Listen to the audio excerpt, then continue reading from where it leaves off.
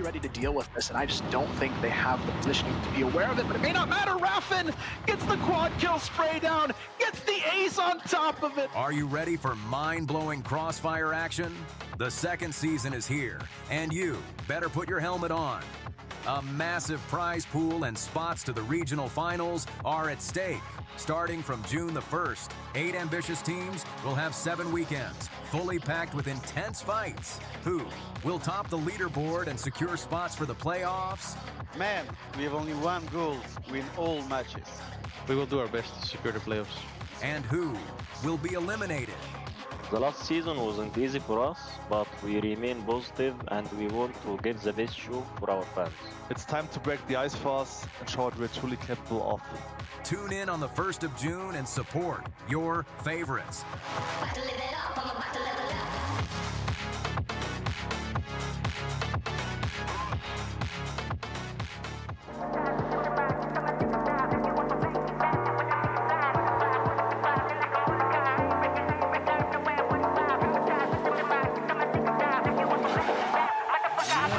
Plus that fast rotation, and Snake hiding behind the box hasn't even had to come into play just yet. He'll try to sit and buy time, and of course those defenders rotating their way across. Slayer for the 3K. Beautiful spray is a nice double kill from Design, and it leaves Slayer solo. His position now known as well. How has this gone so wrong for 3BL? Time still not a factor just yet, but Slayer. Snare was waiting as long as he possibly could, but hasn't perhaps waited long enough, and now he's given Slayer too much to do. Anubis could be about to win themselves their 9th round. That's a good headshot. Oh, it's 2 good headshots from Slayer.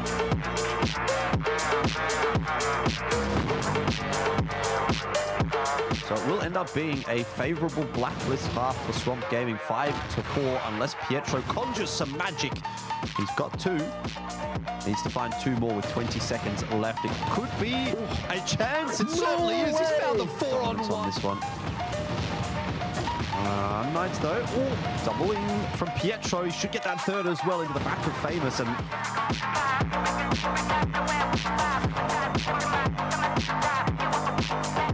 once Zane decides to get that one on the floor, it's an aggressive push around the corner though from Lazarus, and it has not worked out. Spoxy to Zane for 1 each. Now Loon's the last one alive. Ooh, Zane was missing a couple of shots there. We'll get the reload off with the Colt and gets aggressive, but Loon's for the 3K. You know, just like they're doing right now. Split, but now eventually. Whoa. Gonna go into A. Zane will double down, triple down in fact, and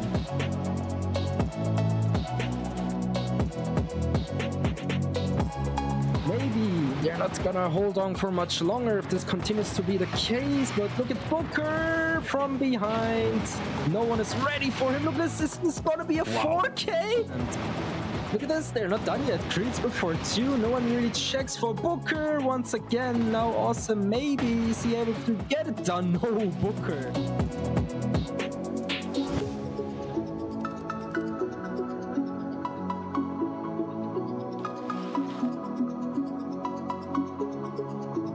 Here's a big kill, but Booker getting Master and even Design now is so good, and surely not Doom with 1 HP. No way he's gonna win this. It's so impossible. He gets it. TBI here trying to defend this push coming through, and King good for 3. What an absolute beast with the spray down here. Can he find the 4th on Master? I mean, it's not done yet until he wins, and this is the case.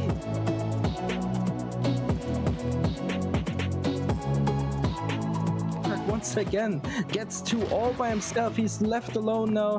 Beck kind of missing in this fight, and Snare just has the right call, just backs off a little bit, but Kiko, never mind, I mean Beck gets the round for his team. Oh, that was so close. In this situation, in order to win the round, gets the 1st, gets the 2nd though. Horus, that is a massive round. They still have the time slightly on their side here. Pietro gonna be good for 1. It's Alucard good for 2. It's down to the 1-on-1. Alucard, who is playing the time here. 6 seconds on the clock. He may have just danced his way to the win here. Slayer has to sit on trying to get this connection, but he might run into trouble soon here. HTZ gonna run into it somehow. Totson gets that 2nd kill. I'm not sure how you get away with that one, and now the 2v4 is actually a 2v1 with Beck on 1 HP, and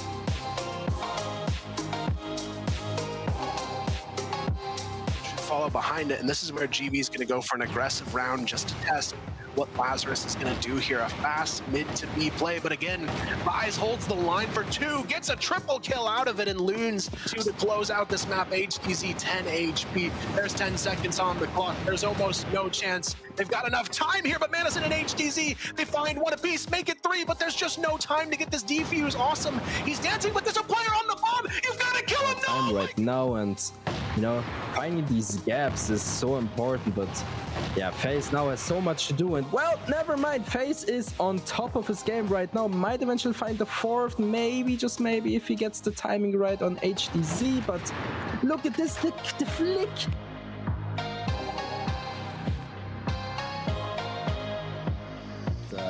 Yeah, now that we know that we are playing on the NA servers, it is also kind of interesting that, you know, Raffinish is able to do that, and oh no, I mean, oh no, please, oh 9, oh no, oh no, Flex!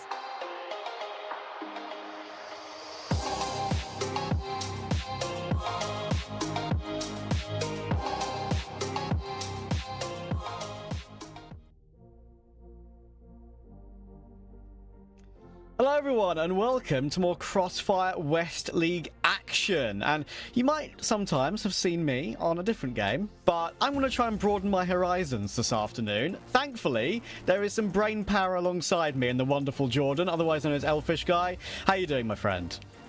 Yeah, I've been all right. Ready for another overnight show. I got a couple of them this week, so we'll be looking forward to it. But yeah, I mean, we had a good couple of matches that I got to cover last week, and then obviously missed that second day. But yeah, kind of keen to tune in because it seems like there was a couple of maybe not necessarily surprises, but some of those results might not have necessarily gone quite as cleanly as I would have thought that they would. In particular, the LCK and 3BL matches where they dropped a map apiece.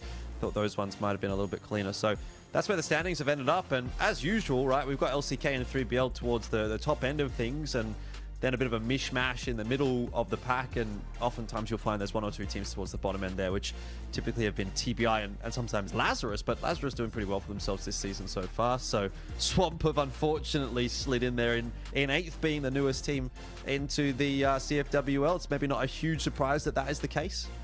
Yeah, I think Lazarus got a map off of LCK, I believe, if I'm not mistaken. So that was one of their good results, which was good to see from them. And they also got that 2-0 versus GV too. So that puts them in a pretty interesting position at the moment. And it puts them with a possibility of perhaps maybe equaling themselves alongside 3BL today. I would get the impression that's unlikely, because 3BL, as we discussed in the little bit of time we had before we went live, they are usually the favourites in this sort of league. But yeah, I gotta say, Lazarus, they're not doing themselves, you know, they're doing pretty well this season. They're proving that they can be a bit of a difficult team to beat. And at the moment, well, if they take a map of them today, it will keep them close to them. Yeah, I think the thing about Lazarus is that they're a very, very hot and cold team, right? It's kind of hard, in my mind, to get a really great idea of where this Lazarus team sits, because, you know, on one hand, they're able to 2-0 GV last week, and they take a map off of LCK, but then the week prior to that, they lost 2-0 to TBI, who is a team that I don't really rate super highly. They also lost a map to Anubis earlier on. They lost a map to Swamp earlier on in week 1. So, you know, they have some results where you're like, well, they probably shouldn't be dropping maps there. And then they're taking a 2-0 against GV, which is, again, is a team that I really quite like. So, I don't know. I have nothing really to say as far as a confident prediction for Lazarus is concerned, but I hope they can play well today. That's my takeaway. Yeah, and of course, we've got some of the information for 3BL as well. The team introduction video is ready for us to have a look at.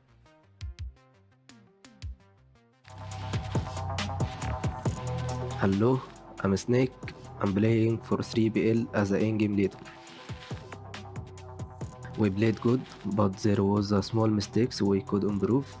We will learn from it and do better in the future matches. Actually, every round and every match was important for us, and we shouldn't underestimate any team in the league. No changes are needed for Season 2, since we are the strongest 5 players in the region. And about Dirty, he left the team because he had an offer from TBI and he wanted to play with them. We will improve our aggressive play style, because last season it wasn't enough to beat them. Yes, Swamp Gaming are a really good team, and they are not easy, especially because they have famous unKnights. We are excited to play against them. Yes, against LCK, when we were losing, it was a score 2-7, and we won that game 10-7. And in sub-base, we won the golden round. We clutched it 2v4. We have no pressure on us since we are confident and we trust each other, and our teamwork is better. Regarding the new teams and the players, we will focus on ourselves, and no matter who we will play against, we will destroy all the teams and we will not give them any chance. Guys, thank you for cheering for us and supporting us during season 1, and I hope you support us in season 2 as well. Bye bye.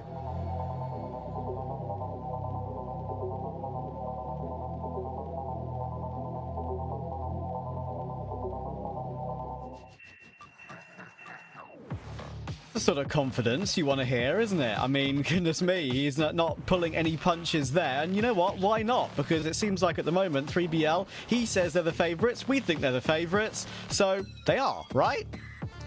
Yeah, look, I wouldn't necessarily disagree with that at all. Obviously, they came out on top in CFWL Season 1. They won in that grand final. They also won the group stage. So minor premiers and premiers, if you will, I would say, in my opinion, they're the strongest team in this region, particularly, you know, obviously when they're on, right? There are times, though, where 3BL come in a little bit maybe lackadaisical and don't necessarily play up to the level that I would hope from them. So, you know, that is potentially where you're seeing them drop these kinds of maps against unKnights. That, to me, is a little bit of a red flag. The loss against GV as well in week 1, I wouldn't expect them to be dropping a map against GV. The game against LCK, I can definitely see that one being a bit of a tighter one. But you know, when it comes to 3BL, for this matchup in particular, every day of the week, this one should be a 2-0. You know, you don't want to be dropping anything against Lazarus, which is, you know, look, Lazarus is not a bad team. They definitely have some solid players of their own and guys that can take a game away from you. But if you're going to be the best and if you're going to consistently be the #1 team in CFWL and have the 5 best players in the region, as was stated in that interview, you have to be 2-0 in this matchup. And I think, frankly, I would probably predict 3BL to 2-0 every matchup except for the games against LCK. To me personally, LCK is the only team that really holds a candle to 3BL at the moment. But in saying that as well, I wouldn't have thought that that Lazarus was going to play as well as they have so far this season. They've performed above my expectations, and if they can do that again, you know, they can potentially grab themselves another map win on the board, and a map win against 3BL would be quite a big scalp. Would you say, like, historically, it's more common then for a sort of one nationality roster to be more consistent at this level? Because Lazarus, of course, it's a German core, but they have, you know, different players in there as well. We've got, I believe, HDZ is from China and Manison is from Slovenia, right? So would you say that's a bit more unusual in Crossfire? I mean, I think when we look at the best teams in Crossfire, typically they are national teams, if that makes sense. There's the full Chinese rosters, the full Brazilian rosters. Those two teams, or those two regions, tend to be the best regions. And then when you come to the West, it does get a little bit more murky, obviously, because you do need to be pulling players in from all over the place. The game is, you know, extremely popular in China and Brazil, so they have a larger number of players to pull from. Whereas in the West, you know, it's obviously big in Germany, it's big in Egypt, in Turkey, these kinds of regions. Yeah. But sometimes can be a little bit harder to find a full team of, say, you know, again, like 5-6 Germans, especially in the case where maybe you're the second best German team, which in my opinion, obviously GB would be the stronger of the two, although that may not necessarily be reflected in the standings at the moment. But either way, I digress. We'll see how things play out here, and 3BL to kick things off on the blacklist side. We'll take it slow and steady to begin with. Yes, Ankara, the first map in play, of course, and the first game of today. Kills will come in for today as well. It's Manison to kick it off against Snare. Good trade from the pistol. So an early advantage. Then he goes swinging into Snake, though, and that is an easy way to bring it back. He was trying to perhaps bait in more contact, but Jin can't take that one, and Tot recovers it nicely. 3v2. Yeah, as you can see, a lot of priority being placed on mid, and 3BL, they tend to be one of the faster moving teams in CFWL, so we'd expect them to be getting through the map a little quicker than others. You know, no fear really from a player like Tot, even though he's quite low on HP. He's able to sneak his way into the GR spawn. Literally a sliver of HP. Now, they've got some information on where these last two remaining players are coming from, and finally Tot will hit the deck on that very, very low health. But of course the bomb now has been planted. HGZ, nade over the top, trying to push their way forward to find these two players. One on the corner, as you can see there, Slayer and Snake, trying to jump up the box and take it immediately, and in the end, they do trade it nicely. Snare and Snake will figure it out. Nice attempt to recover that round from Lazarus, but in the end, the 1v1 goes the opponent's way. Be a bit of a slow and steady sort of a start there from 3BL, right? I think you will expect to see them playing even quicker than that in some cases, but that one seemed pretty routine, pretty standard stuff. Nice little take in towards mid to beat. And, set themselves up nicely in the post plant, but again, nothing too crazy on the initial approach, just taking control outside of B, leaving Tot over toward A to see if there's going to be any push. He was comfortable in dealing with that in the previous round as well.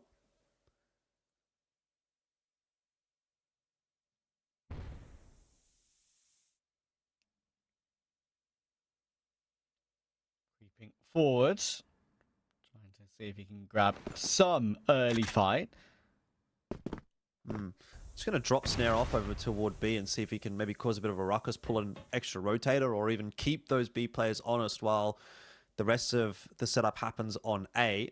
It's not a bad shout from 3BL already. He's been spotted out, so that'll be information for Lazarus to begin with, but perhaps false information. Jin is isolated on A, but again, 3BL have in fact decided to double back one more time, and well, that's not super atypical when it comes to CrossFire. There's a lot of time to work with in this format, 2.5 minutes per round time. It does give you the luxury of going back and forth around the map a few times.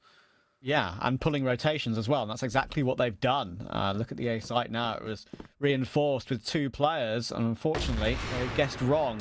Might be a lot of work to have to do here for Lazarus, and unfortunately, they're not going to be able to hold it.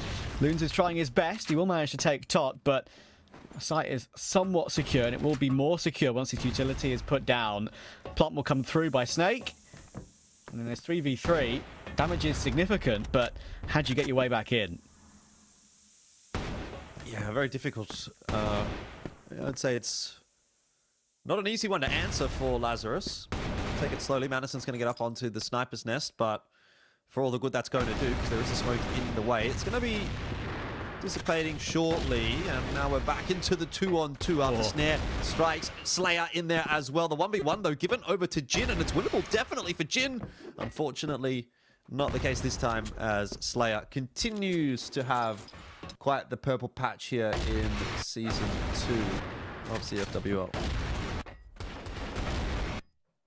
Another round that gets toward a 1 versus 1, and one that could have definitely gone the other way. I feel like the first 1v1 was a little bit more of a guessing game.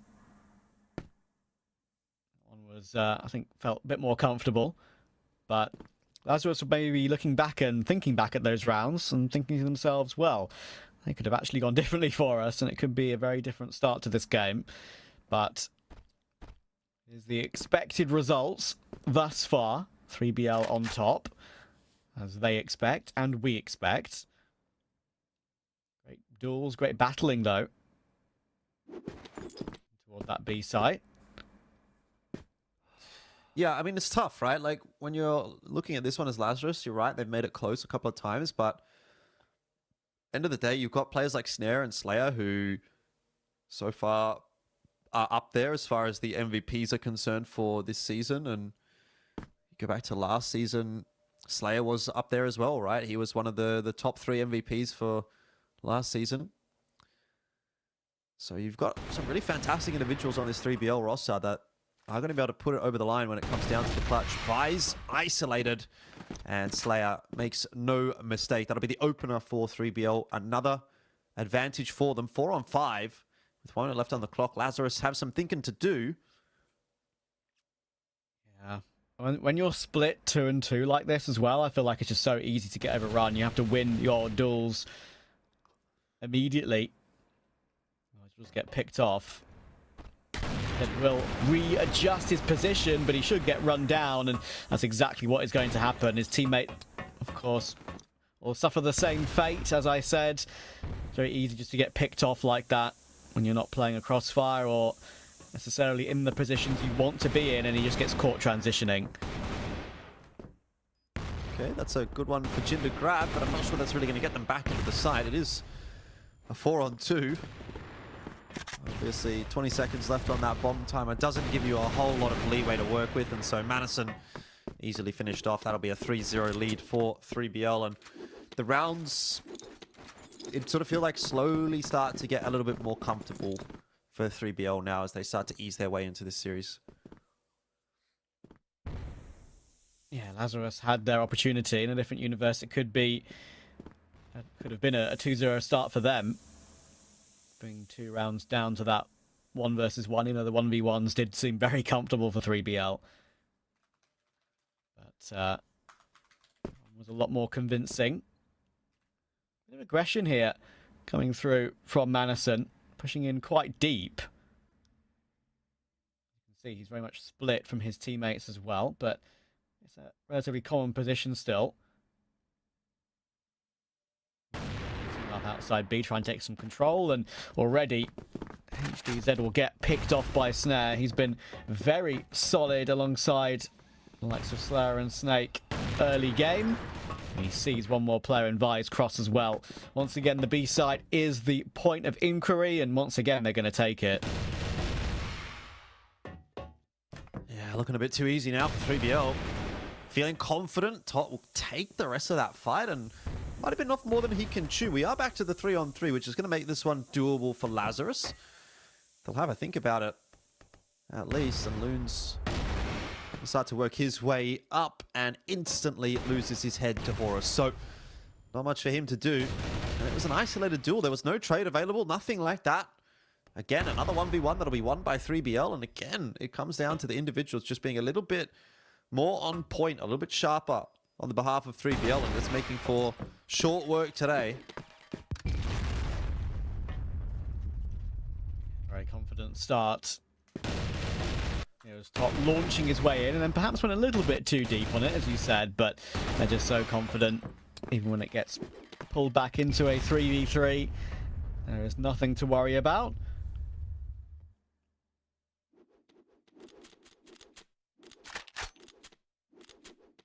Cams, of course, for Lazarus. We've got the ability to see the thoughts, see the facial expressions, see the feels going down at the moment on both squads. And I gotta say, that LAN room is pretty sick. Yep. Yep. Like the big logo up on the wall as well. Yep. I was gonna say, I think Horus might have been playing from elsewhere last week, if I remember correctly. Right. But it seems he's back in the setup along with the rest of the 3BL lads today. And some words to be said for Lazarus. I'm not sure if this is attack. It is attack timeout. They've certainly got a lot to fix. I don't really know what you would be saying at this point in time, you know? It just seems like that B site is getting cracked open very, very easily. And, you know, you think now, okay, it's a bit of a... It ends up being a bit of a mind game, right? Because, like, well, we can reinforce that B bomb site, but there's every possibility they just go back over to A now after having conditioned us that it's just going to be B hit after B hit after B hit. Yeah, that can be... Certainly a lot of conversation happening.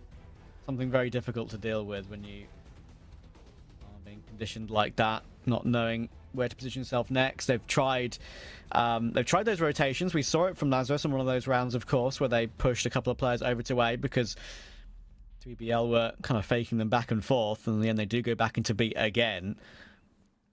And the one round where they gambled didn't work. The one round where they split 2 on each side didn't work. So there are question marks for sure.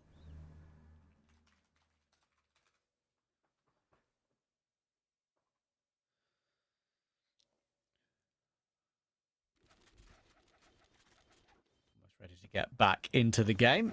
Tactical pause for Lazarus is done. Yeah. Well, what is that going to amount to? Decent nade straight into the middle of all 4 3BL members, though.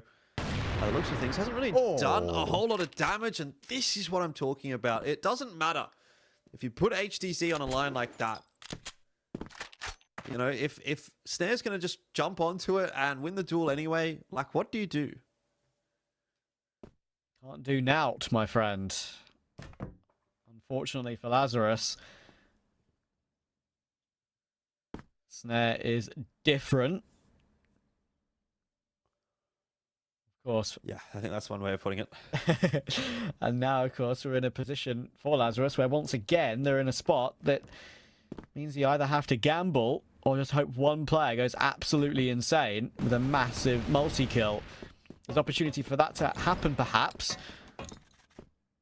For Vice, he's in a position maybe he's not being expected just yet, and Snare does get taken out eventually, so Bomb again will go down thanks to Snake. But 4v4 on this afterplot, lots of utility still peppering their way in, and Jin almost gets taken down by that nade.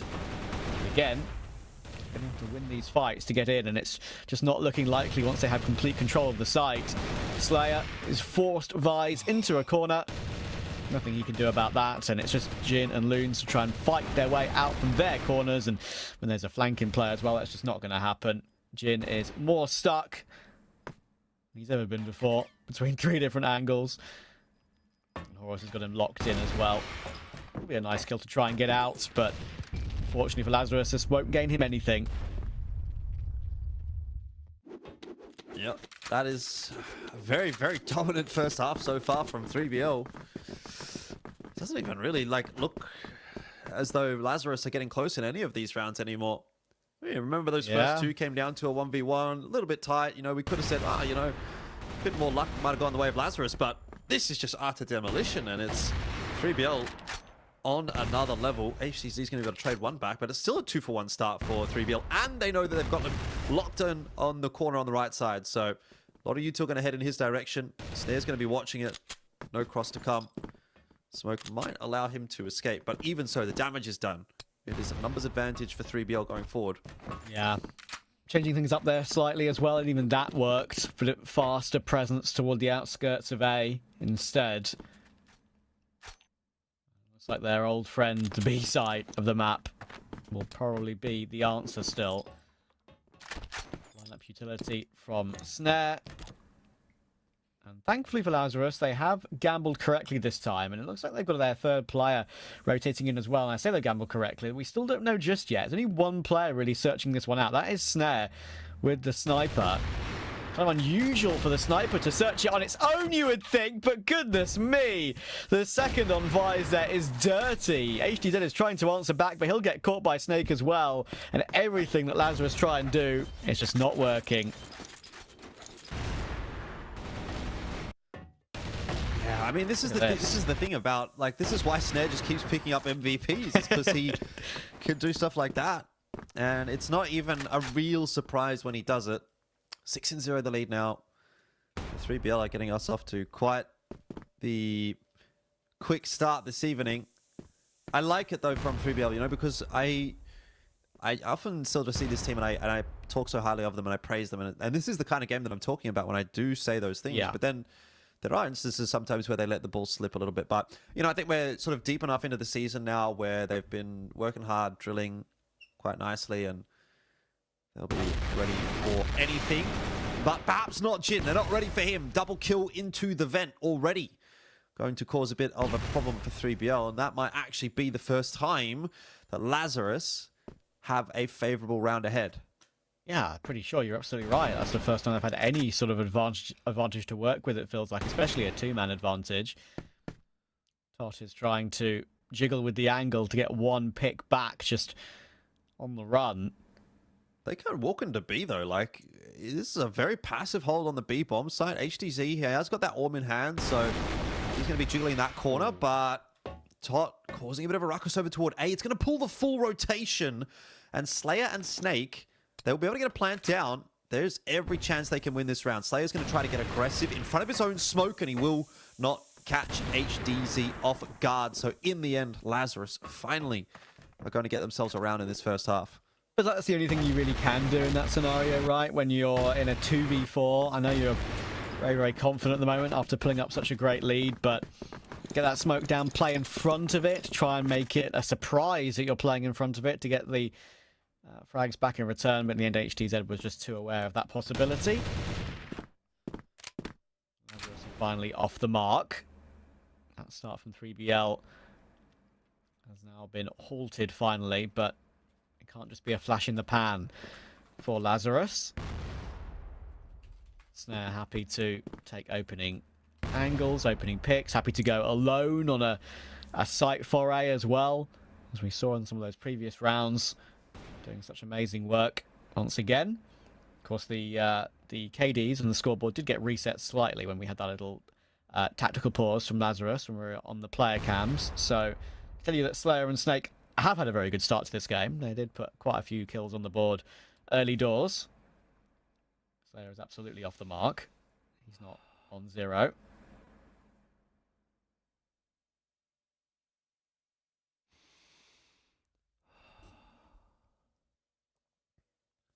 HTC is going to be very patient.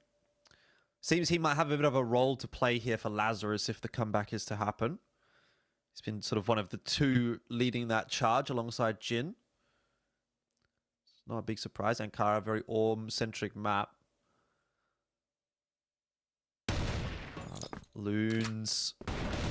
He'll be pushed off of his angle, so too will HTC. This is where it starts to get all good shots in, though, from Vise as he'll lock down the fort, and Horus has to try to salvage alongside Snare. It's definitely possible, though Snare gets a little bit too eager for that fight onto Jin.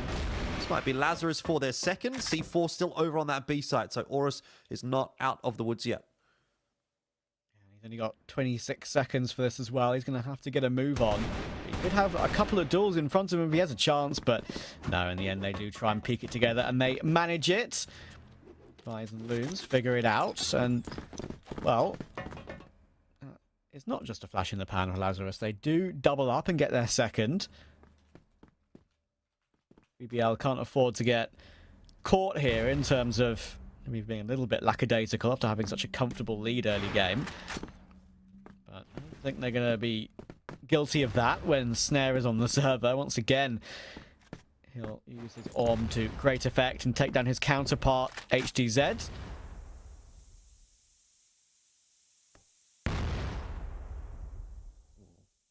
taken, but some progress to the vents. Lazarus is going to have a lot on their plate in a minute if they're not careful. Yeah. I've never been a massive fan of this recontest into vent, but Madison makes it work. Still, it's only enough to grab the one, and Vise has gone down on the other side of the map, so that'll be the B-bomb site that 3BL are now aware is going to be completely open. They're going to work their way over there with quite a lot of haste. Yeah, and rightly so as well. They've already a lot of progress and about to clear it out in its entirety, make sure no one's close box. Yeah, even a wallbang just to make doubly sure no one's playing behind that position. And sure, there is a double quick flank coming in here from Lazarus, but the bomb is going to go down very safely. C4 planted. They're going to make their way back in pretty sharpish, and of course there is Slayer keeping a very close eye on that flank and supporting with utility elsewhere as well.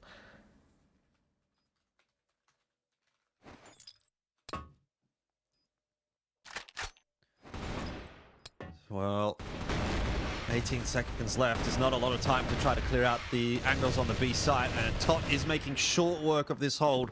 It's a 7-2 first half from 3BL, and that is going to be a very difficult one to come back from, I'd have to say. So they were trying to retake, right, with sort of 2. In the end, it was 1, I think. To be fair, on the big flank, just readjusted it slightly.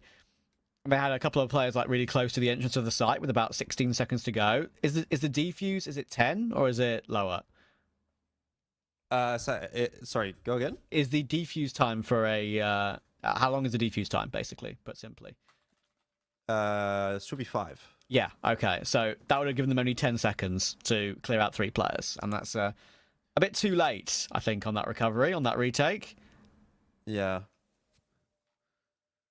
Well, look, I mean, regardless of the defuse time, if you're, like if you're entering a site and you have to retake with 15 seconds left, whether the defuse is 5, whether the defuse is 10, whether the defuse is 3, it's not even about, I think it's less about that, and it's more about even getting to the point where you can even defuse. Exactly. With 15 seconds, like you have to try and clear a whole bomb site. It's just not going to happen, especially against 4 players. Like if it's maybe one or two, like, but end of the day, it's just not going to happen. All the decision they could make in the end was reaggress, where they'd just seen Lazarus playing from, of course, or 3BL playing from, of course. So, and just a bit too slow on it, and it's easy to get caught out after that. But we'll swap sides. 3BL have a chance now. Only 3 away from taking a 1-0 lead in this best of 2, of course.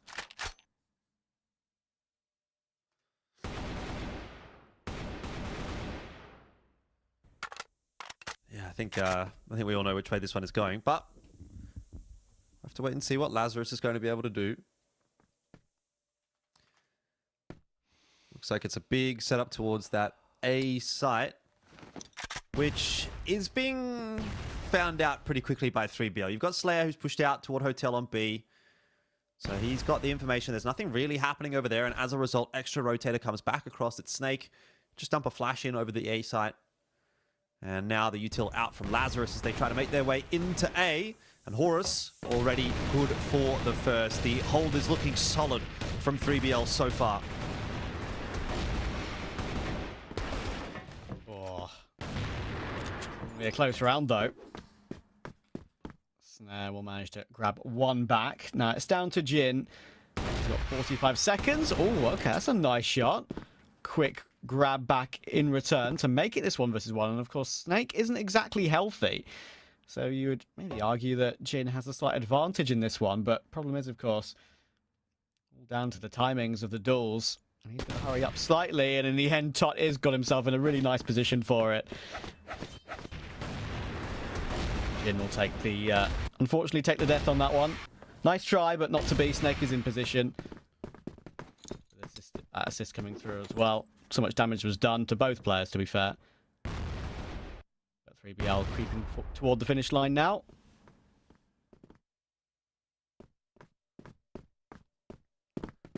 It's been a pretty decisive game from 3BL. Exactly what you'd like to see. Lazarus are going to default back toward the A site again, although at least in this instance they've left a player sort of lurking outside of B. It's a very similar approach from 3BL as well, right? Like, they're just running it back, getting early info outside of B. If they can, they're going to send an extra rotator over toward A if necessary. Smoke's going to come in for A main to provide a bit of extra assistance to those A players.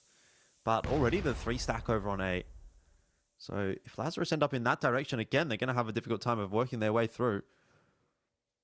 Yeah. It's funny how things go, isn't it? I mean, don't get me wrong, 3BL, they've been very, very comfortable this whole game. But, and also don't get me wrong, the 3 1v1s we've seen, all 3 of those 1v1s, I think it's fair to say that 3BL were favoured in, considering angles and timings, right?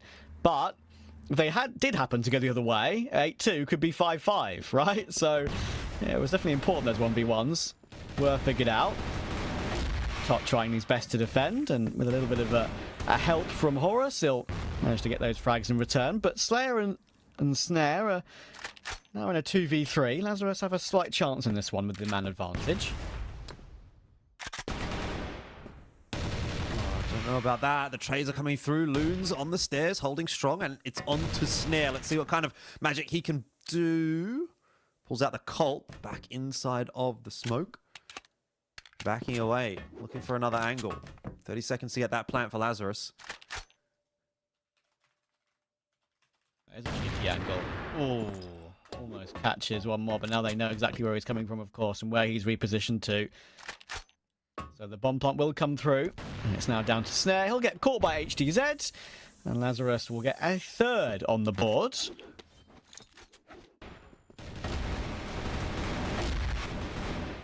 Yeah, keeping the scoreboard ticking over slowly but surely. The issue is they've kind of got to do a little bit more than that. They've got to have a bit of a string of rounds. They've got to do it pretty quickly, and with Snare finding the opening pick in this, that will make the job much more difficult one.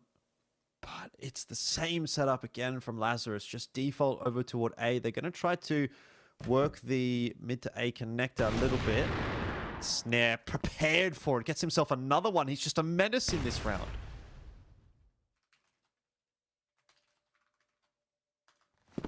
We'll see, of course, at the end of the game, just how much of a dominating performance it has been for 3BL on the scoreboard. The 3 S's, I think it's fair to say, Snake, Snare, and Slayer, have all been very, very solid. Of course, we'll see how it's all added up at the end. I seem to remember it's been them who have done a lot of the heavy lifting. Still 2 away from the map, but probably going to be 1 in a very few seconds' time. Horus, Slayer, trying their best. That's actually so advised, to be fair to him. He'll get 2 in response, but now he's in a full 1v3. They managed to trade their way evenly to keep the 2-man advantage. And Vi's pretty stuck.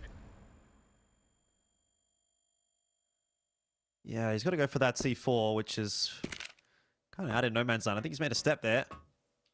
3BL, though, not doing a great job of holding on to the C4 initially. I've actually allowed him to escape. I don't know that that's necessarily going to give him a great chance of winning this round, but he's going to have a crack at it, and if he does, it would be pretty impressive. Too many players, though, to get the better of it, so 9-3 is the scoreline, and 3BL now 1 round away from victory on map 1. Fair play on that attempt. Backwards B hopping away. And going back in for the fight, thinking he can maybe catch 1 to make the clutch a little bit easier for himself if he's allowed to get back towards the site and plant, of course, but that would be unlikely. Nice try, though. 3BL now just 5 kills away from the expected comfort of a lead in this series. Lazarus have had as we spoke about, not a bad season at all. Been playing quite well. Maybe a slight surprise that they're in 3rd at the moment. But 3BL are just different gravy, and they're proving it so far.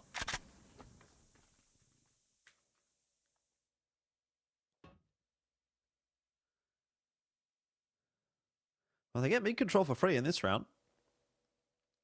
So that is something to work. 3BL well aware of that, though. We're going to send Snare.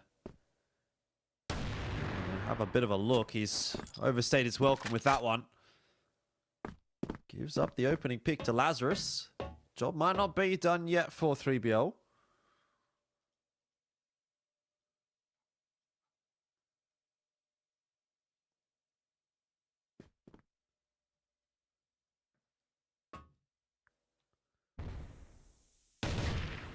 Snake going looking for something, and you're a man down. That's kind of what you have to do to try and recover things. If you don't have a crossfire set up, maybe go searching for information and recover a kill, but not this time. Tot is caught in the vents, and he'll get swung on by the pistol of Vi's. Nothing that we can do about that one, but Horus is still here, and, well, he has got a chance to recover this still. He gets 2 kills. Unfortunately, only 2, though. Down to Slayer. Oh, he almost manages to catch a kill on the aggression, but in the end, Manison manages to figure it out. If Slayer got the timing there a little bit earlier, there's a will, but maybe he gets 2 and makes it a 1v1, but not this time. Yeah, that's the kind of round that you do see him win every now and then, though.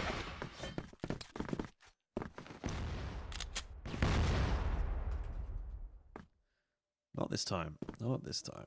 Yeah, I've seen saw a couple of those on our highlights package, of course, before we went live. And in that one day I've done of Crossfire before, I actually saw him in a great few rounds like that. You can't win them all. Otherwise, that would be cheating. Well, 3BL are definitely being made to work in this second half. Lazarus putting them through a few of their paces. It's not a bit more of a default spread from 3BL. Sorry, from Lazarus. I do like to see that. Vi's just going to be watching the vent push on A. Throwing a bit of util over the top. That flash will prompt out some degree of utility response from 3BL.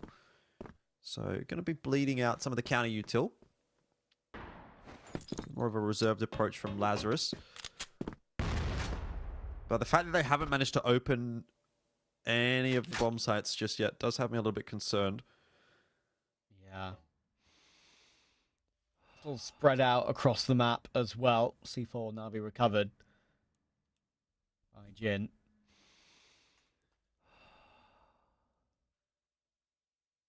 Zed on the line, ready for what's about to come his way, but that has a very hard shot to hit on such a quick timing, and Snare will post up. Managed to remove him from the equation. 35 seconds left in this round, and Snare has a chance to do some more work to maybe get this map on Ankara done once and for all for 3BL. He'll miss that first shot though, and he's going to be forced away. Thankfully, rotation is going to be coming in pretty quick for 3BL. But Lazarus are fighting this one nicely, and Loons is going to get 2 alongside that one from Vise. It's completely spiraled for 3BL. They get absolutely destroyed in that one. It do be like that sometimes. Look at that. Be like that. I mean, you're starting to see some of those flashes that have brought Lazarus to their top 3 position in this season of CFWL so far. If they can do it against 3BL, they can do it against anybody. There's no doubt about that. Might be coming to an end, though, with Top finding that opener and looking for another one. 3BL maybe a little unlucky that Snare wasn't able to strike as well.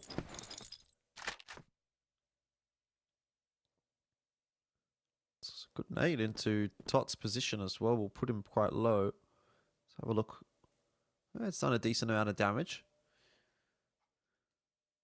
Yeah, not bad. Loons is also feeling effects, though.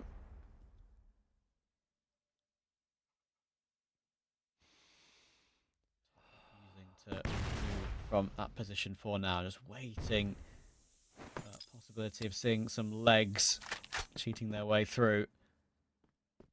But it's like 3BL are going to try and put an end to this one here.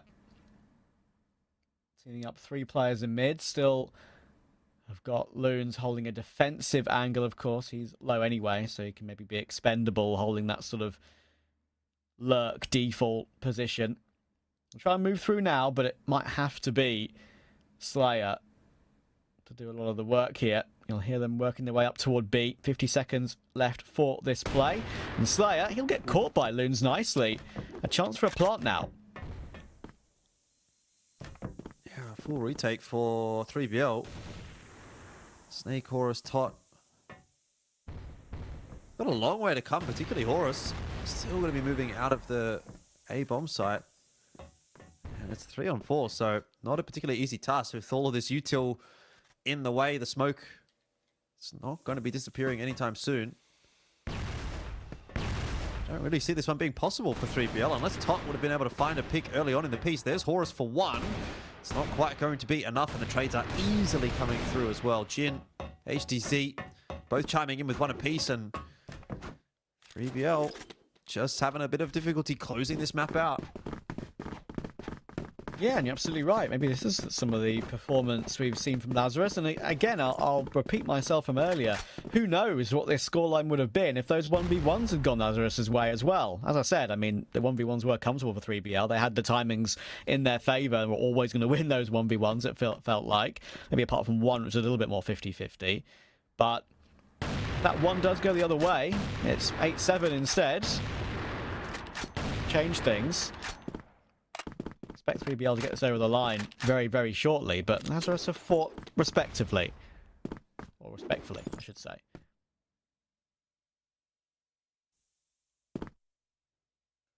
Yeah, another forward push from Slayer. He's got the smoke on the B doors, but that's going to fade. So he'll have to play a little bit more passively soon. Eats a grenade for his trouble too. He's actually opted to go a little more aggressively rather than passively, but spots out. There's not really a whole lot going on. apart from that, not really a whole lot of information being gathered for 3BL. Everybody else more than happy to play back in the bomb sites.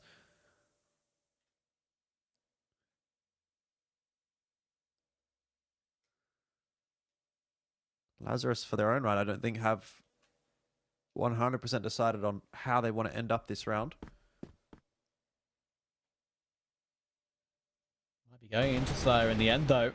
And that little jiggle, little bob will be spotted out. So he'll decide to keep himself alive and fall away and play a 3-man defense on B.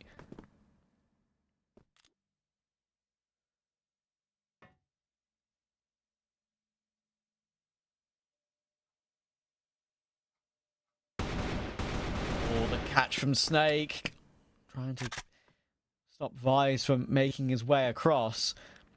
Of course, they now know that Snake is in that position. He will get that 1 kill toward Jin in the end, but 18 seconds, that could be a problem, and maybe this is where it finally goes wrong for Lazarus. Sale will get one more. There's Tot chiming in. 3 versus 2 with just 9 seconds to somehow either get eliminations or get a plant, and now 3BL know they just need to hide. There's no way they can plant in time. They're going to get the kills anyway, and Tot will sort it out. Yeah, it was a long time coming, I thought, actually, in the end there for 3BL. It seemed like they were having some difficulty finishing that map off, but they do get it done 10-6, which is a pretty comfortable scoreline in the end, and no really major issues for them throughout that that map. And you know, it did give Lazarus a little bit of time to kind of come back in, and so maybe that's a conversation going into the next map. But generally speaking, I think you could kind of see the class that was displayed by 3BL, particularly in the first half, right, where they were on that blacklist side. They were the ones that were being a little bit more proactive and obviously being the ones to dictate how the game played out. Their level of class and that skill that they bring, obviously just on a bit of a different level to what Lazarus has got. And while Lazarus was able to put up a pretty decent fight, end of the day, this is 3BL, this is the best team in the West League, and a decent fight is not going to be good enough against a team like that. Exactly right. I mean, as we said, those 3 1v1s, I think for me, I would say only 2 of them. The 2 of them were really, really comfortable in terms of timings for 3BL. They always were going to get that final trade to win the round. I think maybe just 1 round could have perhaps gone the way of Lazarus. Instead, they fought well, as you say, but I think it was never really going to be a question of 3BL finishing that one off in the end. Seeing a couple of these close rounds, as I was talking about right here, right? A couple of these trades were quite comfortable on low HP opponents, so 3BL were very calm and collected in those, and once they got off to such a great start, if you go down, what was it, 6-0 I think it was, before Lazarus finally found an answer to recover it. That's just a little bit too much to recover when you're that far behind. And Snare with some great stuff once again. I think that was that 1 round where he was the only man pushing toward B on a bit of a lurk play, bit of a distraction play, and in the end he just ends up just winning both of his duels brilliantly from the corner of the site, right, which was nice to see. And in the end, overall for 3BL, it was comfortable, and they are off to the races on their attempt for a 2-0 today. Yeah, it very much should be a 2-0 attempt. They again sort of sitting almost at the top of that scoreboard. It's, I think, LCK technically sitting up there, although it's much of a muchness really. The head-to-head between those 2 teams is 1 apiece as well, so it's quite a fine line. But in saying that, you know, every one of these maps counts, right? There's every possibility LCK drops a map later on down the track, and with the knowledge that they're playing against GV tomorrow, Anubis today, those are 2 teams that can definitely take a map when they're on. So gotta make sure you get that 2-0 so you can just keep yourself above water for a little bit. Either way, taking a look at the summary there, ends up being, you know, pretty, again, across the board performance from 3BL, which is what we do often get to see from them.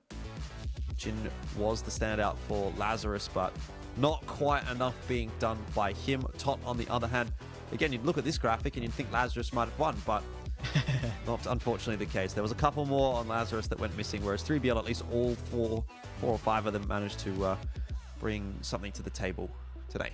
Yeah, I think it was the sort of Snare, Slayer, and Snake duo, right? It was, or trio, sorry. It was those 3 which were often the main men. And to be fair to Lazarus and to Jin, as you can see, he does get the MVP just for this game, at least. But yeah, there's going to need to be a lot more for Lazarus, and I get the impression that it's going to be just as difficult, if not even more difficult, going into that second map, right? Because you'd expect 3BL to maybe make this a 2-0, and but the things that have been surprising for us, really, has it's been the fact that it's not been really plain sailing for them this year. There's been a couple of ties they've taken, which has been a bit of a surprise. So who knows? Well, who knows? You may get another one of those. But at the moment, 3BL looking good.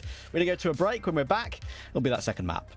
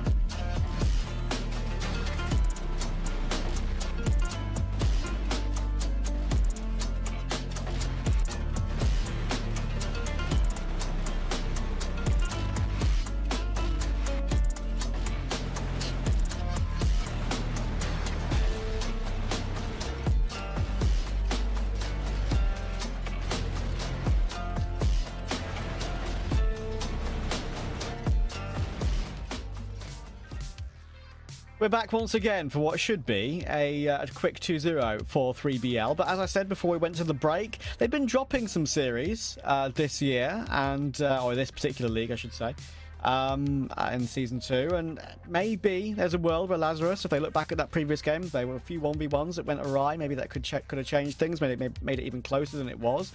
Was it 10-6 in the end, I believe, for 3BL? Yeah, who knows? 3BL, I would say for them, favourites for sure. But Lazarus, you never know. Yeah, in saying that, I mean, look, I'll obviously first say I would agree that this is very much a 3BL favored matchup, just generally speaking, when we're not looking, even if we're not looking at what maps we're specifically going toward, but knowing that it's going to be Compound next, that tends to be a bit of a go-to for 3BL. They haven't dropped it so far this season. They've played it a few times as well. Yep. So should be feeling pretty confident going into this one, even if it got a little closer there on Ankara. Even that wasn't too big of a concern. So it'll be 3BL back onto the blacklist side to start the map off. And some presence being shown in mid. But fairly default standard setup from both teams so far. A little bit of a more aggressive hold from Madison outside of A. But aside from that, nothing too crazy. Everyone's being quite respectful so far. You mentioned nothing too crazy. Has there ever been rounds that you've seen? As I said, I've only done a few days of CrossFire. Has there ever been like a round you've seen where, we know it's a really long round timer, right? Like 2 minute 30. So has there ever been a particular situation where maybe a CT side or a defensive side pushed really, really in aggressively early round? Just yeah, catch them off guard?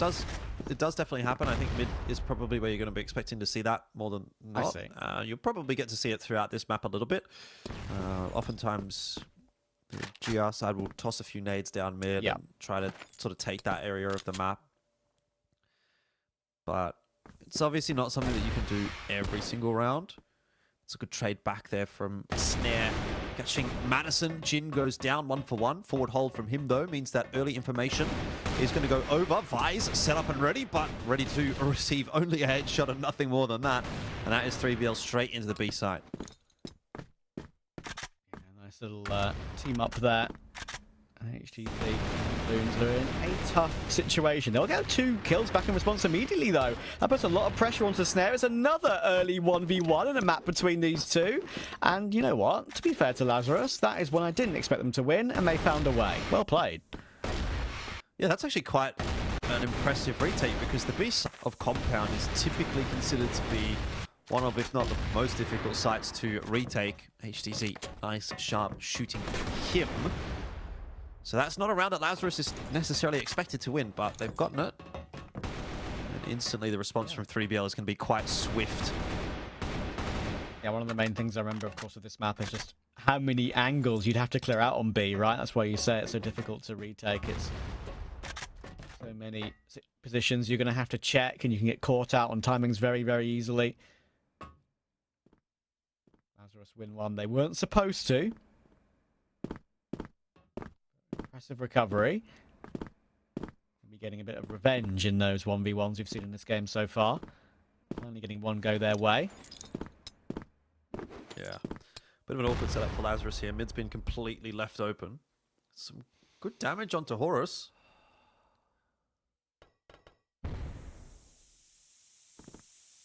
The longer this goes, the more awkward it'll start to feel for Lazarus. They've got no way of gathering any information anywhere. Looks like Snare's just going to hold a flash here for his teammates, though, and they might just bust through that smoke into B. They are going to take advantage of the opening in mid, however, so not sure I'm super sold on that as far as timings is concerned, but 3BL will still manage to make it work. Tot gets the better of Loons on the back end, and it was clean enough, despite Horus looking like he kind of went on his own through that smoke and got baited a little bit. They figure it out. That is, well, behind a smoke. And we know the answer to this round. Just a question of whether 3BL want to actually peek into him or not. They will in the end. All go together. HTZ realizes he's in trouble. Play for KD. He's yet to die in this game, so why not?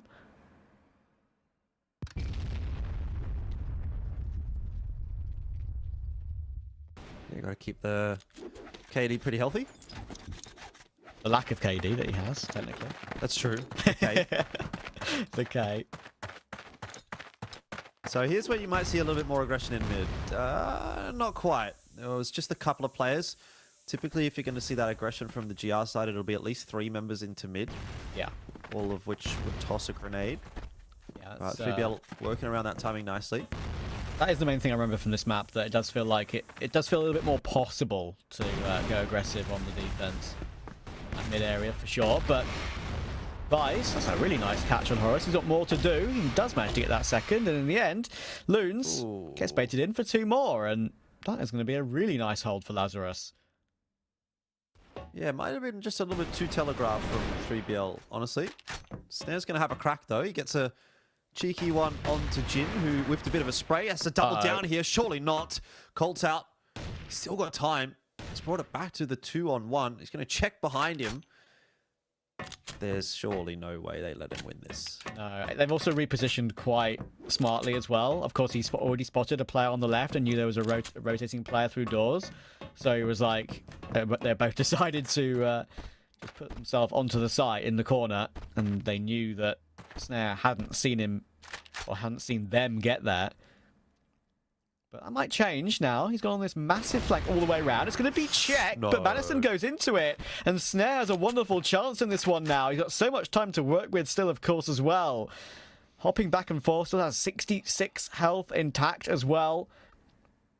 Colt and Orm looking to do the work. And now down to that sidearm. He's going to actually find a way to pick up the C4 and hop away again. Loons is going to let him leave. I'm not sure that was necessarily by design. I don't think he wanted to let him leave with the bomb. But he's got a chance to get that smoke down toward heaven and get this bomb planted. And you know what? He's now probably advantaged in this round. I'd like to see him get aggressive here. I mean, you've got obviously a lot of options. He can back off into long. He can sit up in the window. Doesn't actually end up really doing a whole lot, but it's going to work out. Anyway, backs himself, and Snare wins the 1v4. Oh, dear, Lazarus. That is a chance gone begging. That is wild. Truly wild. He had no right to win that round, did 3BL, but incredible work from Snare. I thought for sure that once he saw two players on the left and he was trying to enter in, he was like, okay, well, he gets one and then he gets just destroyed by the second. But not the case. Fair play. Given up slightly there by Lazarus. That's one they're going to hate to watch back, but a great round from Snare. They are a man down in the following again, though. Lazarus doing good work in finding opening frags in this game.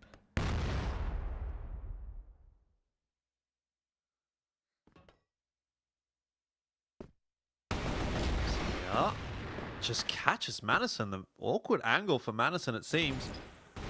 But Lazarus is getting work done elsewhere.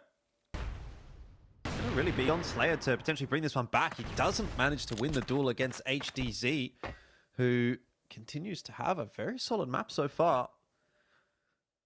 3BL are not having a particularly easy time here, and dare I say it, even more of a difficult time actually on Compound than they did on Ankara. And that is not going to be a 1v4 that will be won for Tot. So really, it should be 3-0 for Lazarus, but 2-1 their scoreline.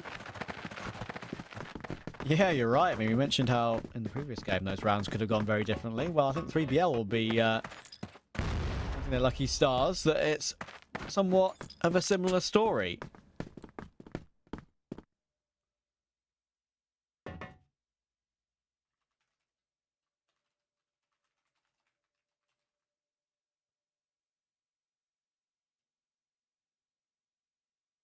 At least Lazarus have started well.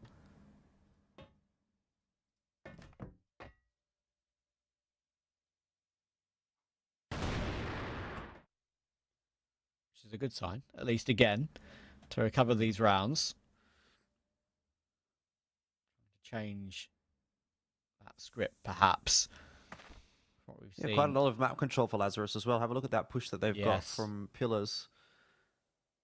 Just going to leave Vise there. They're going to sort of drop him off and see if he can find a nice timing into mid, which so far looks quite good. And HTZ is going to get the information as well. So he'll be relaying that across the Vise, though it looks like that might just come through a little too late. That flank has now been spotted.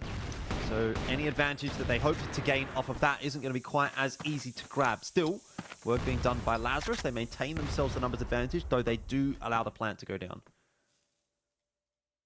A chance for Lazarus. They've retaken one of these rounds already. Can they do it again? Very difficult site, as we've said. Both these sites very difficult to retake. So much damage being done, though, and it's just an absolute bloodbath. It's all down to Loons. 1 versus 2.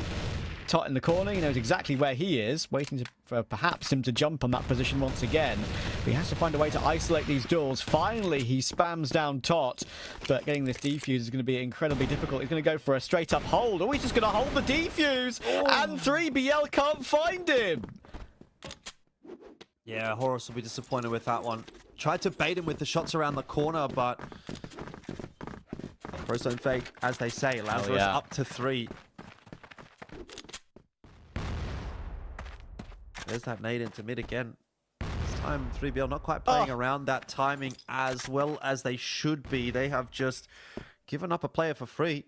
It's getting a little bit tilting here for 3BL, and you wonder if this is kind of now leading in that direction of maybe Lazarus can steal a map away from 3BL.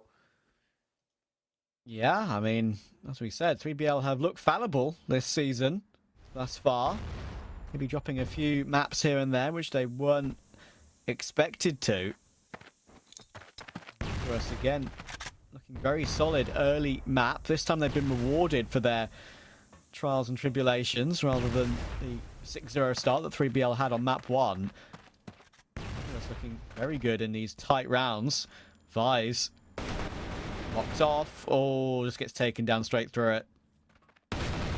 Good frag from Tots. Loon's trying his best to stand tall and get away. And actually, all that commotion set up HDZ for another one of his kills. So that is a 4v2. Despite the health, once again, 3BL struggling in this round. Yeah, although they may be able to get the plant down on B. And if they are able to do that, again, this is considered to be one of the more difficult sites to retake. That's one small advantage going to be given up. Jin down. So now we're back to a 3-on-2, and Snake has a huge timing here in mid. He's going to catch HDZ in the back, and that really throws a fox among the henhouse. Now Lazarus have no idea where this fight is even going to end up happening. Big spray from Snake. Has to go ahead and grab that C4. Oh, but Loons will save the day, and Lazarus remain ahead. In fact, stretch their lead out. Another close round. That, I think, overall now between both maps, it's like the 5th or 6th 1v1, I'm pretty sure. Maybe you don't even include that ridiculous 1v4 from Snare, right? And it's kind of funny. If Snare doesn't win that round, it's even more dominant for Lazarus than it already is. I say dominant. 2 rounds is not dominant at all. But they're looking really good. Finding ways to get opening kills. Finding ways to stack those nades in mid. BBL walking into that on a couple of occasions and getting chunked down. Lazarus winning the close rounds. Apart from that one heroic recovery from Snare. Bit of information spotted there, perhaps, toward Loons.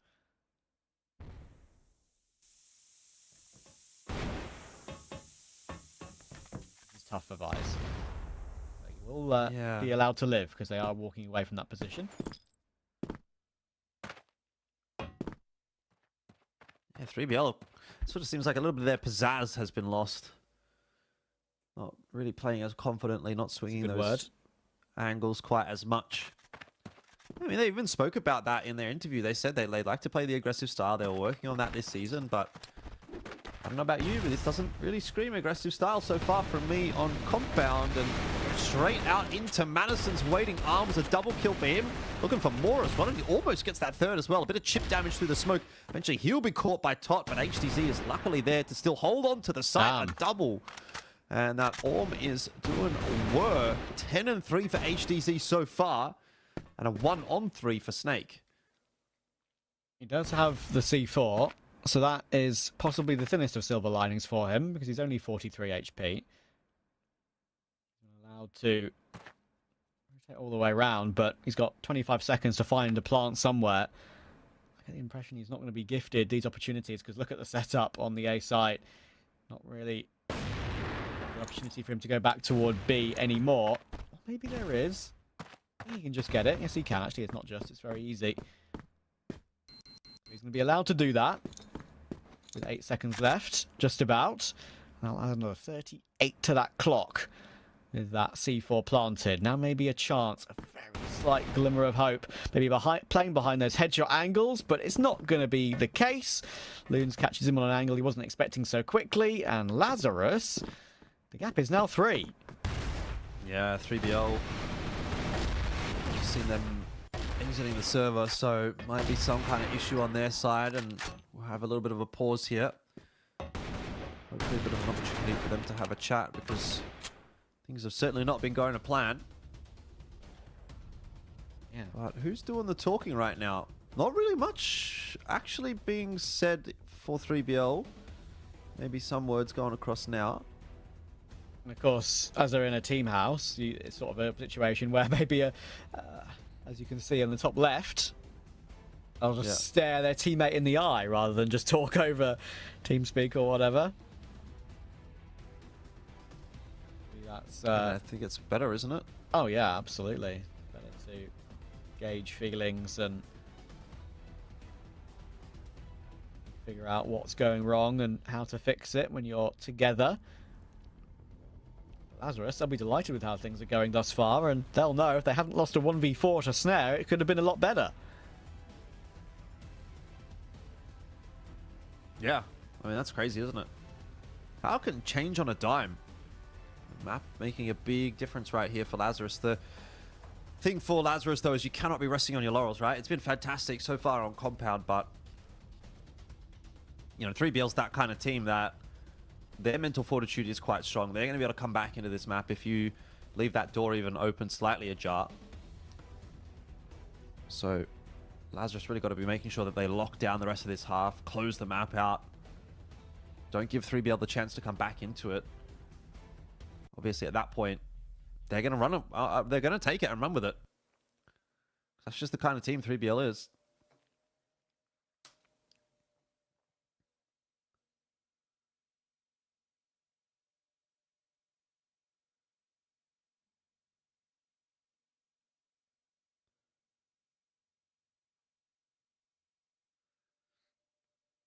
Of course, we did mention that 3BL, they have dropped some maps in this group stage so far this season.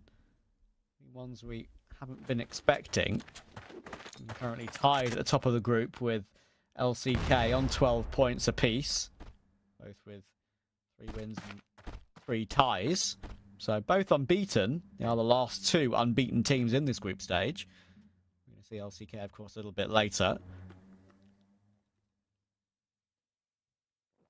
Lazarus, if they do manage to find one here, they'll also increase their points tally. And right now, they're on a very good track.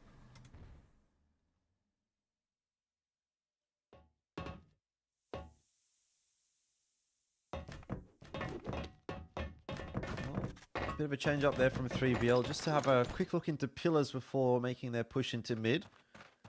Might be a bit scared of Vi's making the push, which he has done a couple of times now. Ended up being a mid to B based on that set of util that's been thrown. Honestly though, the counter util has been a little better from Lazarus than those have been crossed by 3BL. Timing on this spray is a good one from Madison. Got a lot of damage done onto Tot, and Snare's been taken down early. Madison, he's helped out Jin and Vice on every single one of those kills. Look at that, it's 5 assists from Madison in the round. But a good clean hold from the B players, and it has to be said, credit across the board there. Lazarus just making that one look so easy. Yeah, 3BL have gone off the boil completely in this one. You'd have thought maybe that Snare 1v4 would have kicked them into gear slightly, and they would have pulled away once again thanks to that. You mentioned this is a pretty nice map for them. But not to be. Lazarus playing very solid, and that previous round, that brilliant hold, the duo of Madison and Vise went superbly well. 4 for Vise, and I think that's 5 assists, as you said, for Madison.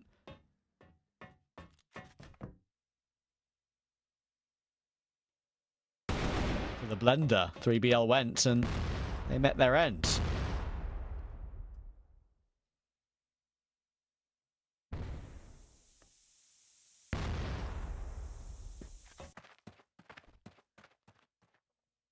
Well, 3BL looks like they may want to run it back. It's the same smoke to the left side of mid. This time they got a smoke on the right side of mid as well. Maybe it's to A this time that they'll go, but in the end they opt to head toward B. This time no assisting damage done by Madison.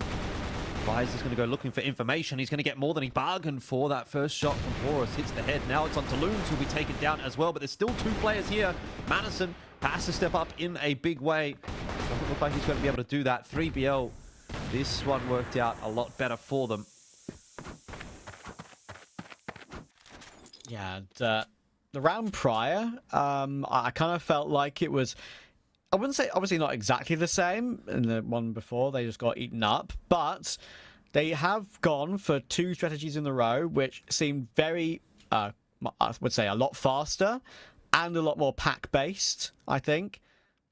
And it just so happened, I think, on this one, their spacing was a little bit better, their timings of the push was a little bit better, and the way they played around the utility was a little bit better as well. As soon as they get the first kill, they can then spiral. Just so happened that the previous round it was the opposite.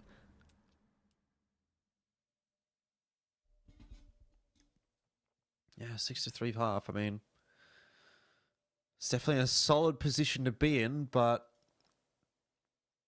and over till the Fat Lady sings, especially in the case of a match against 3BL. So I'm definitely not going to count my chickens before they've hatched here.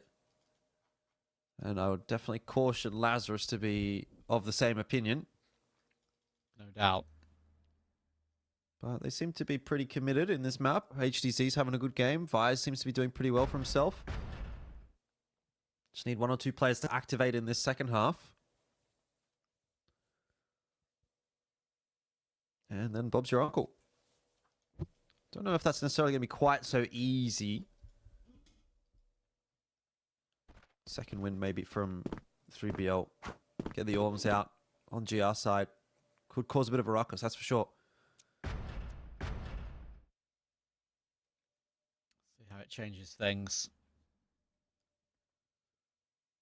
BBL have used that one tactical pause. Lazarus had a chance to use one, of course, in the first game, and didn't really make much use of it, sadly, other than a little bit of a minor recovery on the second half.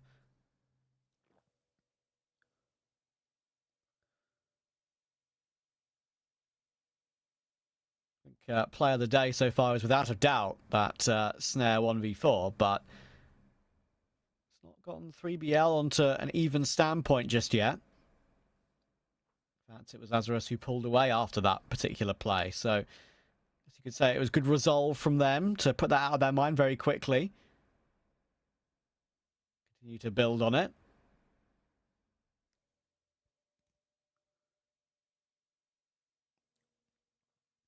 Quite a long break between halves here. Yeah. You see his wall is like... Well, it's just a normal white wall, right? Like, I get it, but... Okay. The photo in the middle is tiny. Did you notice that? Like, the photo on the wall is the tiniest little photo in the frame on the wall, and he's got so much space to work with. I didn't see it. I'll have to have a look in the next... I feel like he could use that a bit more to his advantage there. He could get some more art on the wall. Decorating? Yeah, exactly. Alright, well... Jump back into game. 3BL certainly don't have that problem, I'll tell you that for free. Big old 3BL logo on the wall. Lazarus moving over to this blacklist side. Let's see what they're going to be able to bring to the table. Loons is waiting for the push from Pillars. That's not going to happen. 3BL are taking a much more passive approach to start off the half. I feel like this first round of the half is quite a big one, right? A 7-3 deficit feels a very different game than a 6-4. Yeah. Lazarus, I think, will be quite delighted with how they've managed to recover this second map so far. As I said, especially after the Snare 1v4, they put it out of their mind very quickly, reset, and put their heads in gear for a good half. Slayer all in the corner, getting peppered by utility, and Manison, he'll take Horus in the meantime. A quick trade will come through. Snake, though, got a lot to do. He will get run over by Jin. 4 versus 3 for Lazarus. Once again, there's a chance maybe for them to deal with Snare 2. It's a good leap into the action to make sure he doesn't get any more work done. Top will try his best. He really is trying his best. And maybe he can still make this a 1 versus 1. It's really awkward. He just can't find it and decides to fall away and reload instead. I mean, Lazarus are definitely trying their best to give Tots some 1v1s here, I'll tell you that. They do not want to be giving this one up. 7-3 is the scoreline as Jin will get that kill. So here we are with a very winnable map for Lazarus. It was a decent effort from Tot, but in the end he can't stave things off, so now it's going to have to be a massive comeback mounted by 3BL, and that confidence is definitely working in the favor of Lazarus now. No doubt. They'll be loving life at the moment. Of course, they've got to keep themselves switched on, especially mentally. And it's, of course, the long rounds, 2-minute 30 rounds. Often you can be sitting in one position for a long time without having much action. Keep your reactions on point to be ready to deliver. Full control of mid, looking to maybe take a bit of a split either side. But it's a very heavy hold on toward the A side of the map for 3BL this time. 3 players there. They've got a rotation coming in from Slayer too. It's only Tot on that B side of the map, and he could be in for a world of hurt because he's going to be the main point of defense, and, well, he's not really close enough to the site to defend. So they put so much presence and so much commotion in toward A that rotation came through. B site is open, clear for a plant, and it's a full 5v5. I don't know if I'd like my chances of making a 5v5 retake on this B site. The only saving grace for Lazarus is that they have no real post-plant positions for Lazarus. I mean, 3BL, they haven't allowed them to get off of the site at all. But time is ticking down. How do you make this retake with 12 seconds? I just don't know. That seems impossible. Obviously, they're going to go for it. They're going to give it a crack, but there's just not enough time here. Surely not. And the frags are coming through anyway. Lazarus are up to 8. And 3BL are in danger of getting blitzed on compound right now. Yeah, I mean, that one seemed to be a little bit of waiting for no reason, I think I would say there. I mean, don't get me wrong, I'm not exactly the world's best Crossfire expert, but it seems like they probably had 20 seconds, maybe even, I think 15 is fair, where they could have saved by pushing in a little bit earlier. They wanted to use all their utility, of course, and they knew they were all locked onto the site. Could have gone for that play a little bit sooner, and perhaps it would have made them feel a little bit more comfortable, and rather than losing with 2 players alive, it would have been a bit of a closer one. A closer run thing.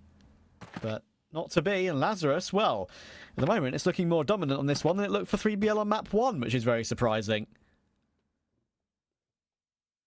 Yeah, I'm thinking this might just be over, pretty much. It seems like 3BL are just completely out of the picture here on compound. I don't know what it is. Is it tilt? Is it just Lazarus having a fantastic game? Probably a bit of column A, a bit of column B. I think Lazarus are playing very, very well. They're hitting some awesome shots. But also 3BL, you know, where have they gone? You know, where's the Slayer and the Snare, who are like the top scoring MVPs of the last season and of this season so far as well? Yeah, that's a good point. We are seeing why they have dropped a couple of maps in this season thus far. Currently tied at the top of the group with LCK. Of course, we'll see a little bit later. And if LCK are able to get a 2-0 and 3BL only get a 1-1, then we know what the answer to that means. It means that LCK would top the group.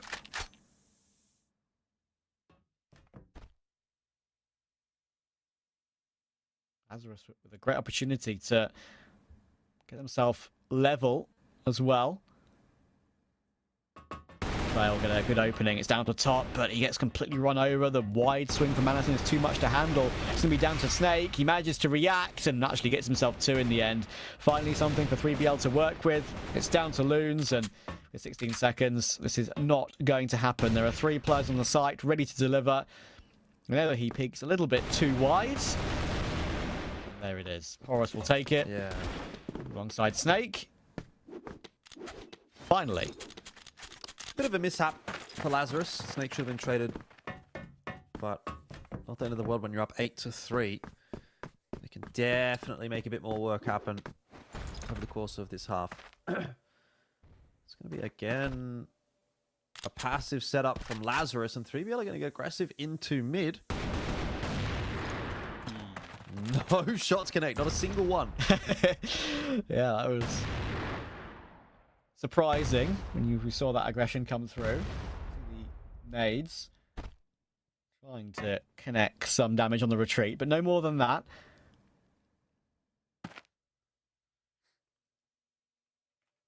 Lazarus will definitely realize they're in a very, very interesting position where maybe weren't favourites to get a map off of 3BL, but you know what?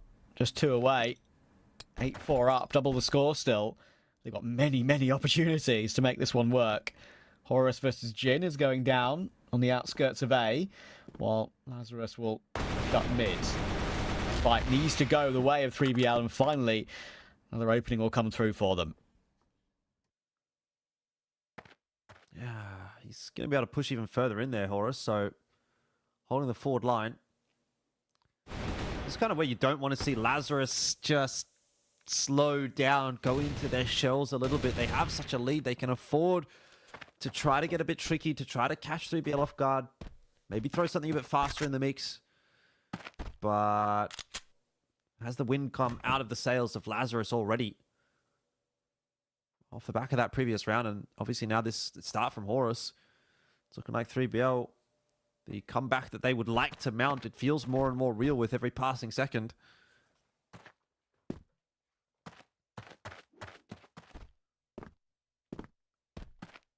Yep, 25 seconds. Not much to work with here, I'm afraid. He's going to try his best, and he certainly is doing just that. Okay.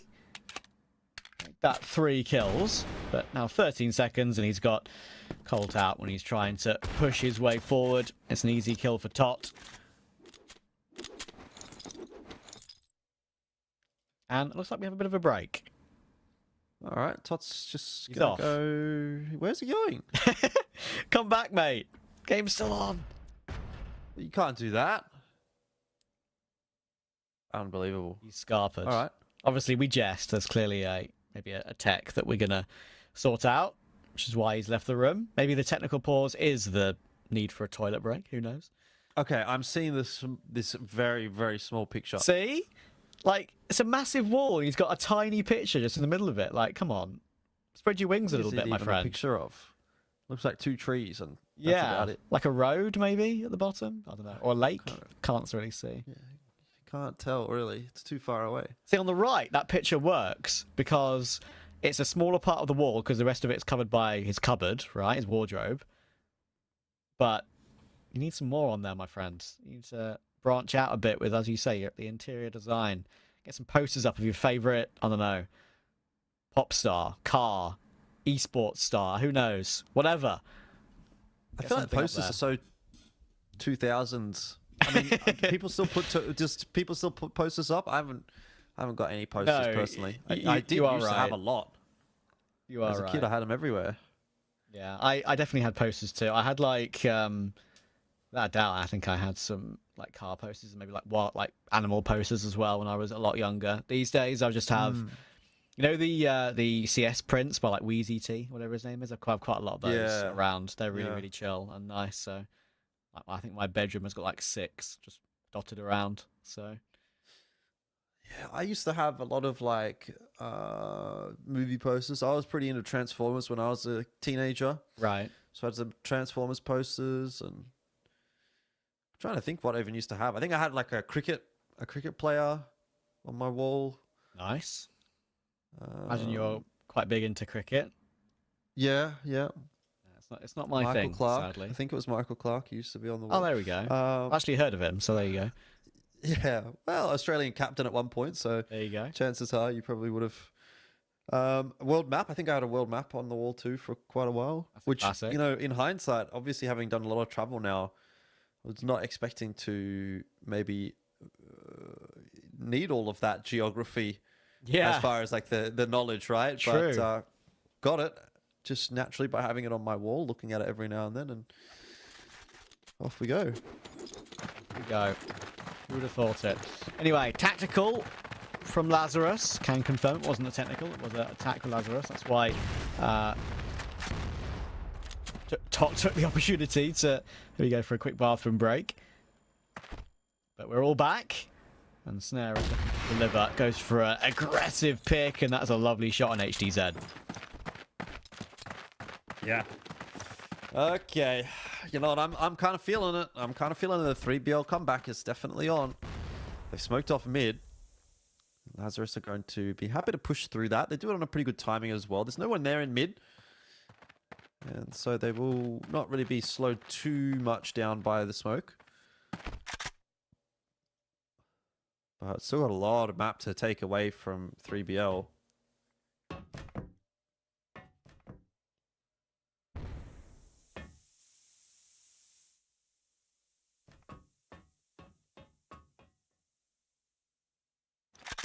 A nice idea by 3BL. Really appreciate the aggression, you know, for that deep frag. I don't think we really saw that from Lazarus once. Maybe I'll know that they need to maybe change things up a little bit to get this comeback in action and in play. But they need to be ready. Snare needs to be ready. He once again will be. It's a lovely flick on Manison because he was leaping his way across. Second kill of the round. A will be the answer for Lazarus, but what can you really do in a 3v5? That is the question. They're going to be going into Snare once again. He could be in for some more kills. Well, nice timing on the flash. Keep Lazarus at bay another couple of seconds longer, but his head could still get chopped off here. Doesn't look like that's going to be happening, though. Jin down early, Loons for one, but that is just certainly not going to be enough, and Vise will be finished off as well. It is 3BL on for another one. 8-6 the scoreline. And gone are the days of Lazarus feeling like a dominant force on compound. Yeah, it was 8-3, right? So gone from 8-3 to 8-6. Now it starts to get a bit squeaky for Lazarus. They'll know that this would be a huge opportunity they would have let slip if they don't win this map, but they're doing a great job at recovering this one immediately. It was an early advantage for 3BL thanks to Snare in the previous. This time, even though he answers back somehow there onto Jin with a ridiculous shot, it's an advantage for Lazarus. For how long? Back to 3-on-3. This felt like it was the chance for Lazarus to at least get to map point. And they may have let that one slip a little bit. 3BL have two players over toward B. It's a good setup. That's the direction that Lazarus are headed in. So they're feeling quite happy over on A. 4 kills since the return from the TAC timeout. And he's not seeing anything at all on A, which is not meaning that Horus or Snake have any reason to move. Snake again. In from the same position where he did so much work and backed up nicely by Horus, who just keeps that spray going. Damage onto HDZ.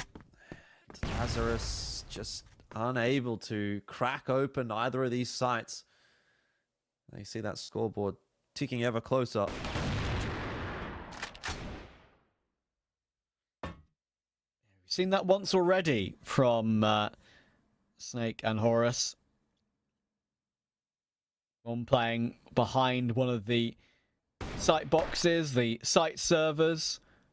And one of them playing close in that very close corner, I guess you could call it. Where Snake has made it work once already. Here it is, this corner here. He gets the first and he dives into the corner straight away once the utility comes through. And gives Horus a chance to pounce alongside him. And that setup works really nicely for the second time. The gap is just one now. Yeah. This is looking somewhat awkward for Lazarus. You know, they had such a dominant first half and started the second half really well too.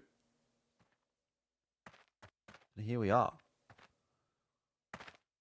3BL making that comeback slowly but surely. They haven't even really had to do anything too fancy. You know, this hasn't come down to any clutches or any like particularly outstanding individual plays. Kind of feels like they're just playing fundamentally good Crossfire on that GR side. Taking it slow, winning their initial duels. Playing out the advantages. Lazarus just don't seem to really have an answer for it.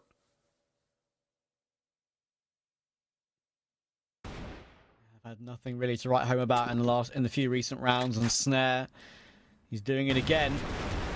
Get pushed down by Jin though. That's a bold reface by Jin. You would have thought Snare would have taken that one, but the swing is wide enough to catch him off guard at a timing he wasn't expecting. So back into a 4v4. Got Jin putting presence toward A with some utility. Now fall back to join up with his teammates straight away and go for this mid play. The question is, do you split A or do you split B? If they split A, they're walking into the blender. If you go B, great opportunity here for Lazarus to do something with this round. 35 seconds to make their way through. They're going to maybe make it with utility. just to be able to cross. She said he's going to try and hold them on that cross, but there goes Tot, the main point of defense. Now a great opportunity for Lazarus, but Slayer is going to try and make that maybe the opposite. Going to try and pounce at a timing. Bomb is down though, and now the retake is the difficult thing. But once again, as we saw earlier, right, 3BL know they've got them locked onto the site positions rather than any advanced ones. Yeah, there's no retake util at all, though, for 3BL. They don't have any flashes, no smokes, no nothing. It's really on Snake to find the timing on this flank, which he does. Jin had no idea. He wasn't looking for it at all, and there's 15 seconds left. Snake is going to find it. Oh, dear. That was it for Lazarus. That was the chance, but they just completely neglected to watch the flank. And 8 apiece is now the scoreline. One round after another, 3BL make it closer and closer. So often it's the flank that goes unchecked, and it's a super recovery from 3BL. When Lazarus are on the site with the C4 planted, very often you'd give them the slight advantage. But 3BL win the critical opportunity, and yeah, you're right in saying that, you know, Lazarus have been completely starved of opportunities in the last 5 rounds. It feels like it's been completely destroyed. Not many close rounds at all. 3BL have been dominating. Lazarus, that was their chance. They got it down to a 1v1, and maybe a bit of a 1v1 curse we saw from map 1 not going their way. And 3BL even once again, thanks to a fantastic retake.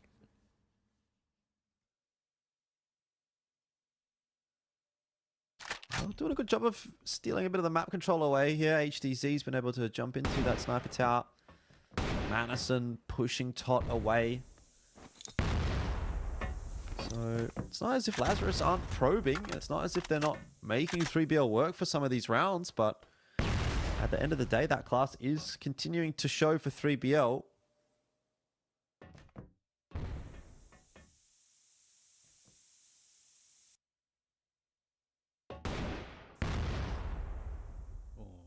Damage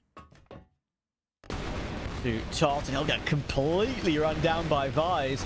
Now Slayer, oh, he feels a bit stuck here, doesn't he? Trying to play between the window and the door, strafing back and forth, and that is a good way to do it. The classic strategy of the wide swings in that position. Slayer does really well to recover the kill. And once again, Lazarus, they've done good work to find an opening, but able to compound it and snare. Oh, he's so ready for Jin up close. What a reaction. 30 seconds left in this one. Snake's going to be tested again in mid. He'll find himself the one. Surely not more than that. He's going to be helped out by Horus, and somehow Snake's still alive. 3BL are up to 9. They're up to map point, and Lazarus are looking frustrated. Comes down to this last round of regulation time if they can maybe push it through to OT. But 3BL are looking kind of unstoppable at the moment. Impressive.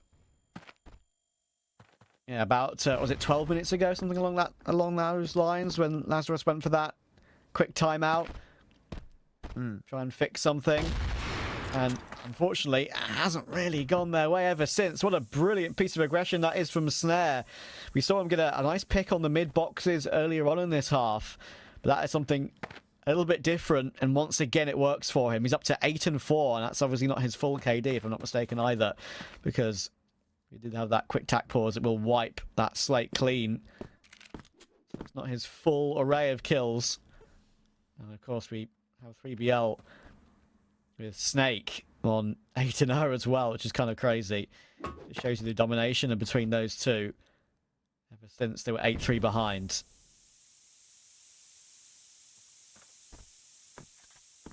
Yeah, too many opening picks going the way of 3BL. Lazarus not being able to come back from that. HDZ has gone cold as well. He was the big driving force behind that first half. But now 0 and 4 since the restart. And going to be heading in the direction of 2 3BL defenders. The flash is good. It will force Tot back. They've doubled up in the corner. Oh dear, lagging around. Hopefully that was just on the observer side. Yeah, looks like it. Going by player cams, it looks like there's not a massive issue. No like reaction looking at the his opponent's monitors, for example. I mean, actually, you can see the monitor maybe behind his head there. It's a little bit laggy too, unfortunately. It'd be a terrible time for that in this game. Such a important situation. Business end, 9-8, time is ticking down, and I wonder if, unfortunately, that's the issue we're going to come across. The kills are going to come through for 3BL either way. Unfortunately, they're not going to look very nice due to the issues that are currently in front of our eyes, but you'll be able to see the kill feed either way. Slayer finds one more, and it's all down to Vise. I'm afraid he is stuck, and he might be about to moonwalk out of this particular map and out of this particular game. Time is up, and I very much doubt he's found 4 kills in that time. I reckon 3BL have won it. Are they laughing and giggling because it was all down to lag? Maybe, going by that reaction. Yeah, I was going to say, if you know, this is like one of those record scratch moments, right? Where it's like, okay, freeze frame right here. Does he win the round? I think we all know the answer is no at that point. 4v1, really not much that you can do about that one. So, look, 3BL get their win.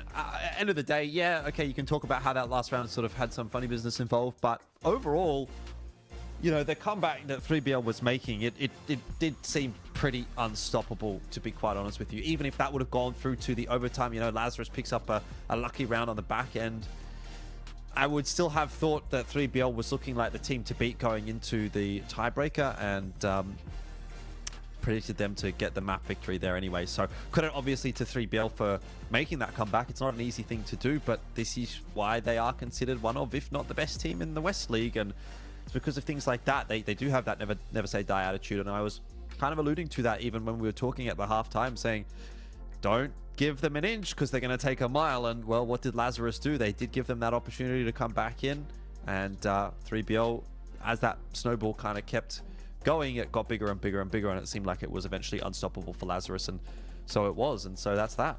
Yeah, that's always the logic I use as well, right? I mean, they've looked back at that game. I think the first map was a little bit too far gone, even though there were a couple of 1v1s that did go against them.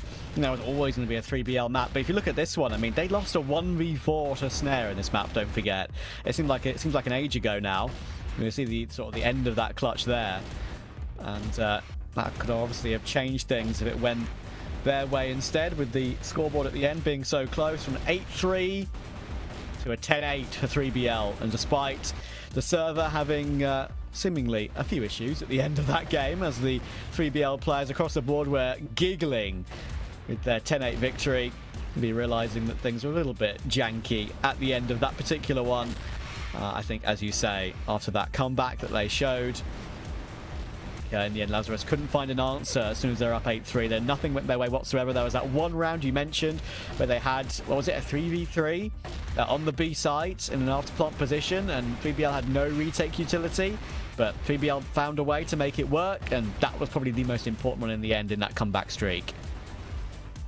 Yeah, very solid stuff as well from pretty much everyone on that 3BL rosters, right? Like, there was obviously those peaks coming through from the Orm. We have to talk about that, but Horus, you know, he was quite consistent, quite solid with the rifle, especially in that last round. He was the one to pick up a couple of the crucial frags. Snake was the one to kind of get it going. So it felt like you kind of had a good anchor on the A side and on the B side.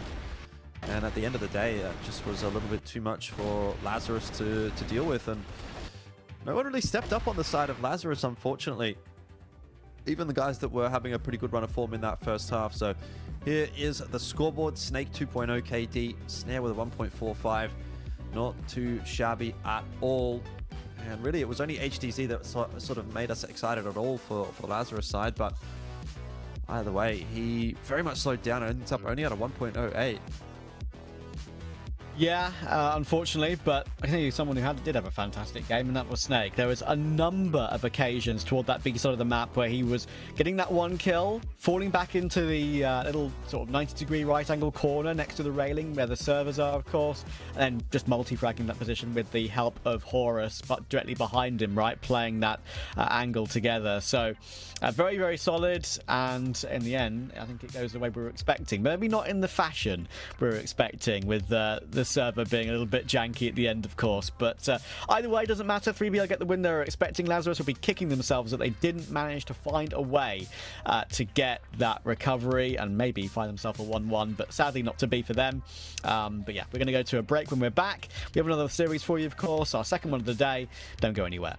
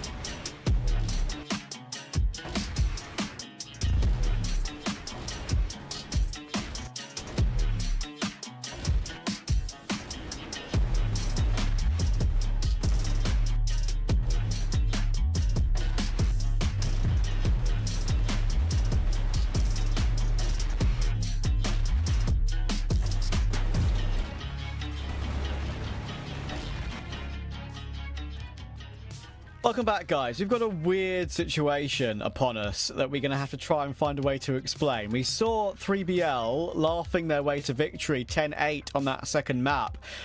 There was lag on the server and it was just a complete mess, really, on that final round. They did get the opening kill, I think, I would say, legitimately, let's say, but then the rest of the round was a complete mess. We thought the game was over. We thought it was done and dusted 10-8. The admins have decided to replay that round at 9-8. So now there's still a chance for Lazarus to take us into extra rounds, Jordan, and that's a pretty wild decision.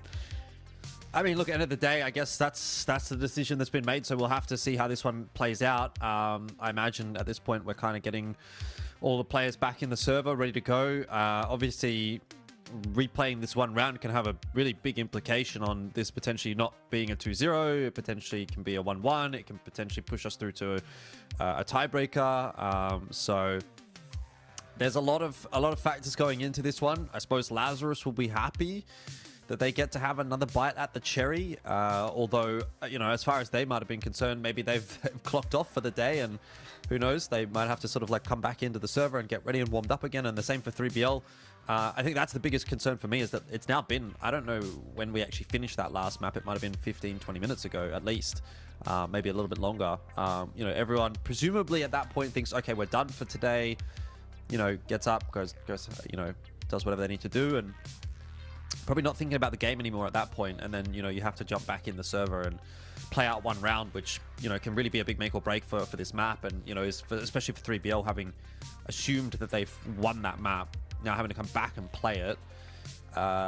You know, how is that transition from, you know, just thinking you're clocked off to basically having to come back in and focus and win this next map, next round going to be? I thought for a second, right, that it was maybe only one player that had been affected or something, because I was looking at the player cams during when it was happening, and like nothing really was, there wasn't really any issues there in terms of facial expressions or like, you know, what's going on, like looking at different monitors, of course, because 3BL, of course, are in the LAN house together. But yeah, then I looked at the PC behind one of the 3BL players and saw the lag and the sort of jittering, and I was like, okay, I think actually it is something that is affecting this round. And yeah, I agree, for it to be such a long period of time before this has been decided upon is a bit wild, mainly down to the fact, as you say, they were relaxed. They've completely switched off mentally. They've got to switch on again, and they could just have to switch on for just one round, right? It's a really strange situation, and yeah, of course, there's a big delay of resetting the scoreboard, resetting the, you know, whatever kind of match medic I think this game has. I'm not sure exactly how it works, of course, compared to other titles, but yeah, resetting the scoreboard, resetting the score in general as well to get everyone back on the server at the right time. So yeah, it's a weird one. Yeah, obviously they're going to take some time to get the players back in the server. Everyone's going to have to feel ready and warmed up and good to go. I'm told it should be about another 2 or 3 minutes. So hopefully that will be sooner rather than later. Obviously, you know, there's not that much really to say at this point when it comes to this situation. We kind of are just at the point of having to wait and see. You can't even really like speak to the momentum of either of these teams, right? It was 3BL very much that were making that comeback and making it look like it was going to be their map quite comfortably. But now, you know, there's none of that anymore. The mental reset has happened for both teams, and so really it just comes down to, you know, who wins this one round. And if Lazarus wins this one round, then we've obviously got a whole lot more to talk about, because we'll have to go into the tiebreaker, and then that is in itself a whole kettle of fish. But look, if I'm being honest with you, I think the ideal scenario would be that 3BL just wins this round, and then it's like, okay, well, the reset happened and 3BL won and everything's fair, and, you know, it didn't change the result, and that's, then there's no one can really be mad necessarily about what happens. But if Lazarus wins, I think 3BL, obviously they will feel a little bit hard done by. End of the day, you know, we'll have to see how things play out.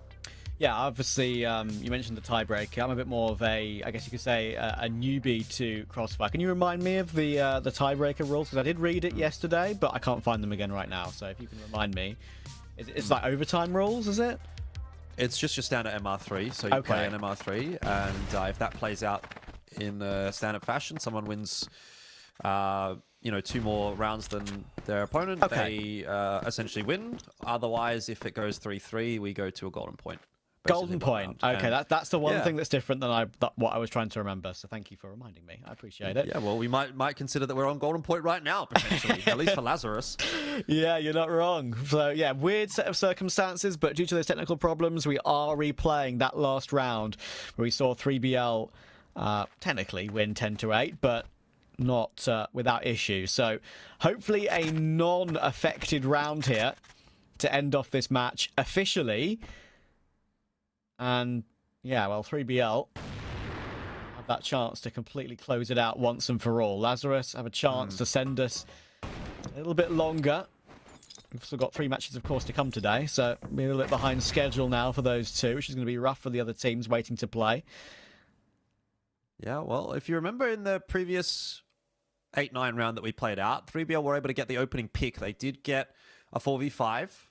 Orb shot was able to strike pretty early on in the piece. Looks like that's going to be, once again, the case. It will be another 4-on-5, so a good start for 3BL, and well on their way to securing the map victory here at this point. Vi's round the corner has been spotted out. HTC is going to be the problem. If he pops out that window on a timing, that'll be where this falls apart for 3BL. But they've got a lot of players in mid ready to deal with this push. This is not looking good for Lazarus. Snake is ready. He may just fall away at possibly the wrong time, but I'm not sure it's going to matter. And funnily enough, we waited all that time, and guess what? We have exactly the same answer. Funny how esports can work sometimes. You have these situations where we jump back in for one round after a tech pause. Well, we have exactly the same answer, and there is not really anything to say about it other than that I'm actually quite happy it's ended the same way. Yeah, look, I have to agree with you. I think that would have it would have been a can of worms if things would have gone in a different direction there. Yeah. So let's just be happy that it's been basically locked in and it's all fair and it's all done and dusted in the same way, and that's fair enough. So at least we can, even though it's taken a bit of time to get here, we can say we got a fair result and no one can feel too angry about it or upset about it. There's no one that can say, well, we were affected by lag. It's like, not anymore. So that's that, I guess, and on to the next series. Yeah, indeed. We've got Swamp Gaming versus GV, I believe, to come up next. And that might be a bit of a, I guess, a lesser quality matchup, if I was to be rude about it in a way, because this one was first versus third. This one is sort of a middling team in the Germans of GV, I believe, against Swamp Gaming, who I believe are currently last in the group stage at the moment. So, yeah, we'll have to see how that one goes, but we'll throw it to a break. When we're back, we'll get those 2 teams on the server.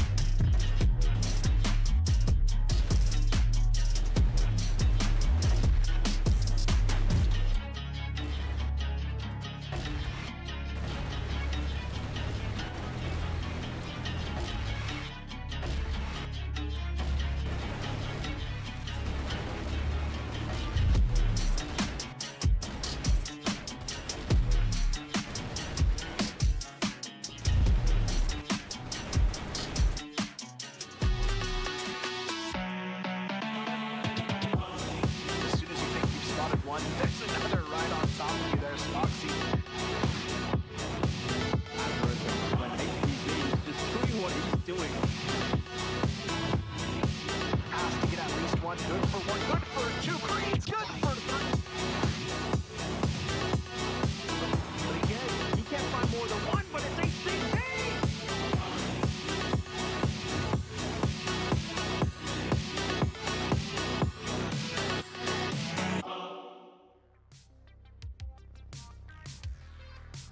Welcome back. We've just seen 3BL eventually get their 2-0 against Lazarus, and they now officially top the group stage for this season of Crossfire. They've now got the 3-point gap to LCK. But now we've got another game to come for you, of course, our second of the day.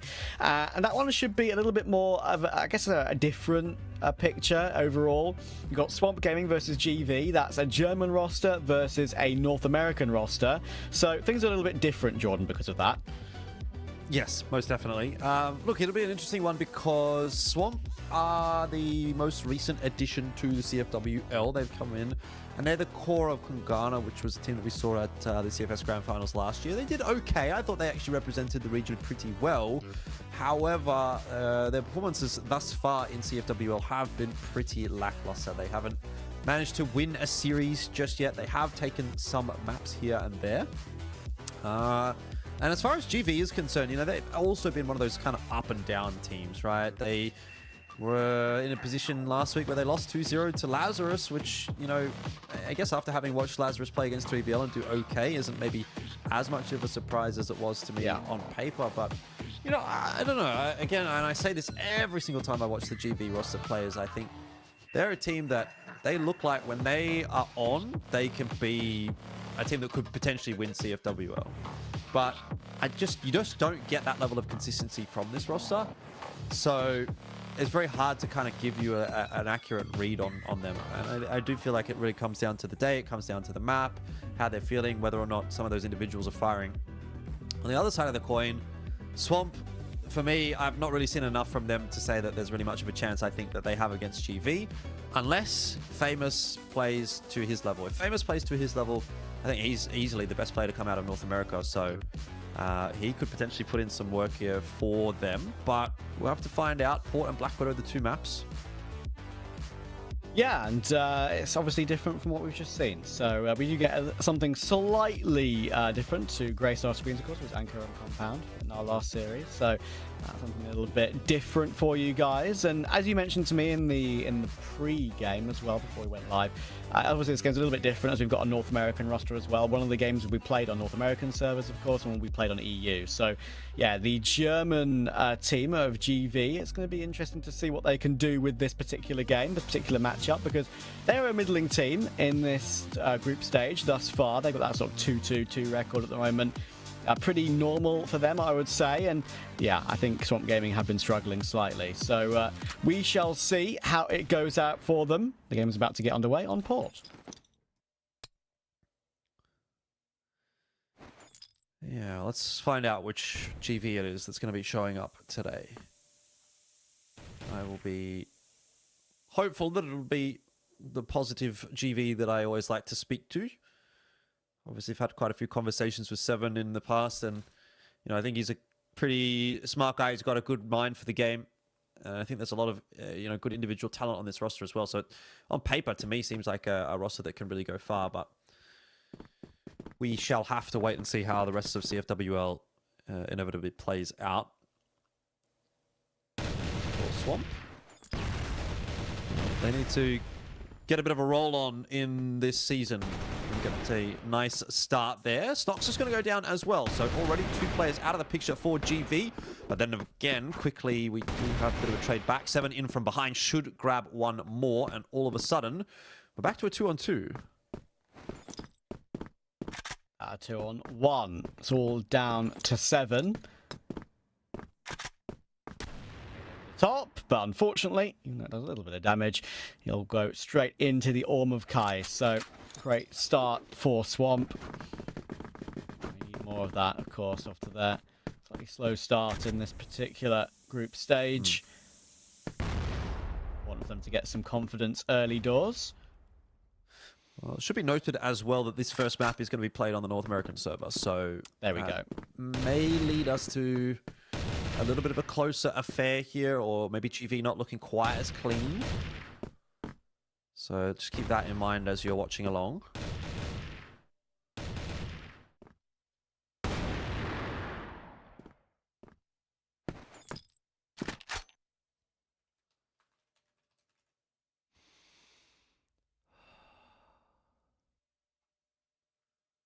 Tight angle being held by Kais, but they've already lost the opening kill this time. AWSM. Has managed to catch Snox as well. Frank's coming through in that mid area. Creed's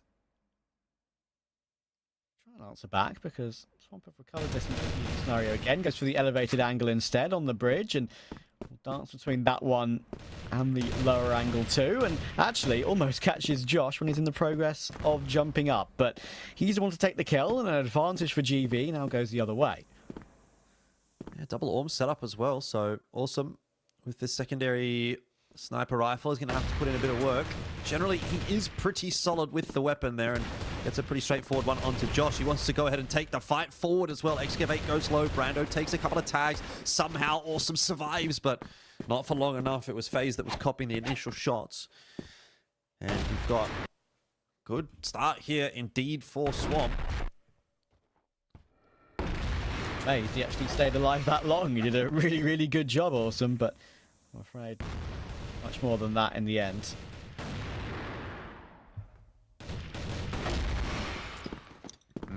FaZe wants to get aggressive. That is a position that you're not really going to see played all that often from the Global Risk side, but works out nicely in this case. And for GV, a little bit slow to start, but you know, the signs are there.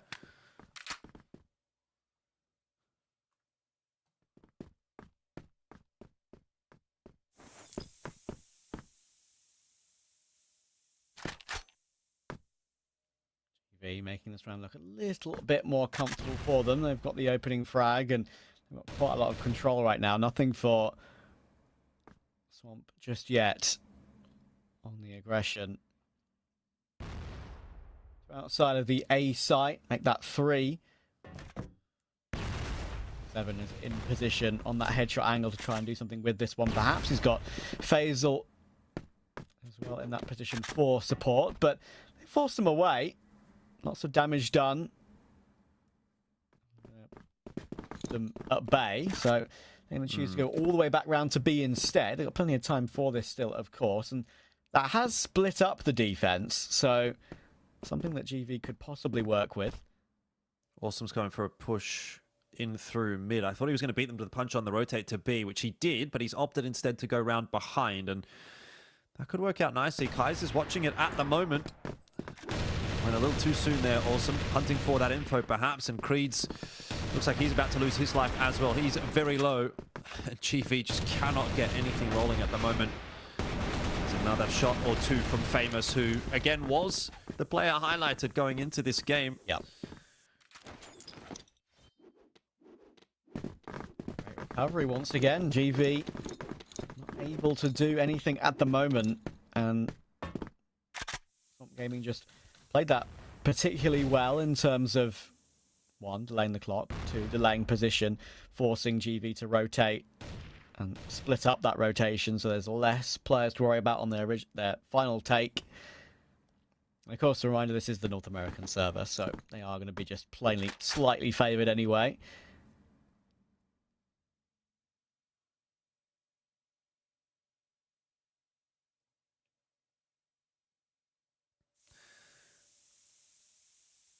Yeah, GV definitely don't want to be dropping a game against Swamp.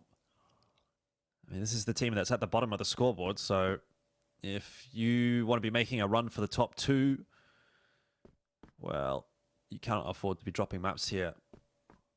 But they're in a pretty awkward position. The thing is as well about Port, like, it's a very GR-sided map, so seeing Swamp with 3-0 on the blacklist side is quite a bad sign if you are a GV Esports fan.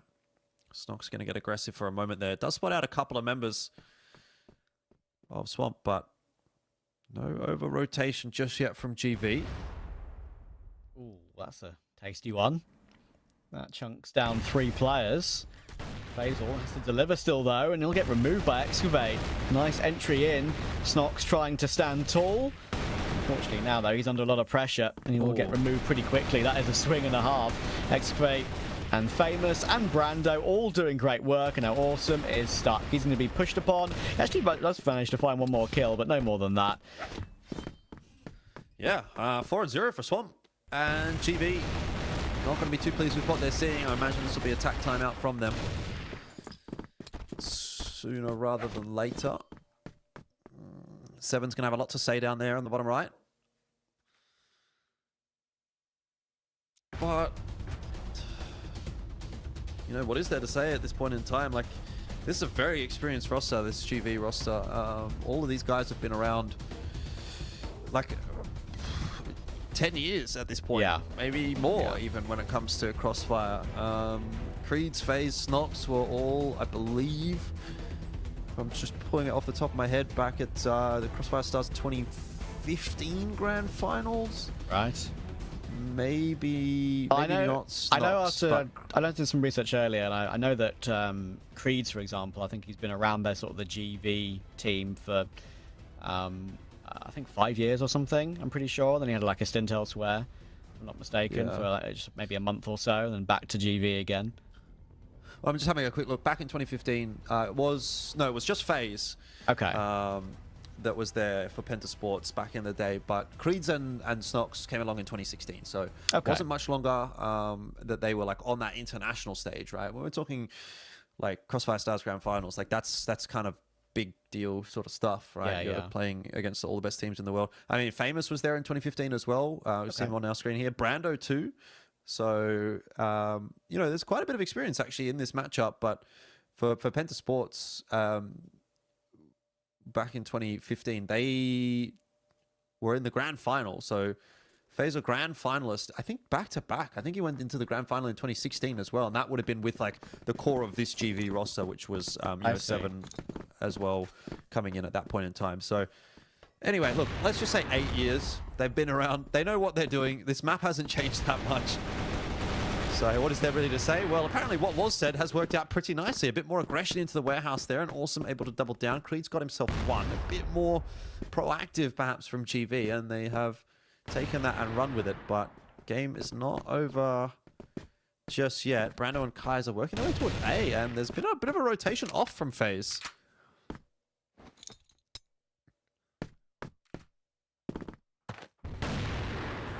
Almost the catch there. 4Ks. Rotated all the way around, but Kays does get his reward in the end. That's a great shot on Awesome. Out. 2 versus 2. Kays is kind of stuck with Seven's position, but he's managing to do it anyway. Now it is down to FaZe versus Kays.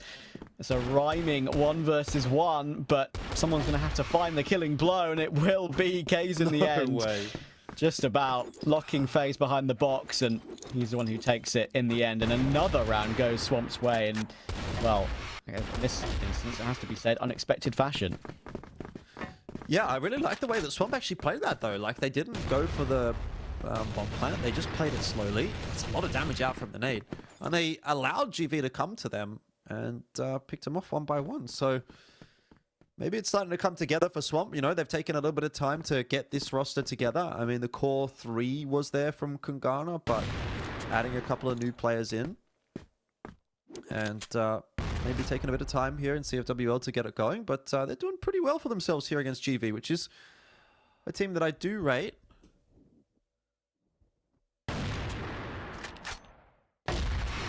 Famous going to be creeping his way up, but that's a sharp, quick shot from Awesome. Kai's in the corner there as well. Nobody hitting their first shot, but Awesome gets the pistol out in time. So another good start for GV, but how long is that going to last? Brando looking to activate, make some moves in mid. It can't work out for too long, though. Yeah, have to try and just hold W for a split second to try and recover the situation, and they've actually found Awesome in the corner. Surely he's not long for this world, and there we go. He'll get run down by Josh, but still 2 versus 3. Nades are coming through, and now it is all down to Josh. This would be a 1 versus 3 for him. He's already got a couple on the board. He's going to hop back away, but as he hops back away, that is when 7 will go for his peak. He'll take it in the end. So finally, GV get off the mark. Don't forget, this is the North American server we're playing on. But there's a lot more work to do. Well, better than nothing. Fast play from Swamp this time. They're just going to go charging into the warehouse. They don't want to go any further than that, though. All right. Take a bit of map control away from GV early, but in response, GV have kind of pushed their way into mid, and that was not anticipated at all by Swamp. Trade's going to be difficult to find. There's smokes in the way. The Famous is looking for it. He himself will fall. This is a bit of a better adaptation from GV. They're starting to put more pressure on Swamp early in these rounds. Not giving them any chance at all. Snox will have a nice round for himself there. Did a lot of damage in that one. Despite that, those couple of kills coming in for Swamp. They, as you say, GV are kind of learning as this game has gone on that maybe fighting fire with fire and assertiveness with assertiveness is the way to go. When you have slightly higher ping, as I'm guessing that is the case. Initiative first can be the better way to go about it, but that is a great shot from Famous. 7 tries to take more of that assertiveness, and he gets punished for it. Yeah, good pre-aim for sure. And Josh, he's a bit stuck for a moment there. Could have been a bit awkward. Looks like he'll get away okay, although the util is definitely getting tossed in his direction. Creeds doesn't spot anything out on A long, so again, just going to say to the GV lads, you don't need to fully over-rotate to A. Slow things down. But Swamp are happy to slow things down as well. They know inevitably at some point GV, with this 4 and 5 deficit, are going to go and look for some information. They're going to look for a fight. That's exactly what happens in mid. FaZe will go down as well. So patience is rewarded for Swamp, and they are putting together a very, very nice blacklist side on court so far. However, that might just change. Creeds has the double, and he's got himself the third too. It comes down to Brando in the 1v1 against Awesome. C4 is out on long, though, so Brando is going to have to get on his bike. Yeah, trying to position himself around, but you'll know that Awesome is around this area. He knows he's got time to use as well. Can be patient with it, but not too patient. You can see where that C4 is, of course, and he knows all the angles that Awesome could be playing from. All information. Information. Is he just going to go straight in for the kill? I think he is. And he just chooses that option, and you know what? He wins it straight up. Fair play. Doesn't need the C4 if you can just win it with eliminations. And this is a lovely hold from GV, I thought. Playing from the site, peeking off each other's contact. I thought they did really well, but Swamp recovered it in the midst of the madness into a 1v1, and Brando finds the answer. Yeah. It's starting to look quite dire indeed for GV. If you're only going to get maximum 3 on the GR side of port, then I'd say your days are pretty numbered for the map. Oh, good tags as well onto Awesome to force him off the line. Slowly but surely. Swamp taking that map control away. They've already got pretty good presence in toward mid. Josh just watching. Excavate's having a bit of a look on A long in case there's any kind of a push from GV, which isn't necessarily the worst of choices, given that GV have liked to be aggressive on this GR side.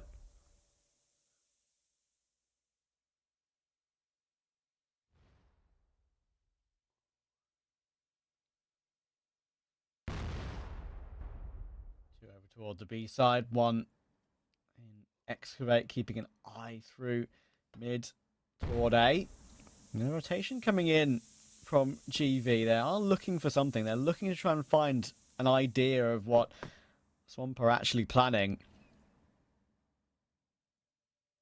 The positioning there of Snox and 7. Snox will now go back around to that long area, but somewhere he's needed at the moment. They're going to go for that split in, and that's a lovely entry from Famous once again. 7 will go down. A couple of trades will come back, and Snox does great work to find one more. Make that 3. And it recovers a man advantage out of absolutely nowhere. Kais needs to respond. Josh will help out with that response. Now 2v2 with 30 seconds to go. Brando. He's crossed. He's got the C4 and he's up into the site as well, so that'll be a big help. But not if he drops to Creed. Overstays his welcome. Now it's on to Kai's 1v1. Surely not another clutch for Swamp, but it looks like it should go his way. He ran out of bullets. Wow. And Creeds will keep it alive for GV for at least a third. But, like I said, 3 on GR side is perhaps not it on port.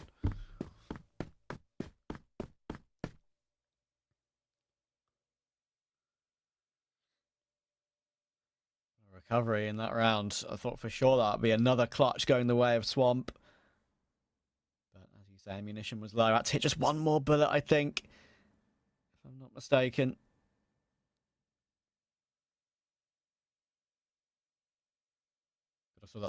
Sort out that mouse bungee. Get it absolutely right. Yeah, for sure. That going wrong in a 1v1. He's got the cat set up next to him again. Oh, hell yeah. This week. So I love that. He's got the cat and mouse right next to his cat cam, dog hand. cam, 6 consoles.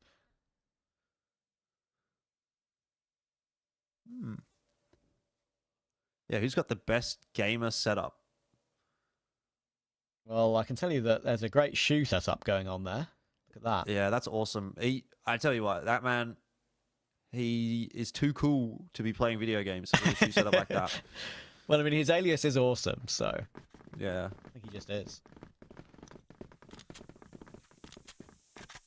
All right, off we go into the second half.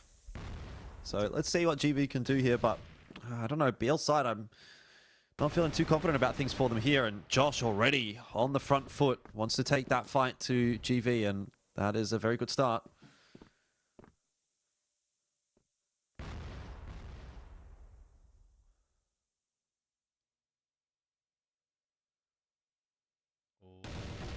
Flanking behind from Awesome and FaZe. No idea, Josh, about that possibility.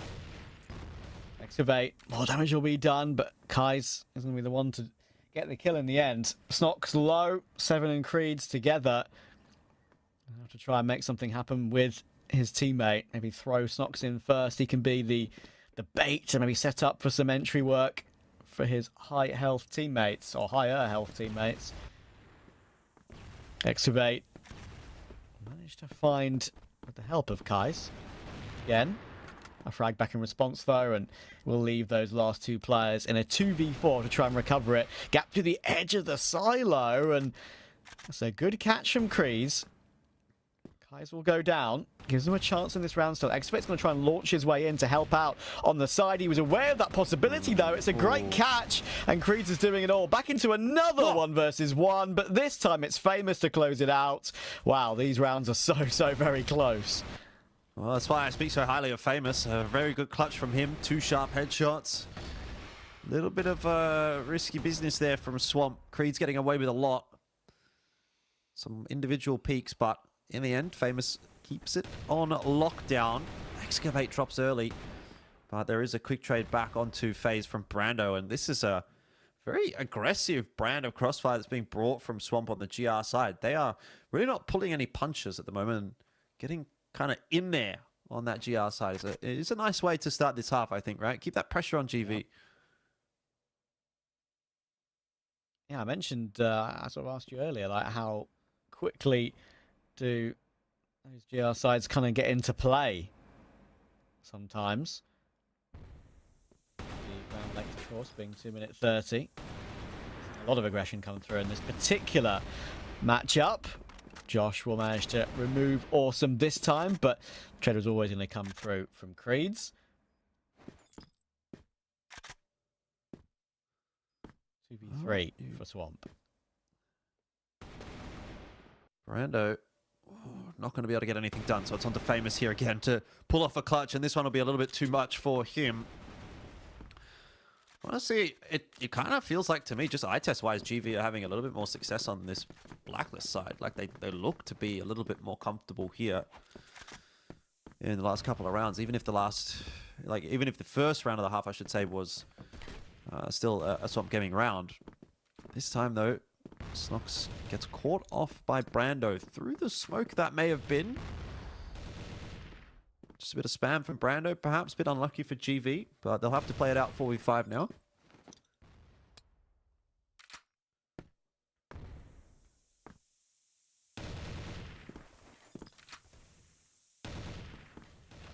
Hot shots, Brando, but it will be 7 to remove Excavate.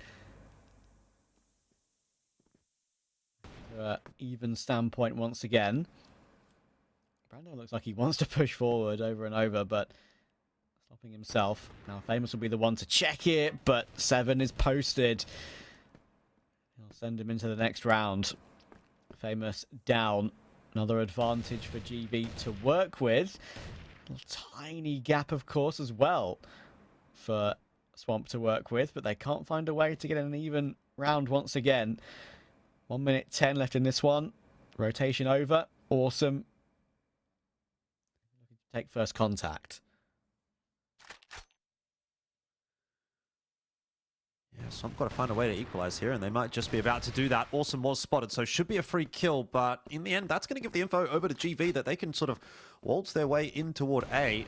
Unless Kais can catch something on the cross, but he'll now be smoked and flashed off of the angle, and that'll be GV straight up onto the site with a very quick plant as well. Another retake required from Swamp in the 3-on-3. Similar setup to the last round. That one went comfortably over to GV. FaZe is being very cheeky with those peaks, the ducks and the dives, and Creeds will take Josh in the end. It's super hard now for Kais and Brando to find a way back into this one. There is Creeds hitting another, and Kais will be caught in the open as well. Another BL win. And this game's getting ever closer.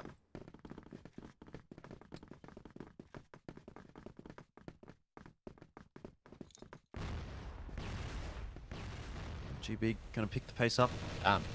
Excavate ready and waiting for that push. So is Famous. First shot from Famous is a good one. So too the second, but not a third available to him. Still, he's got backup. Josh is in there onto Awesome. And for the first time in a while, Swamp actually have the numbers advantage.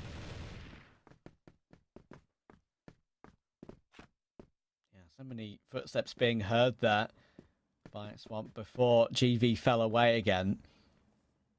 And we'll do perhaps GV no, but the A site is possibly open for business. Rotation from Swamp, sorry, is pretty fast though, and they're going to be in position. Oh, Brando, so very close. And in the end, the damage was just a little bit too much for Creeds to do anything more with that round. Kais will take it. Famous. Mainly down to him that really got it set up. The aggression from GV was significant, but he stood tall, crosshair in the right spot, and clicked down 2.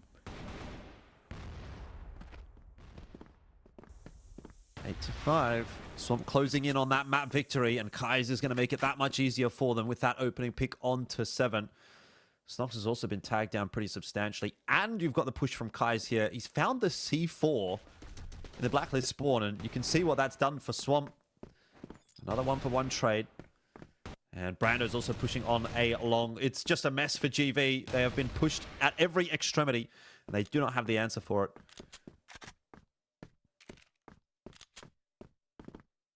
Yeah, super awkward to already give up the sight of the C4 to the opponents, right? So early in the round. That's a bit unusual. Awesome into a very tough position. It's a lovely swing onto the first, but not ready for Famous in position as well. He'll take the kill. Another good frag for him, and a great game overall for him so far too.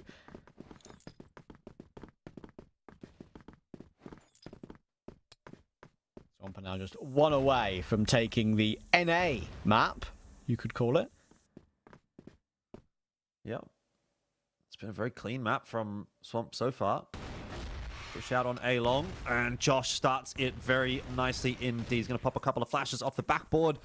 Doesn't keep himself alive, but he had that nade that landed on the head of FaZe. So still's done his job. He's gotten 2 for 1 on the A-hold. Now it's up to the rest of the Swamp lads to make that retake happen. Oh, that's a really nice catch from Kais. That's a hard one to hit against Kreese from that angle. And this makes it ever more difficult for Awesome. He'll be run over by Famous. It's going to be all down to Snox. He'll be found as well. And Swamp Gaming get a very, very nice win for themselves on the NA map in this best of 2. And I've got to say, they are the bottom team in this group stage, of course. Currently not having a great time of it, but that was quite impressive from them. So hopefully they can keep it going. Yeah, I mean, again, like, I think they're a bit of an enigma, right? They're one of those teams that it's like the results sometimes just aren't there, but like you see these matches from them, you're like, well, they're actually pretty good. So don't know, sometimes it just doesn't come together, but at least today it did seem to. I mean, yeah, we'll have to see. I think obviously the situation will potentially change quite substantially when we go over to the EU server.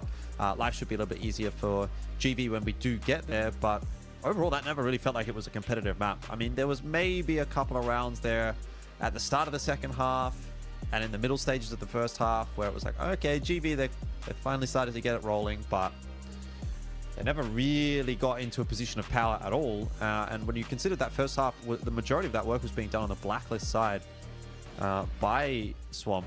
I mean, yeah, at that point, yeah, you're kind of doomed on port. So very solid stuff from them. Brando seemed to be in pretty good form today. You know, Kais was doing work with the Orm, and obviously Famous is doing as Famous does, as he often does do. So pretty much had the recipe for success coming together for Swamp. Yeah, I think overall, as you said, I think a lot of the individuals for Swamp Gaming really turned up. There was a couple of really close rounds where they were really fast back and forth in mid. I think it was this round here as well, which was a very tight one. In the end, went the way of Brando, as you can see there. And there was a couple of rounds like that which were super, super tight, and Swamp Gaming just managed to edge them, and in the end, well, they are rewarded with their map on their servers.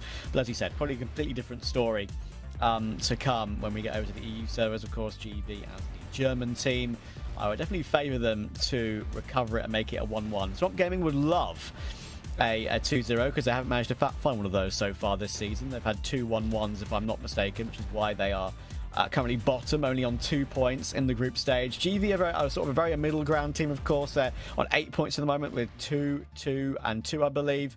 So, yeah, it's probably as expected at the moment for them to bounce back and at least find that tie. If they do get that tie, obviously that will raise their point level to pretty much somewhere similar where Lazarus are. So it will be important for them to find it. But yeah, here are the scores on the doors, of course. Creeds played very, very well despite being on that losing side.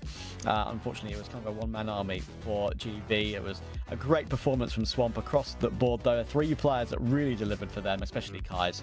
As you can see there, that battle between Kais and Creeds was pretty fun, without a doubt. In the end, Kais did just come out on top, and so did his team. Yeah, a bit of a disappointing map across the board from the majority of the GV guys. Creeds really felt like the only one that was putting in any real substantial work, but obviously have to talk about Kais.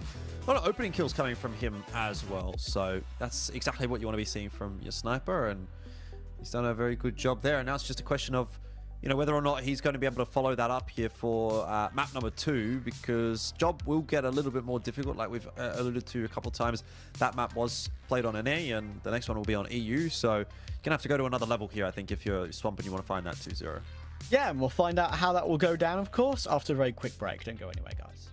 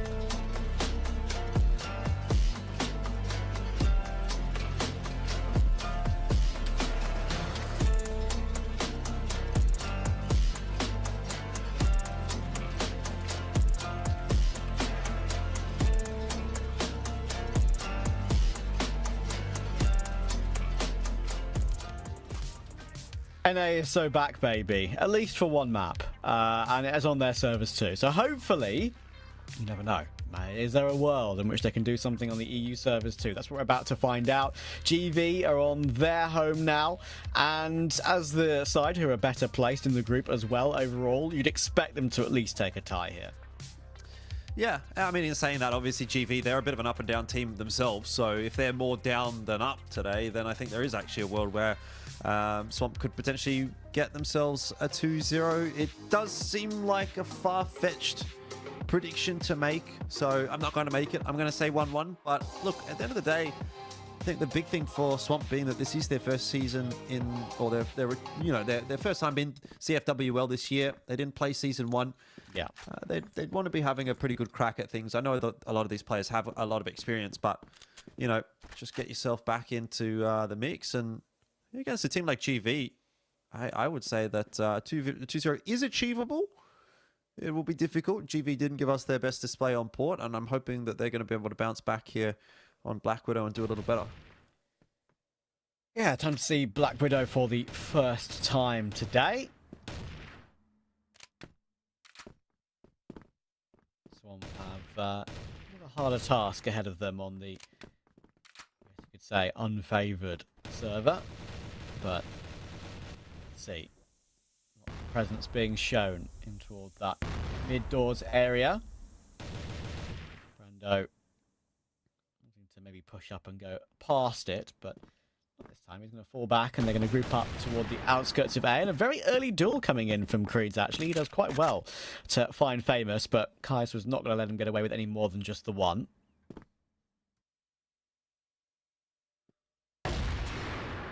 Awesome. Posted on the line with the Orm. Having a bit more than just the one crack. He's actually going to be helped out there by FaZe as well. So, look, all things considered, this round has gone quite swimmingly for GV. Couple more still to find. 7 going to take that duel. Awesome. Maybe a little bit delayed on that peak. This could start to get a bit awkward if another kill goes the way of Swamp. Considering you've got a couple of low HP GV members. 30 seconds, but hard angles to try and clear out of your Excavate on that close headshot position.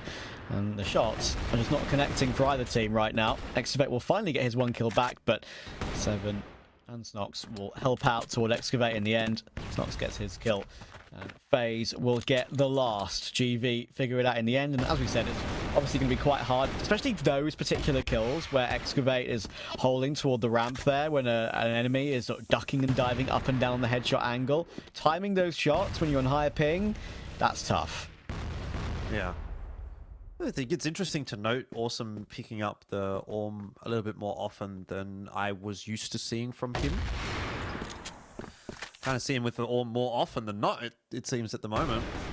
Anyway, Snox is going to have to win that duel against Josh to bring it back to the 4-on-4, but doesn't help out with the push on short. There's quite a bit going on there for Swamp at the moment. And FaZe has got a lot of angles that he needs to cover.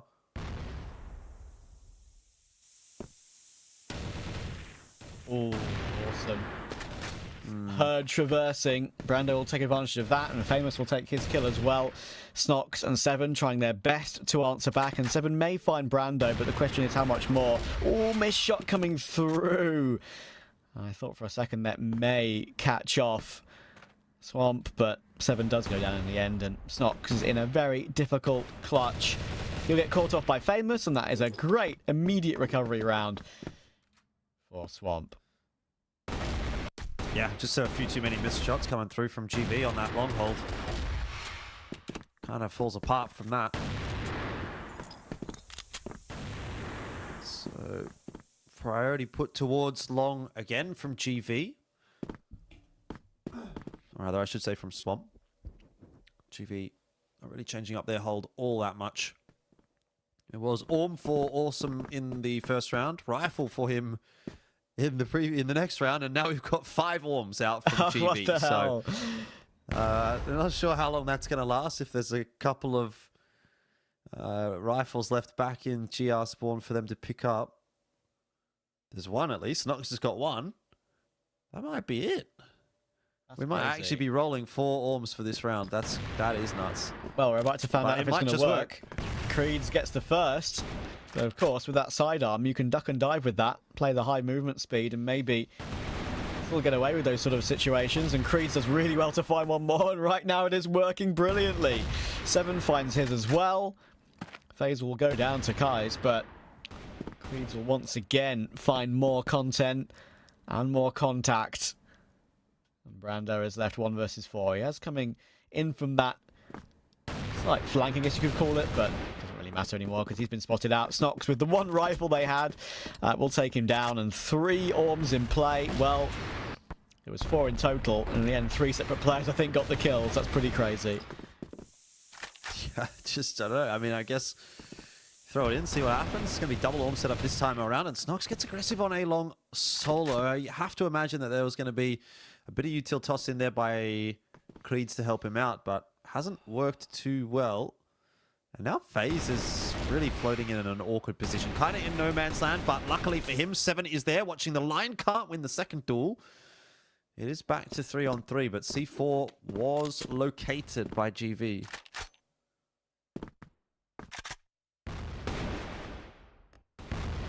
Great catch from Famous. Once again, keeping up this form of his. On high or low ping. Creeds and FaZe have been forced away. And of course, these are the 2 players with Orms remaining. I want to know that. Does it change their strategy or change their play? Just knowing it's the 2 snipers remaining. Instead, pistol out for FaZe. He's going to be spotted out. Famous is happy to take the heads-up duel against him. Fair play. That was a risky one, but he was accurate with it. If you feel that confident, why not? That's not really how you want to be losing the round here as GV. They definitely were in a better position than what this round is going to show. 3-on-1 for Creeds. I mean, he was good on map 1, and he's been kind of the standout on map 2 so far for GV. But you would have to say that this is going to be a little bit too much to ask from him. And indeed it is. So it'll be 2 apiece. So we're keeping this competitive, which I am quite happy to see.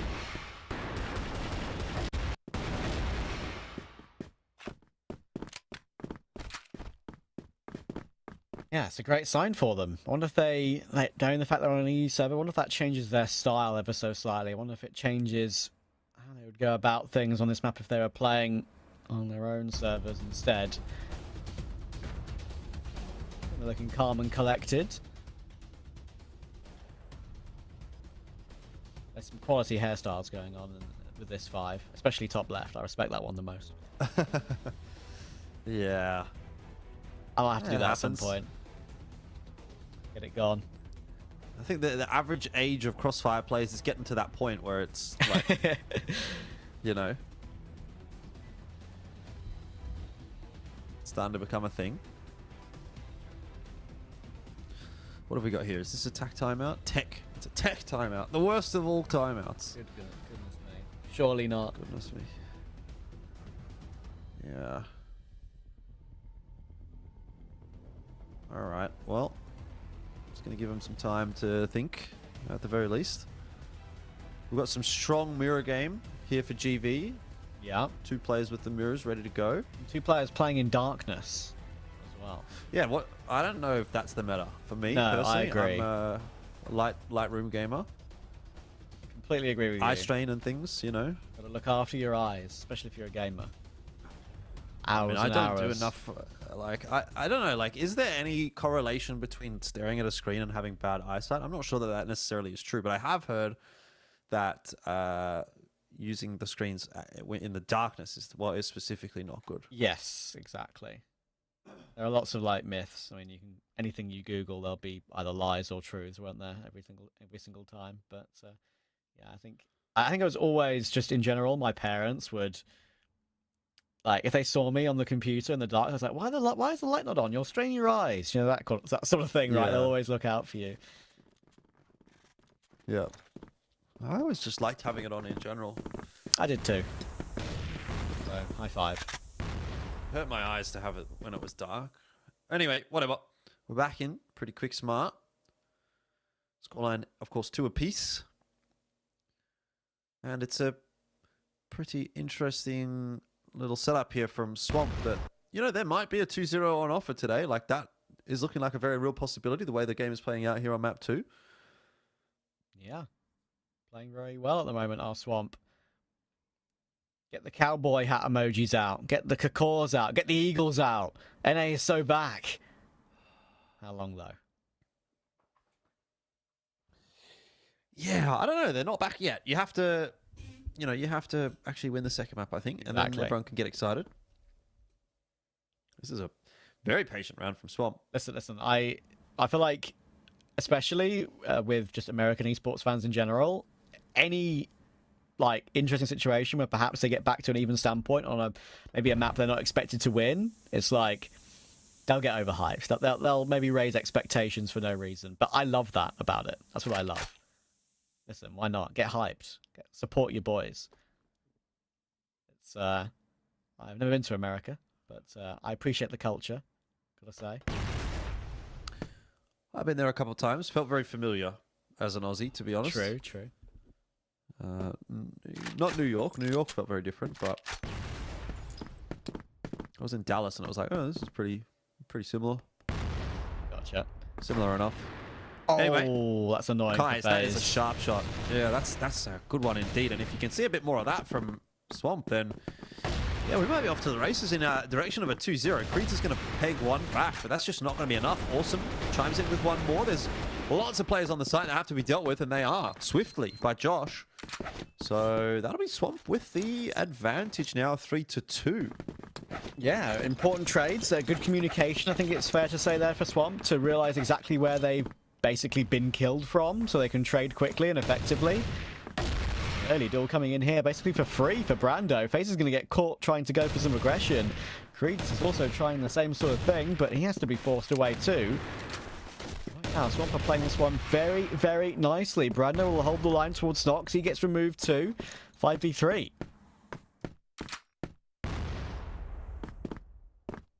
Are they doing this? Are they really doing this? Am I starting to believe? Maybe I am. No more excuses for GV. Can't say, oh, it's on the NA server. They're just not showing up today. Nicely timed smoke, though, from 7. Should keep Swamp at bay for a little longer. But they got plenty of time to play with.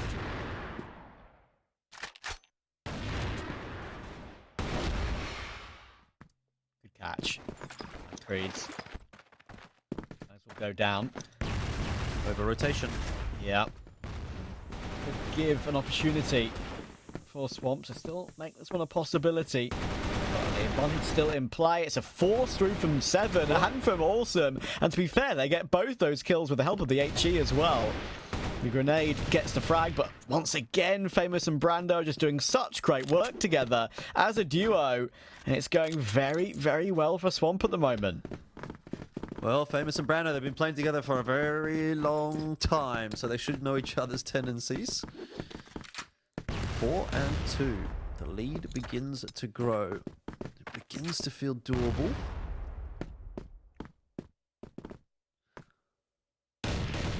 GV. Again, continue to have that 2-1-2 setup. Really not rocking the boat with anything too crazy so far on this GR side, and that soon might be becoming something that they will require to do if they go down any more rounds.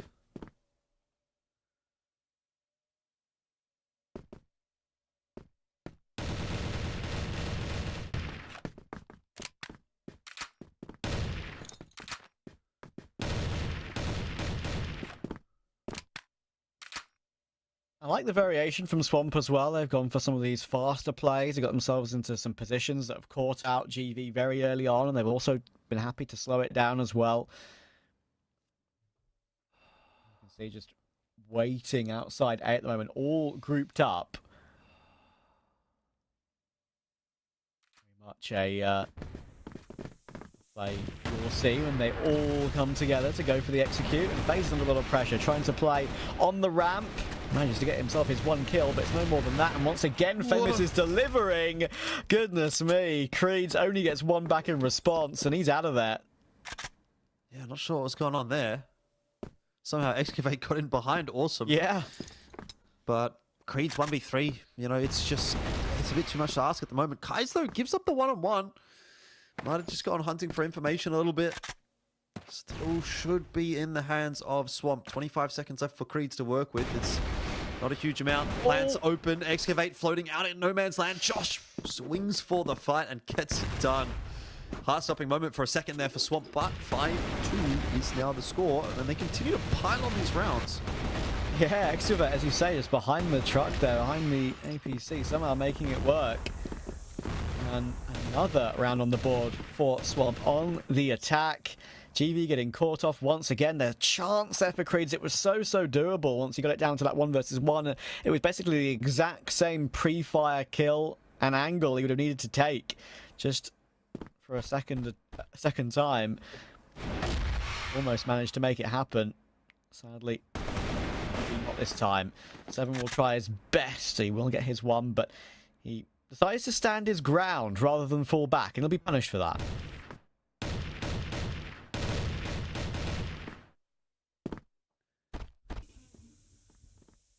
Oh, well. Creeds has got a lot of work to do over toward that B-bomb site. And Famous could catch a timing as well, dropping off of the bridge. Let's see what Creeds can do first. Already, that filter out has come into effect, and GV traded pretty effectively. 1 for 1, though. Brando does go down as well, trying to plant that C4. It's now time for Famous to activate. He's a little too late, really, to have an impact on this round, and has now been spotted out by FaZe. Is forced into the 1v1 and flashed out. Still having a look, and the push will be in from GV. They're not shying away from that fight. 5-3 the score. And if GV can get the 4th here, then look, that's definitely not a bad spot to be in. It's a very sort of 50-50 map. So 5-4 is somewhat of an expected scoreline. Yeah. I like that from GB there. They've been kind of pushed back by Swamp in this entire half so far, but they decide in that 1 versus 2, even though one more kill came through for Famous, just peeking together. Don't even sit back and play it off of each other. Just go for it. Give him no chance to reposition. It works out nicely. Damage done to FaZe early round.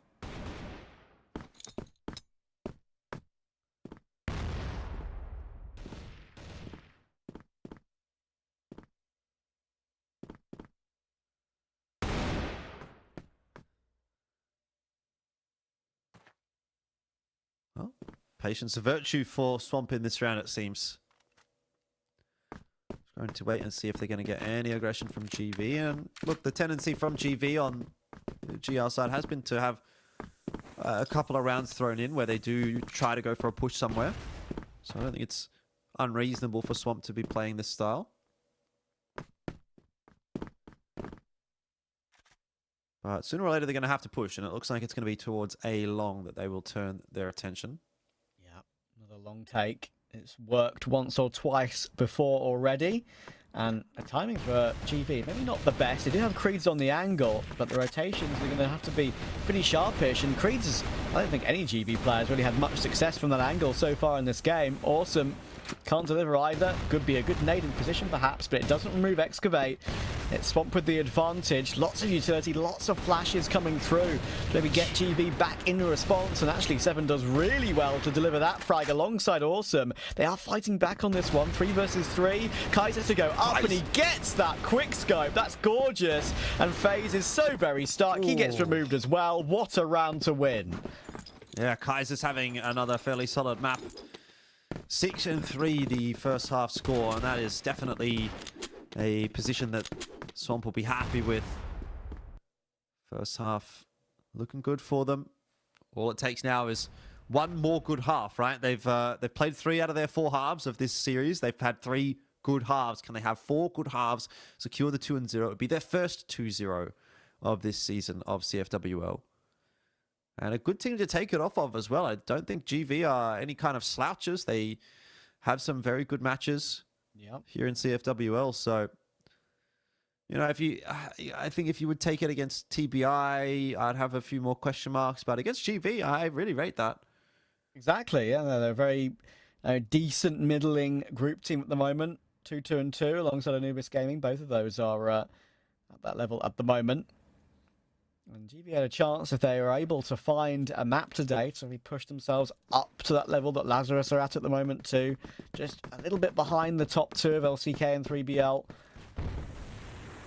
I say, Swamp have been superb, and once again they are not shying away from these sort of opening fights as we swap sides. Yeah, that's sharp from Brando, and Awesome's been cleaned up by Famous as well. What is that timing? Wow. All of a sudden GV's round is just over. Like, Swamp just some calculated aggression, and works out very nicely. I mean, Brando, honestly, he wasn't even really getting that aggressive. He's just wall banging through the mid doors. That's why he's gone for the M4. It's a little bit better for the wall bang. So he's playing to his position nicely. You can see him again. He's doing it again. 7's low. That's surely not a third, right? Surely not a third. That's what I was thinking. Like, could he get 3 doing the exact same thing? He's been pretty on point. Oh, look at these nades that are coming through. He's actually managing to bait in Kais as well to help out. You know what? Absolute utter destruction from Swamp in this round. They're going to need to keep this up, of course, in this half. But still, they will run over FaZe as well. Great ending to that one. Famous will take it. 7-3 the lead. Swamp, that is. Yeah. This is definitely looking doable. Don't mind the scoreboard at the top. Yeah, do not scratch your eyes. There we go. You scratched your eyes and they're right again. Easy peasy. Thank you, production. There we go. Well, Swamp, gonna let this one be played out by GV.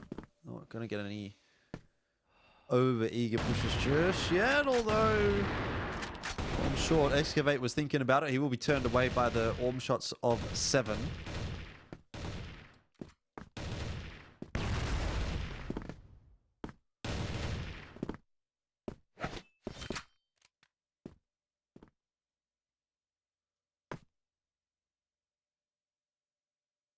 I really like the idea there of Swamp to go as aggressive as they did on the first round of defense, purely because it's something that can easily catch the opposing team off guard just to do it on the first.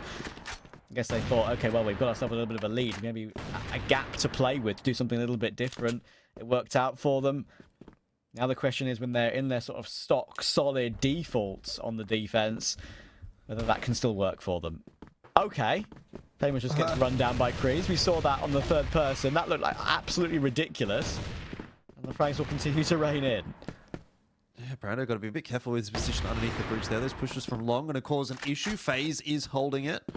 Now he'll hold at the window, but now for Brando, another contest, and Awesome. Quickly traded back down by Josh. We're into the 2-on-2. Kais wants to take the fight early. He's forced the fight, actually, as 7 jumps through the window, but Josh can't quite lock it down. So Swamp not going to be getting any closer to finishing the map off just yet. There was that kill on toward Famous. Goodness gracious. That was pure run and gun. Oh, and that's a great opening pick from Kais in the following round as well. Lots of A-long aggression. Works out beautifully. Now maybe we have slight issues for Swamp. As they'll come out through short, but at least they'll manage to catch one more. Awesome's going to have to get some control and toward the window, and the bomb will go down, but Famous will stop him. Couldn't make the most of that assertive angle and assertive position. It's going to maybe have to be down to 7 on this flank, and it might be a little bit too late on this one. Oh, he is the X factor, though. They're not going to be expecting 7 from behind, so if he can get 2, but itchy trigger finger gets the better of him. It doesn't even manage to land the shots onto Josh. Punished for it. Now it's onto Kreese, but that was definitely too much to ask. It needed to come from a double from the hands of 7. But alas, not the case. And great work from Kais, really. Those 2 kills that he got set things up perfectly.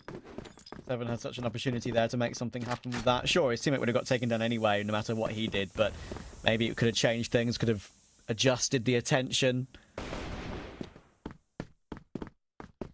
Sadly, not possible. Swamp now just 2 away from a 2-0, which would be absolutely incredible. Kais will skip his way into death there, sadly, though.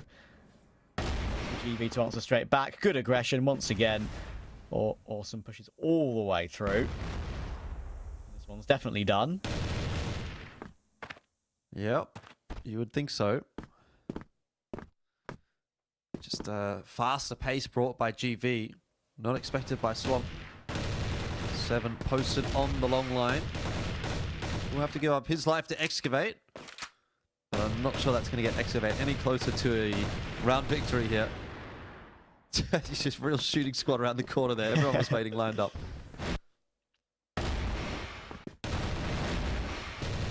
Beating for pace a little bit that round, it felt like.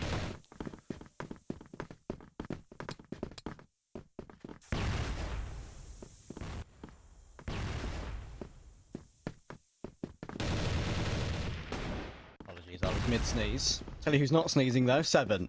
That was an immediate double. Excavate needs to find a way to answer back, and he gets himself 2. Josh will help out actually on that second one. And he gets a third 2, and suddenly out of absolutely nowhere, it's all down to Kais in a 1 versus 2. 7 all will get spotted out. Almost completes it. Is that 1 HP left? Yes, it is. Goodness me. That could have been a 1v2 for Kais if he managed to find that one, but just scrapes it through. Well, job's not yet done for SG, and they've got to take a look at that previous matchup that we watched and sort of think about that as potentially being on the cards for them as well. GV making a bit of a run back in to try and win this map. Famous had other ideas, but Snox and 7, they are still rampaging. Brando doesn't get that spray transfer quite quickly enough. It's on to Josh, who has been having a pretty good map. Sharp couple of shots there, especially the one onto Creeds. Back down to the 2-on-2. Lance on the floor. Is so aware of Josh being up close, and there we go. Position spotted. Great crosshair placement, ready for a wide swing.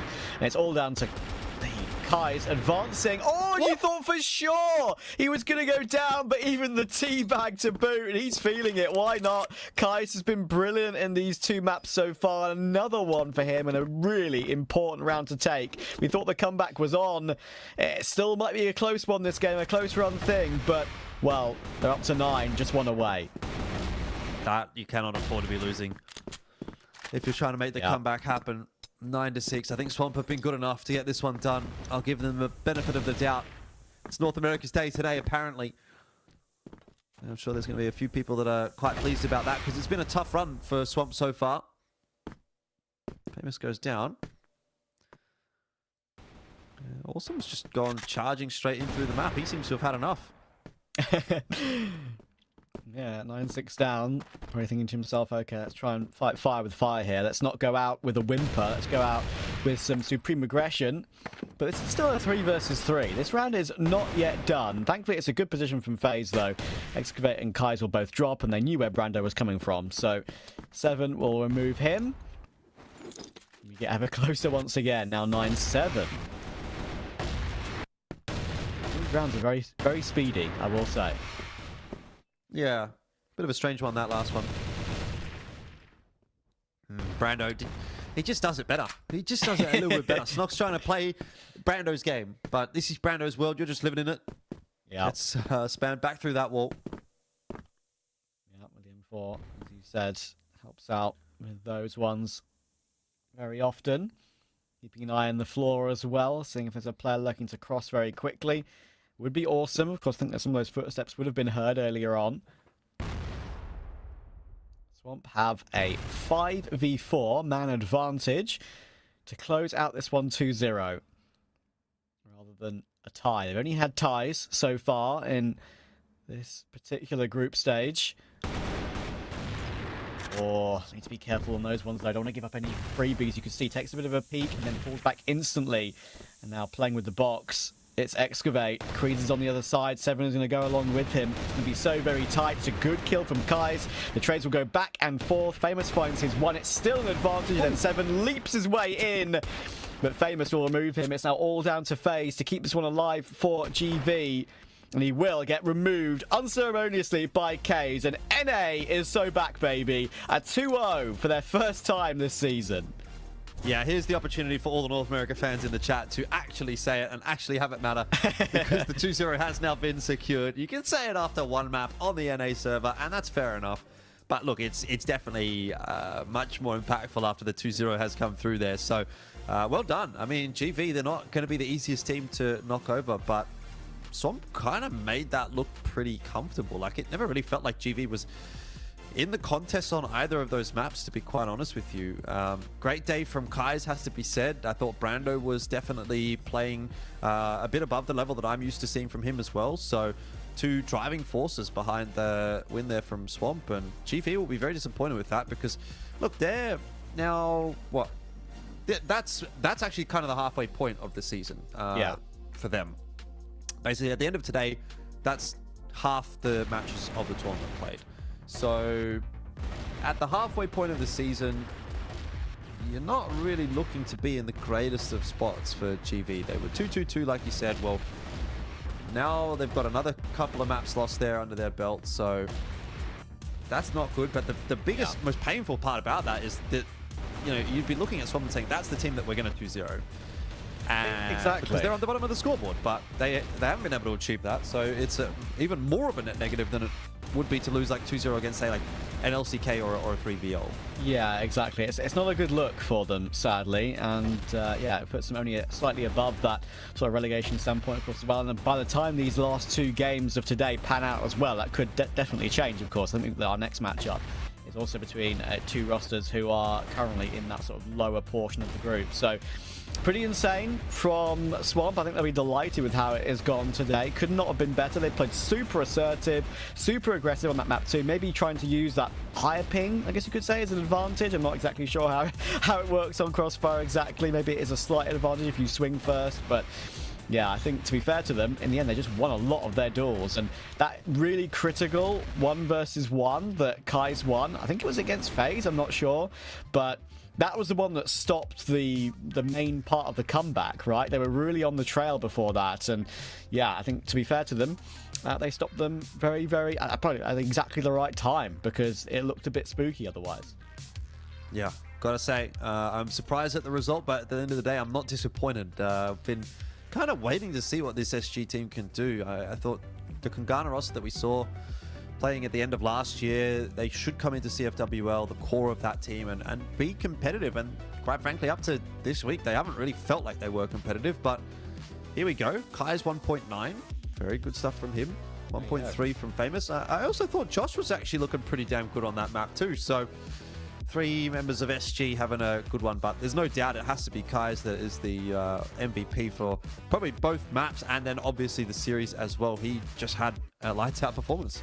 Yeah, it wasn't just the fact that the number of kills he put on the board, it's the fact that so many of them were super impactful as well. It's not like he was cleaning up when there were 5v3 or you know, with one player remaining or anything like that. He was very, very often winning the important rounds, taking the opening picks, winning the opening picks, and especially that 1 versus 1, as I said, that was, you know, super impressive. But anyway, of course, we've seen a great little upset there for North America. Obviously, the only North American team in this particular group stage. I'm delighted for them. They have a chance maybe to push on from that now. But next matchup, of course, is unKnights versus TBI.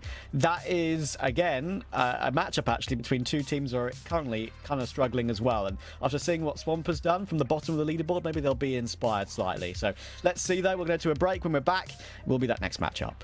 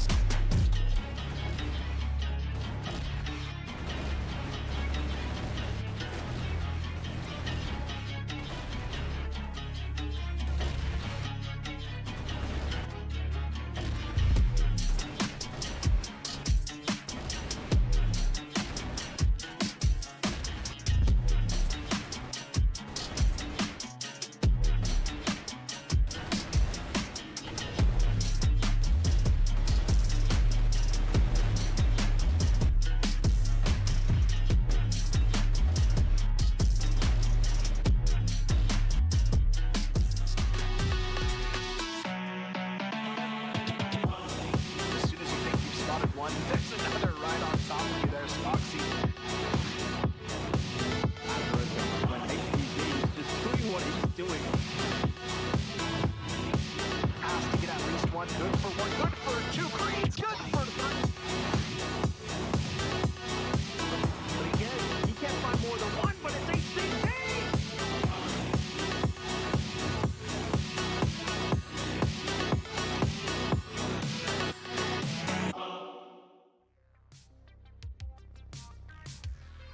We're back. 2-2-0 so far today in, has to be said, two very different fashions over the course of those two series. But North America gets a win thanks to Swamp. And now once again we go into a matchup between two of the, it's fair to say, lower ranked teams so far in this group stage. But there is a bit of a differential between these two, Jordan, right? Because TBI, they've had multiple losses so far. They're only on 4 points, whereas unKnights have had a couple of ties. In fact, so far their record has been kind of dominated by ties. So they're on 7 points, looking to try and push into that next rank above. I think unKnights will probably be the favourites because of that, but you never know. It's been a bit of a different day so far. Well, I think the thing you have to remember about unKnights is that this has been an uncharacteristically poor season for them. Go back to last season, they finished the group stage in 4th place, but they, ultimately didn't do too poorly for themselves. They were able to sort of push it all the way into that grand final. They managed to make it into the grand final against 3BL, where they did lose 3-2, so it didn't quite manage to make it all the way, but they finished top 2 in the last season of CFWL. So yeah, to see them in 6th, it's a bit surprising, honestly, and I'm not really sure what to put that one down to. I mean, look, 1-1 against 3BL at the end of last week, and I think you can say a 1-1 against LCK. That's more than acceptable. They also dropped a map against Anubis and GV, which starts to look a little bit worse after having now seen GV get 2-0'd by Swamp Gaming. But, maybe whatever, things just not quite coming together 100%. You've still got the latter half of the season to kind of make it work. The thing is going to be, though, you absolutely cannot be affording to drop any maps here against TBI. TBI was the team that finished at the bottom of the scoreboard last season. They didn't look very competitive. They haven't really looked competitive so far in this season either. So, if you're unKnights, this is a 2-0 every day of the week. Otherwise, you're disappointed. Yeah, absolutely. And as I've mentioned, I'm not exactly an OG when it comes to CrossFire. I'm pretty new to the scene. But what I do remember is when I stood in to do a cast with in last season's group stage, I did cover unKnights, and the two players that they have at the moment in Pietro and Alucard, I covered both of those two players, and I enjoyed seeing what they could do very, very much. Pietro, of course, flying the flag for Belgium in this particular group stage. So, yeah, I honestly was big enjoyers of those two. I'm looking to see more of that today. I'm hopeful because I think they are, without a doubt, the better team. They should be taking this 1-2-0. As you say, bit of a surprise there, lower ranks so far this season. So for me, I think they'll take it 2-0. Depends, of course. Maybe if we've seen some odd results today, haven't we? We've seen Swamp Gaming get the 2-0 when it perhaps wasn't expected. 3BL winning was expected, maybe not in the fashion they won. It was a lot closer than we thought. So you never know. Yeah, I think for me, I don't know what it is. CrossFire always seems to be a pretty difficult game to predict. Even when it's the top team against one of the weaker teams, you often sort of see a close map here or there. So I just sort of take it as it comes, in a sense. And I think that's kind of what we're going to have to get here from unKnights and TBI as well. There's no expectation that TBI is not going to be able to at least compete in this matchup. So I'll give them at least some of the benefit of the doubt. I'm going to have a look back and see how things went for these two teams when they played against each other last season. It's going to take me a little bit to quickly find that result. 1-1 in their first matchup. They played Port and Ankara. unKnights 10-1 to Ankara. We've got Ankara again tonight, so there is that to think about. And then they were able to 2-0 them at the end on Port and Compound. They 10-1 them on Compound. So actually on both of the maps that we're going to play tonight, they've had favorable results against TBI. And look, there was some roster changes coming from Season 1 of this year to Season 2, but nothing too major to say that they're not the same core rosters at least. So again, unKnights, I think definitely should be winning this. I think they should be winning it quite comfortably as well. I do believe their position on the standings is a little bit of a fake out, so hopefully they can do something to improve on it today. We shall see. unKnights, though, obviously go into it as the favourites. And as I said, two of the players that I remember from covering a couple of games from last season, Pietro and Alucard, they performed well when I last watched them. So let's see if that remains a constant. I do remember seeing Gainer and Booker as well when I did that match, a couple of those matches last season. So keep an eye on them as well. But yeah, it's unKnights. Do have better results this season so far. Oh, Pietro's trying to be a bit cheeky with it. Just drops into the open. I think he knew that Gainer, or at least another player, was about to run him down, but tries to at least get himself his one, and he does. Yeah, I think in that position you definitely do need to be getting at least one. Always looks a little bit silly if you push out on your own and go down for free. It's like, well, yeah, you got some info, but not about whether it was worth it or not. In this case, yeah, fair enough from Pietro. Minute 10 on the clock, though, the information starts to become less valuable as the time ticks away because TBI, well, they could be anywhere at this point in time. So unKnights need to go searching for some more, and they do get it in the form of an engagement against Gainer. Not able to finish him off, though. Kiko also having a bit of a look, and that is a nice, sharp shot to start things off for the series for Kiko. Beck's in there for one as well, and Alucard's got the info, surely, that the push is coming through here. He was maybe a little bit taken aback by the pace of King, but end of the day, this is still looking pretty comfortable for unKnights. Oh. Dirty should be getting shot in the back. Maybe a little bit of communication breakdown for unKnights there, as it took a little too long for that one, but end of the day, comfortable round win on the board. Yeah, a little bit awkward at the end as he ran out of ammunition on the sidearm, but yeah, no worries. Straight into the next round. I did get run over there. I thought for a second an opportunity for TBI to recover things. There's too many players in position for unKnights.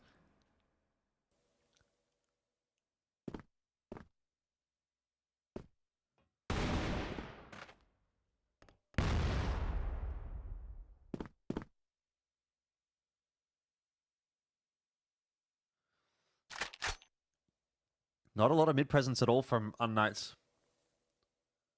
So Alucard's got a bit of a job to do here. He's going to have to watch the mid-con and GR spawn.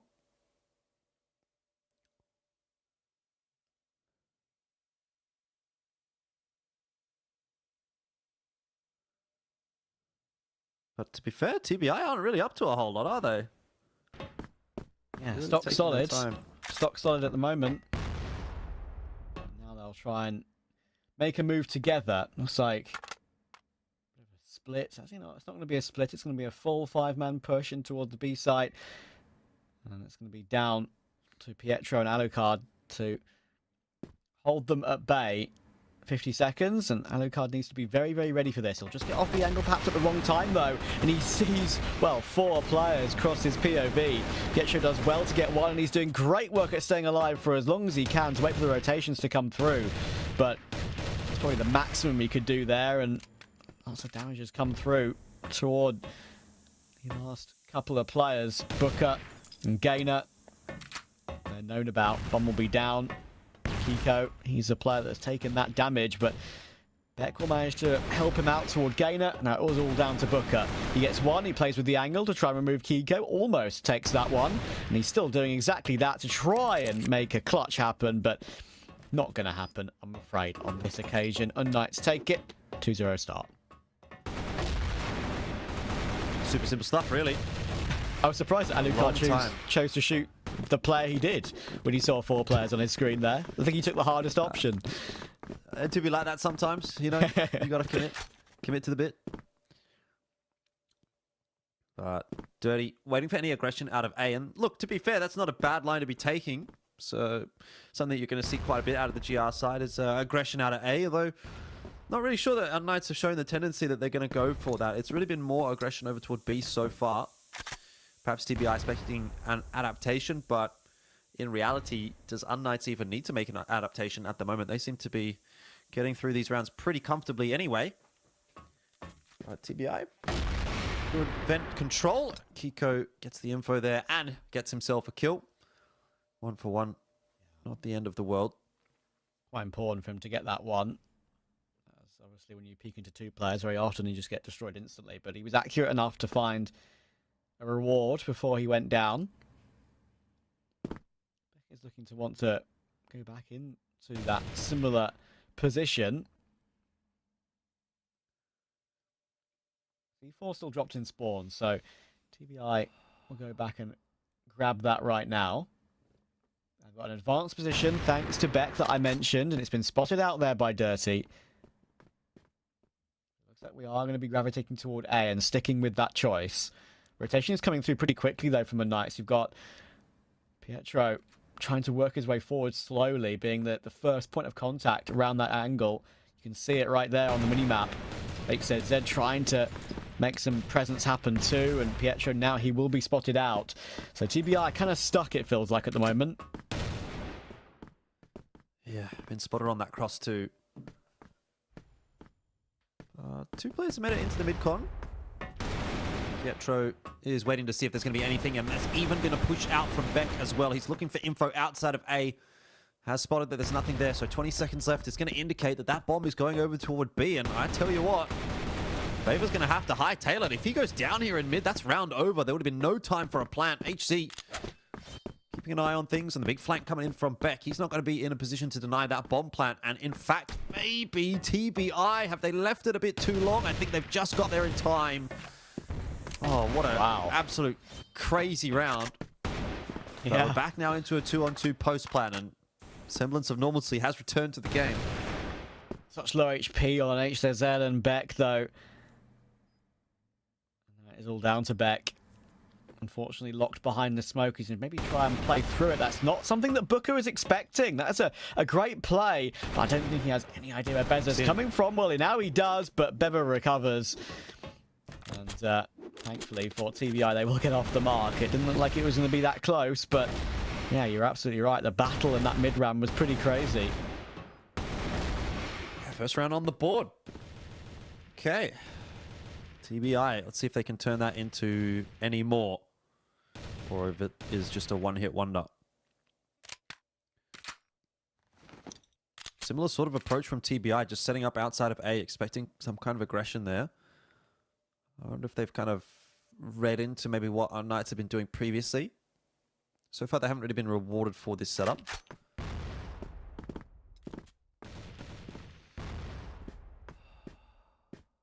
No changes really as far as the approach is concerned for unKnights either. Aggression outside of B.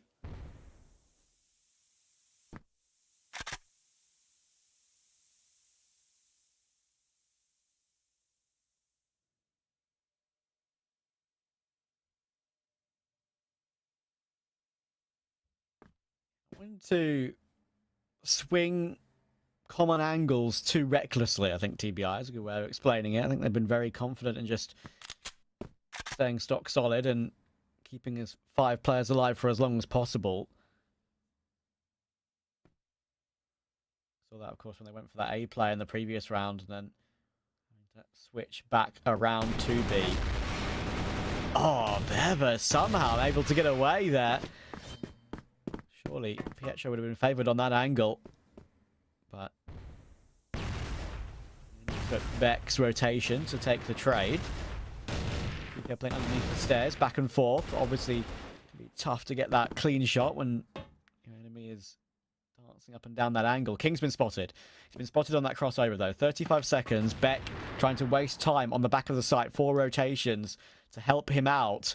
I think he knows what's coming. He hears the footsteps. Nade's coming through. Oh, they're all so blind. Ooh. Goodness me, what a bit of team play that was. But Gainer does respond for that trade. So 3v3, 20 seconds. Alucard waiting to see if he can get that nameplate through the smoke. Not going to spot much out just yet. TBI, they've got to get inside quickly. 10 seconds left. Nade's now going to be tossed on in. Do a pretty significant chunk of damage to Gainer. And unKnights are already pretty quick into the site as well. Gainer might not have been expecting that. Alucard's got himself another one there as well. Kiko for the double. And unKnights up to a 3-1 scoreline. So that's progressing nicely. on the GR side at the moment. Yeah, comfortable for unKnights so far on GR. Comfortable for them. Gainer tries to take an early peak this time in the following round, and maybe that's why they're not confident in those early peaks. Maybe just don't have team play for them because they've been stopped unceremoniously there. I really like the play from unKnights in that previous round when you had Beck trying to waste time on the back of the site. He stayed alive for so long, and then the flash came through, and all three of his enemies in front of him were full blind. I mean, in a different universe, he could have tapped down all three of them, but it's hard to do that on this game, of course.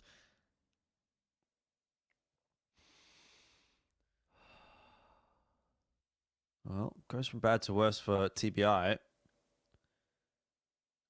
Start things off with a 4-on-5 in this one. So, bit of a job to do to bring it back, though. They've crept up nicely into mid. Going to be scared away by the flash that Beck has thrown in. And in the meanwhile, it's not as if unKnights are being a little too passive. They're being quite proactive, actually, trying to clear out certain angles of the map. And Pietro set up waiting for this push in the tunnel. Got to get his timing right on the peak, though. And TBI having now crossed. Could catch him off guard. He spotted a third one. Yeah, just wasn't expecting them to have already been across. So timing goes a bit awkwardly for him. Alucard, though. Nice quick scope.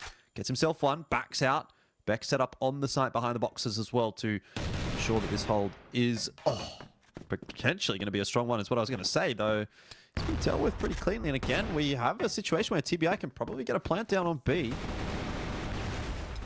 That was a super reaction from Bever there. Very, very quick response to Beck's position. Of course, they knew he was there from some of the previous rounds. But Booker isn't going to be expecting HZZ still in that area, quite far away from where the action's actually going down. So it's going to be down to Dirty and Bever to recover this one for TBI. Alucard, Kiko, and HZZ to try and recover and make their way through together now. And Bever's caught in the open. It's down to Dirty. Nice opening shot. And he knows where the last two players are coming from as well, but he just can't reposition. They leap their way in at cross angles, so it's pretty much impossible for him to get into a position to take a 1v1. Good recovery. That was a nice quick hit from Alucard there. When Pietro got caught off guard, I thought there was a way in, but not to be. It's a nice double swing at the end there from unKnights. You can see the coordination working pretty nicely. Good comms. Comfortable team together. They've been playing together for quite a while now. So it's all working in unison today. 4-1. It was a 10-1 last time they played on this map, so not sure I'm going to go ahead and predict that just yet. But they're on their way. TBI, same kind of approach again through the tunnel in toward B. I mean, to their credit, TBI have been getting a lot of plants. They just haven't really been dealing with these post plants very well. Pietro, he spotted one out. I think he's aware that there's a second player close as well, so he's just going to hightail it. Not a bad shout. Gets back just in time and sets up nicely in the sniper's window. So this is still going to be problems. Apparently TBI getting some entries. Beck needs two. He won't get it. Good trade in there. Pietro still needs to do some more. It's 2-on-3 at the moment. Now it's all down to Kiko. First will come through, but of course now they know exactly where he is. Can he react for another one? King is forced back down off the edge of the site. It's very dangerous now. Has to go to the pistol. He takes one more, and it's all down to Booker. 1 versus 1. Kiko, of course, only 13 HP himself. Oh, goodness, the dance back and forth. He's 4 bullets. Switched to the rifle, as you say, with only a few bullets remaining. And finally, the patience pays off for Booker. He knows he can just wait there and will always have the advantage. Just a matter of waiting for Kiko to make the first move, and he did just that. Yeah, he just had so much time to play with as well. There's like 45, 50 seconds. So there's no real need for Booker to make any moves. You take 35, 40 seconds off of that timer, though, and he could have been the one in a bit more of an awkward spot, but not to be this time around. So 4-2 starts to look a little better for TBI. None of these rounds have been particularly quick, though, from TBI. I'm interested to see if they're going to throw anything a little bit different in the mix.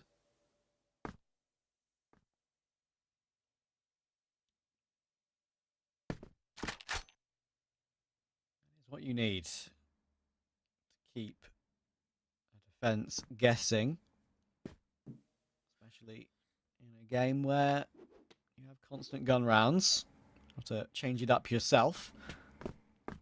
Wanted me to switch things around and maybe force the team into something a little bit different.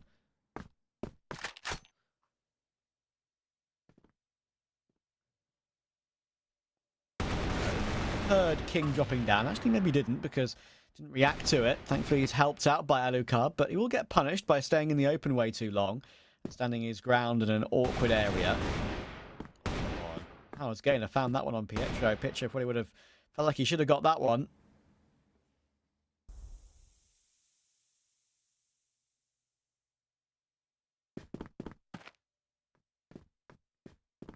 Gonna have to see a little bit of a push from Becker out on that B side of the map, it seems. unKnights have to find a way to equalize the numbers or get a positional advantage, and honestly, the hole is there for Beck to try to exploit. Could come in from behind. Maybe that window has closed now. And he'll just set up inside of Hotel, wait for that push into B. Seems to be the bomb site that TBI are more than happy to finish on. There'll be another bomb plant. If Beck can at least get one here, bring it back to 3-on-3. You might back unKnights in that retake. They've done it a few times. Yep. Wasn't quite so lucky. Dirty will get some information on Beck's position and realise, yeah, it's probably not smart for me to just heads up fight that one. So he'll hop away, play the defensive angle, get all the utility down he possibly can. This just makes it borderline impossible now for unKnights. Dirty is in position, he'll take his one, but a good recovery. Problem is the time, and Booker is just not going to be checked. Alucard now has to force his way forward, and he will find that kill, but defusing the bomb is going to be the biggest issue. But hang on, can he hold that behind the corner? Has he got time for it? I think he does! Oh my goodness. No. How has he got away with that? Oh no, that's just not it. Wasn't planted for him. No. Yeah. Well, beggars can't be choosers, and I guess this is the thing where, like, sometimes, you know, when you're one of those weaker teams in the region, these things happen, okay? TBI and unKnight are being able to exploit that. Bit more experience, bit more comfort, confidence maybe. Things going their way, 5-2. TBI are going to have to find a way to sort of brush that off. Yeah, such a frustrating one. C4 couldn't have been planted in a worse position at the end there for them. Car winning the all-important duel. On the corner of the window there on the wood to try and not be spotted, but as soon as he falls off, he gets removed by Booker straight away. So that's full site control. It's a pretty interesting setup from unKnights, just having only the one player over there. Obviously, it hasn't worked out this time around.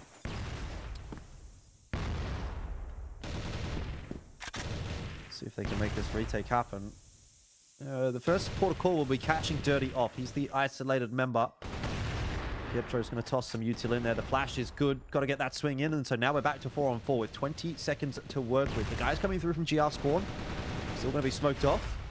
But TBI haven't really gotten off the site. So now they're stuck in somewhat of a crossfire for the moment. Perhaps the push comes a little too late, though, from the GR spawn members of unKnights. And so TBI get themselves a third. Yeah, it was a good team playing that one. They found the one kill that was necessary, made sure they didn't get multi-frags, and got site control as a reward for it straight away, and this time held it down. No awkward plant spots in this one.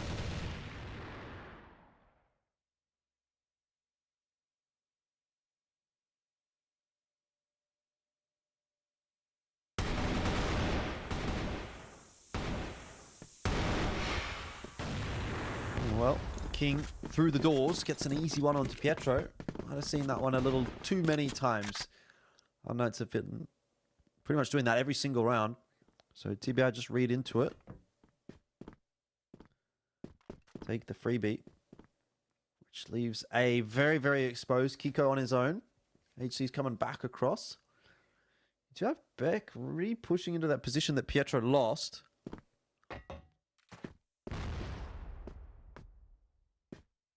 Yeah, Pietro is struggling slightly in holding down his position so far in this game. A lot of assists, but hasn't been able to finish his dinner on a couple of those. That's quite a pivotal position on the map as well on the GR side. He will move his way forward, making a lot of noise in the vents though, and Gainer will hear all of that.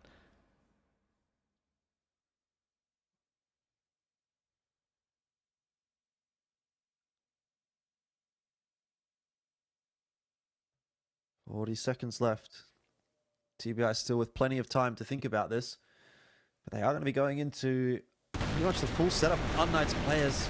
Alucard missing that first shot. Won't make the same mistake for the second. It's the C4 dropped again. Even if they get control of the site, they'd have to go back for the bomb, and it's just not going to happen. unKnights way too strong on the A hold. 6-3. It's a good half scoreline on this map. At least if you're on the unKnights side of the coin. Yeah, that was a really nice hold from Alucard there. Absolutely. This is why I said that I remembered him from the last game I did about 3 or 4 months ago. He was always solid in the couple of games I saw him play. Good on the no-scope, good on the quick scopes, good at playing those tight angles. Always seems to get decent numbers. And he'll start off the second half as well.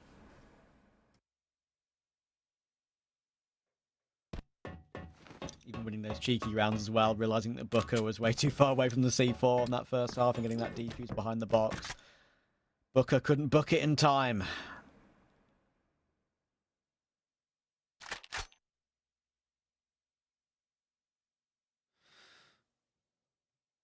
Yeah, it's not the way you want to be starting that second half. And unKnights are just going to pause. Just going to wait and see if TBI go on any kind of expedition themselves, which has very much not been the case. I mean, you do sort of have King kind of exploring the hotel, but not really much going on there beyond the 1 kill, 1-for-1 trade. That's fine as far as unKnights are concerned. And honestly, they even have time to go back over to A if they feel as though they may have drawn in rotation, which they almost definitely have. But they'll commit by the looks of things towards B anyway. Awkward. Zed on the angle, trying to use all of his utility possible. But there are 3 players here for TBI to fight up against this one. They're going to try and launch their way in. Gainer goes aggressive, thinking maybe the players have crossed already. And he only gets 1 from that aggressive play. So it's going to be down to Dirty. He's 1 versus 3. Oh, a lovely first. Quick scope on the angle. And there's 1 low HP player as well here in Beck. They go for a double swing, but actually the high HP player is the one that's been taken down. And it is all down to Beck. The HG's coming in. Oh, touchdown. No. What a clutch. Yeah, very nice. Very nice. TBI needed something like that to get them back in the game. Oh, unKnights will be a bit disappointed by that one. Yeah, that's a frustrator. It's just an awkward call, right? Like, if they go back over to A, that's a free round, but instead they walk into the stack. And they get punished for it.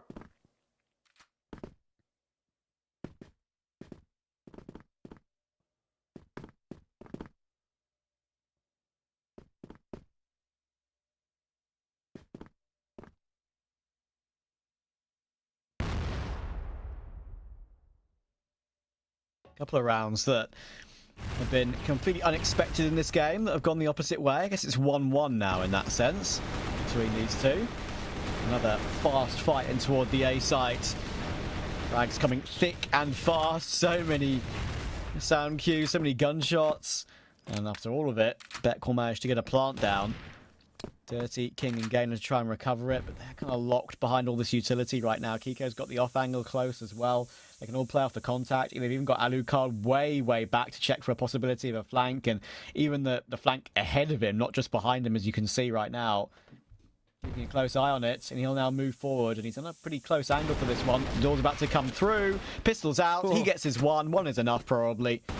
3 versus 2. There's Kiko with his position, working out nicely, and Gainer, he has to sprint in, and there's no time for the defuse anymore anyway.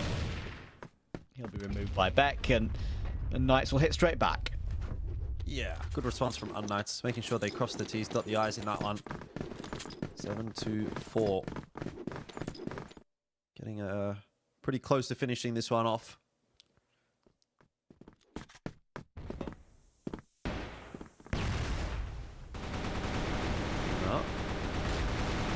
Goes down early on in the piece, and King can't really do much more than just trade down one, which is surely not enough. To have HC watching to see if there's going to be a push out of the A-bomb site in the meanwhile. Nothing doing so far for TBI. They want some info. They're looking for it. Booker at the vents position at the moment, and Dirty sort of floating around. It's got lots of angles to watch. I think they'll know how much damage they've done to Kiko as well, so it's frustrating that they'll know that one is untraded.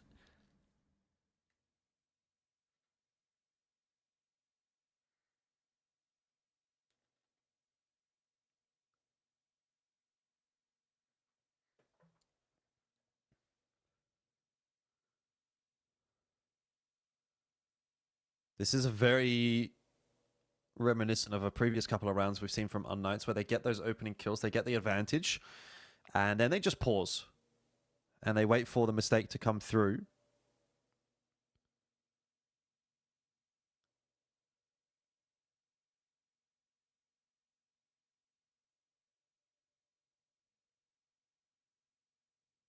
Yeah, there's so much time in the round to use. You may as well make the most of it. Some noise will be made here. Booker is on that close angle. Is it properly cleared by HZ? It absolutely is, but Booker is faster on the trigger. Back into a 3 versus 3. We know that Kiko, of course, is incredibly low, but that is a nice run down by Pietro. Booker didn't realize he could be that close. Spotted out by Dirty, but this is a very awkward adjustment, and he just can't pull out his gun in time.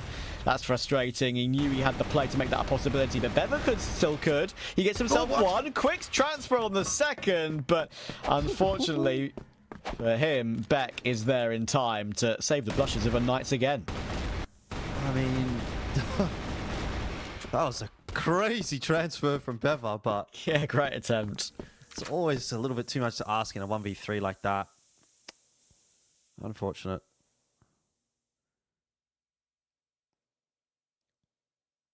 Eight to 4.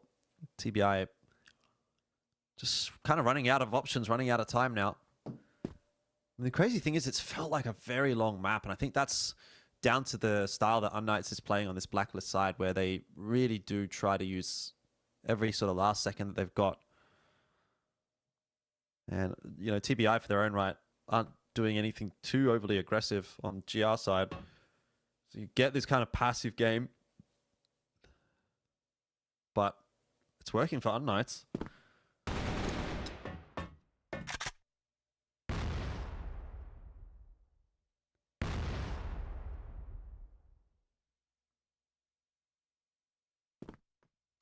So far proving why they are the better team. Might be in very similar positions in the group, but the problem is that the points tally is certainly a little bit different between these two. TBI only with, I think it's 4, and unKnights with 7. Knights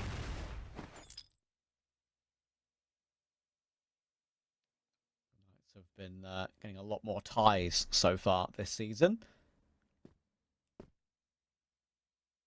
Again, they have a 5v3 to work with here. Just 2 rounds away from this opening map. Bever will be spotted. Actually, he does swing very aggressively in there for the first, and does really well to take a second as well, but you do question whether that was enough. He probably needed to make it a ridiculous triple to give his teammates a chance, you would think. Little flank coming in here from HZ as well. They've got Dirty kind of locked in that position. He should be relatively screwed. Pietro actually crosses the angle a bit dangerously.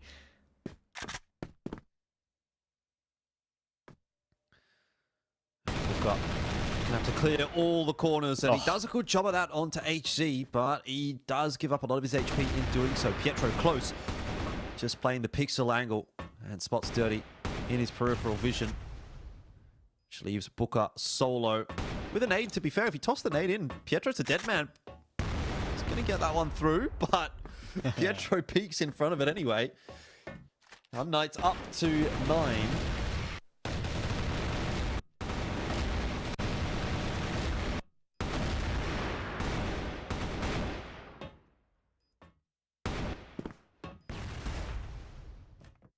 Yeah, some smiles on faces now. They know that they are very close to making another comfortable win come through.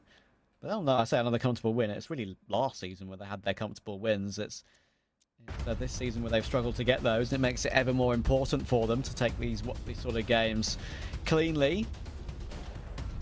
Discussions going on there in the TBI camp. Vaguely heated. It's strange to call a attack timeout now. Like, it's a bit too little too late, is it not? Like, you've only got one round to play with. If you were going to have a chat, maybe you should have done it 2 or 3 rounds ago, and then there might have been something more in it. That would be my thinking, at least. I would agree with that. Too little, too late. It kind of reeks of. Say.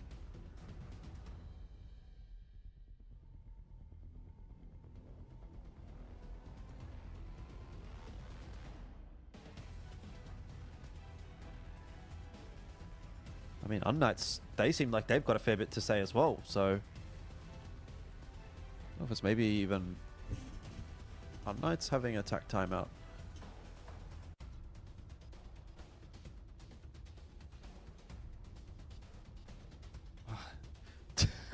Some frustrated looking faces here for TBI. Yeah, that seems like they are, it's not calm.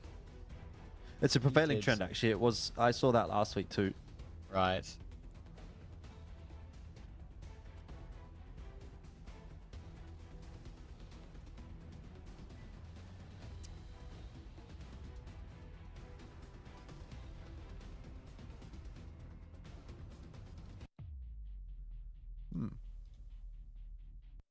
Well, it's really hard to gauge about how players actually are feeling in these sort of moments, but I think facial expressions kind of do tell a lot. Some people are very poker faced, some people aren't.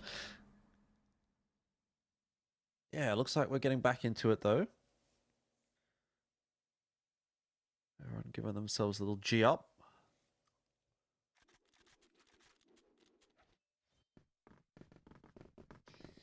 So, off we go.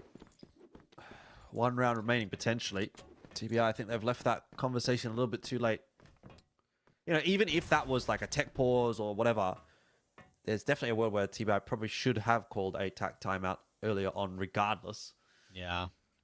So it's not even a moot point, I don't think.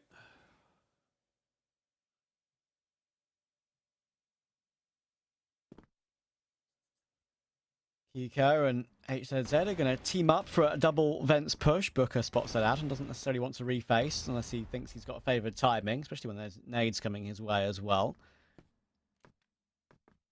But, I'll stay stock solid in that one for now.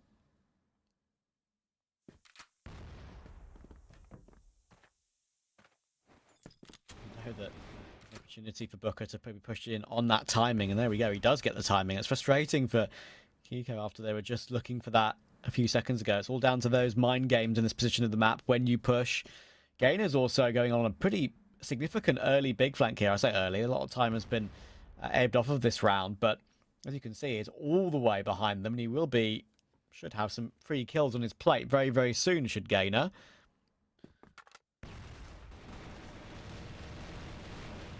Oh, good start for TBI. To be fair, the trades, though, starting to come back on through from unKnights do make it look a little bit more clean, but they haven't figured out King's position just yet. They've got to assume that one's dirty. The trade has to surely come through. HC, he didn't manage to get it, and that has gone a little pear-shaped from unKnights. Didn't clean house enough. Yeah. As I said, Booker find that timing nicely, and then King, as you say, unchecked, does his job, gets his 2 that he needed. Certainly an opportunity for unKnights unKnights to recover that one still, despite the fact that Gainer was on that big flank that I mentioned. It was kind of wasn't activating as fast as I think he could have. But obviously, we have the mini-map. He doesn't necessarily have the intel.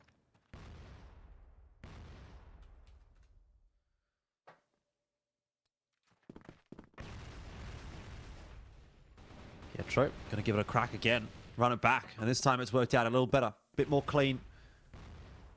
There's nobody else on that side, actually. And behind the smoke here, Pietro's looking for it. Oh, he's actually going to lose that spam war. Alucard kind of needs to win this duel as well. Flash is going to cause some problems for him, and it starts to look a little bit more awkward again for unKnights. This was a good start to the round, but TBI have come up in a big way. Alucard needs to double down right now, and he's not going to be able to do that. Dirty will find the trade, so it's on to HZ. He just does not have any options in this one. Good spam through the smoke. He spots out Dirty as well. This could be the round-winning clutch. Well, the map-winning clutch, I should say, from HC. He'll get a reload off as well. Time on the favoring side of Dirty, though. He's still got enough for the defuse. And so we'll go another. Oh, I think HZ will be really disappointed that that is not his round. He had the timing on the swing. He had what felt like the advantage on swinging behind the fence as well. I think he definitely felt like he took Dirty a little bit by surprise. And TBI get away with another one.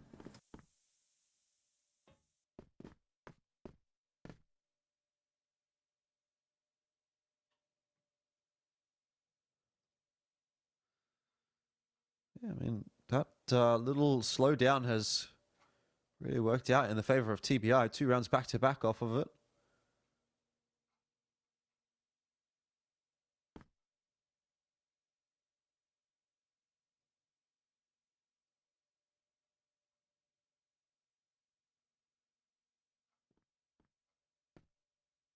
That said, that last round, I mean, that probably should have been unKnights, and they're going to give it another crack. They feel like they've still got something to prove on this A-bomb site.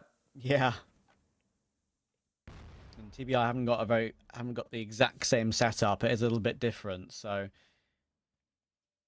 one on the B site itself, one pushed up, as you can see, in Gainer. Very confident and comfortable in going for those aggressions outside that position, but it's now down to unKnights to push forward and try and get this one done and dusted. It's a good start. Comes up a 4 versus 3.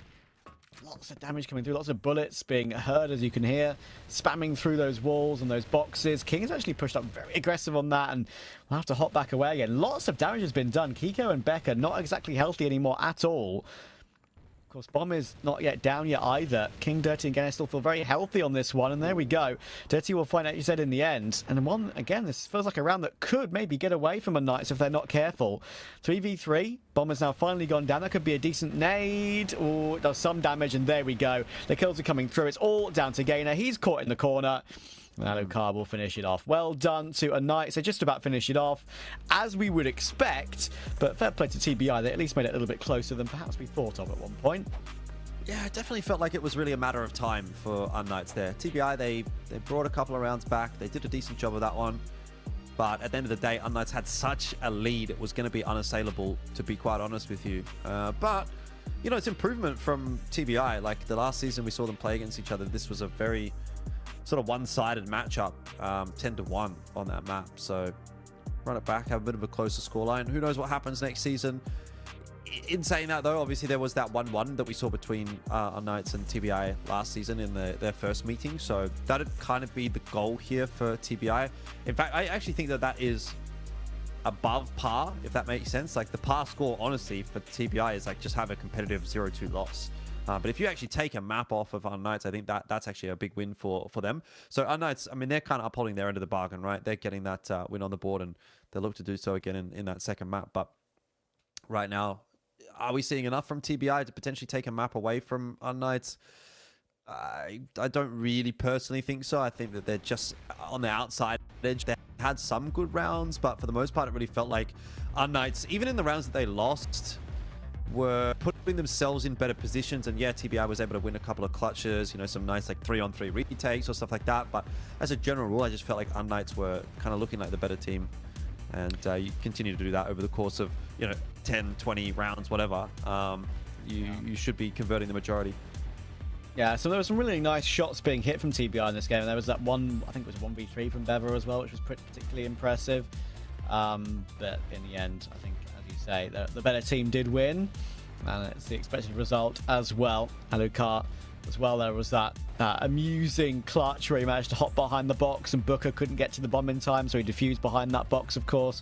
Probably should have been around that Booker was able to win for his team, but that went awry, and it's those sort of awkward ones that can not necessarily spiral, but can definitely compound the result in the end. There's that nade that had that touchdown on toward Beck that was particularly nice from Bever. But that was really the main thing they had to shout about in that one.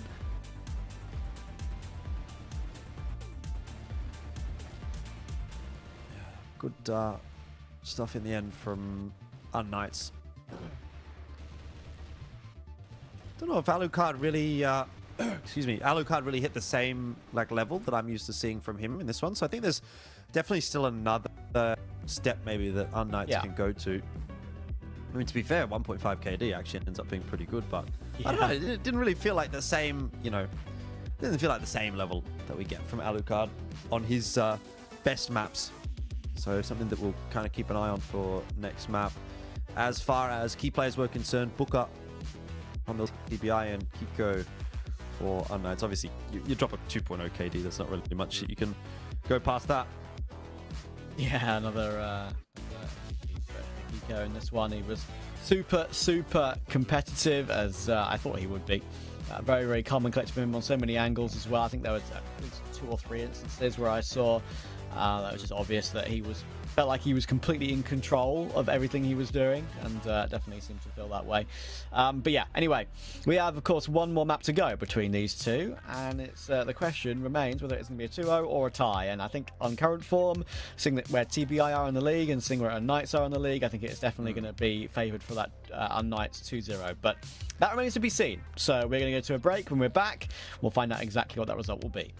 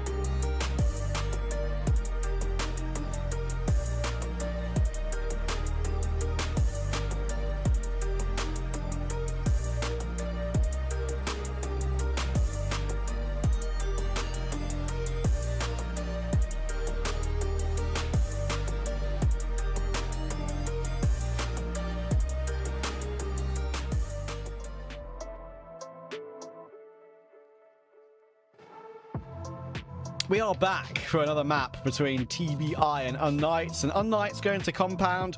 Probably pretty confident of a 2-0 here, Jordan. Yeah. Well, you'd have to imagine so, but let's not get too far ahead of ourselves. Maybe TBI can pull off something pretty impressive. And they're on to that blacklist side here on compound. Maybe just waiting to see if there's going to be any push from any of the unKnights members, but nothing too over-aggressive. It's very much the style of unKnights. I think they're very by-the-book kind of a team, right? They don't really want to throw too many spanners in the works. And so we'll just see them play quite the passive GR side. And even, to be honest, their blacklist side as well. It's very just sort of default heavy, slow things down, use the time available.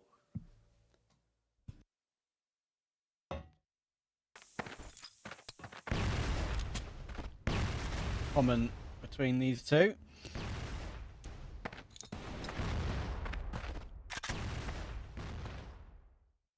Beck will take another chunk of nade damage there.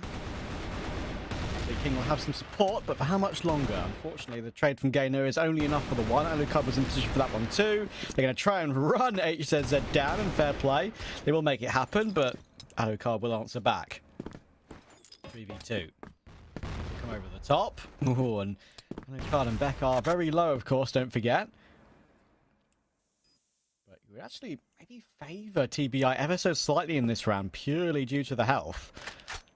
Yeah, I mean, it's a difficult site to retake as well. No util for unKnights. Someone's going to have to hit a clean entry. I think that's going to be the key thing here for unKnights, and that's not at all what has happened. Beck actually had a bit of a timing there maybe, but TBI get through that one without too much discomfort in the end. So 1-0, TBI start the map well. And unKnights with the customary nades down mid. Ooh, they've actually done a lot of damage with those. Expecting the boost. Dirty and Gainer eating both nades.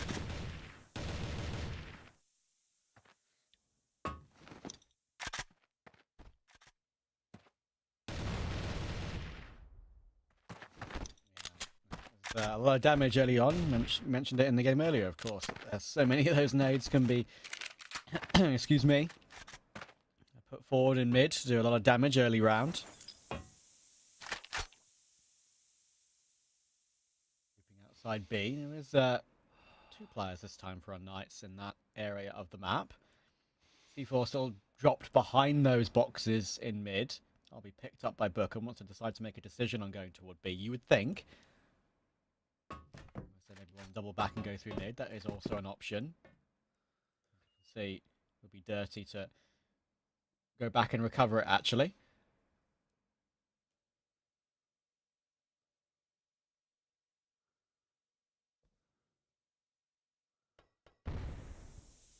There's the re-smoke as well. Might delay TBI a little bit longer. Could also decide to try to be pushed through it on a timing, and that could perhaps catch off on Knights. Pietro and HZZ will team up for the first. Kiko does find his, but there's Dirty.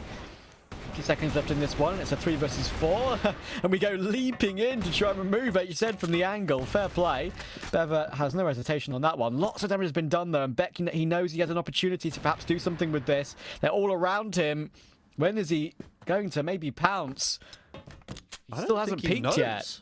Yeah, he still hasn't peaked yet. They still haven't found each other yet. And until finally Gainer finds him. That looks so unlikely that it would have been him to get the kill. I thought Beck had the perfect trigger discipline play in that situation. But I guess not. And now Alucard is 1v2. Yeah, neither of them saw one another. That's just unbelievable. Well, winnable round definitely for Alucard. Gainer is quite low. Gonna swap out for the rifle. But he's going to have to get a bit of a wriggle on. Only 20 seconds left, and he's going to be aware of where Gainer is, roughly speaking, on the site. There's just only so many places you can be, but you can dance around these server racks really nicely. And even if would he have found Gainer, like, Dirty's in such a good post-plant position that almost felt unwinnable in the end. And I wonder, how did that all fall apart? Yeah, I actually didn't see, and we didn't see on the replay either, where exactly Beck went down, how exactly he went down, because he had everything in the palm of his hand, it felt like there. He probably would have been saying to his teammates, well, look, don't peek. I know exactly what's going on here. Everyone's around me. I can make the play to maybe seal this one. But, yeah, as you say, even though he wasn't checked, he got found by Gainer, and Gainer in the end completely closed it all out. 4 kills to start this game for him.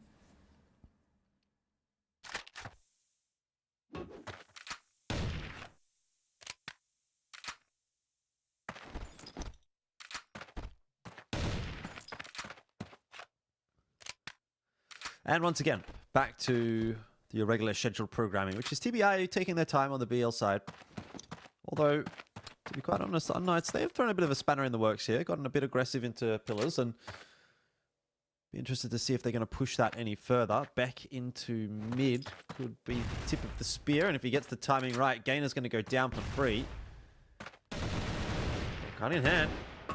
Gainer definitely not doing any going down for free at the moment. He's 5-1. We'll get at least one body on his way out.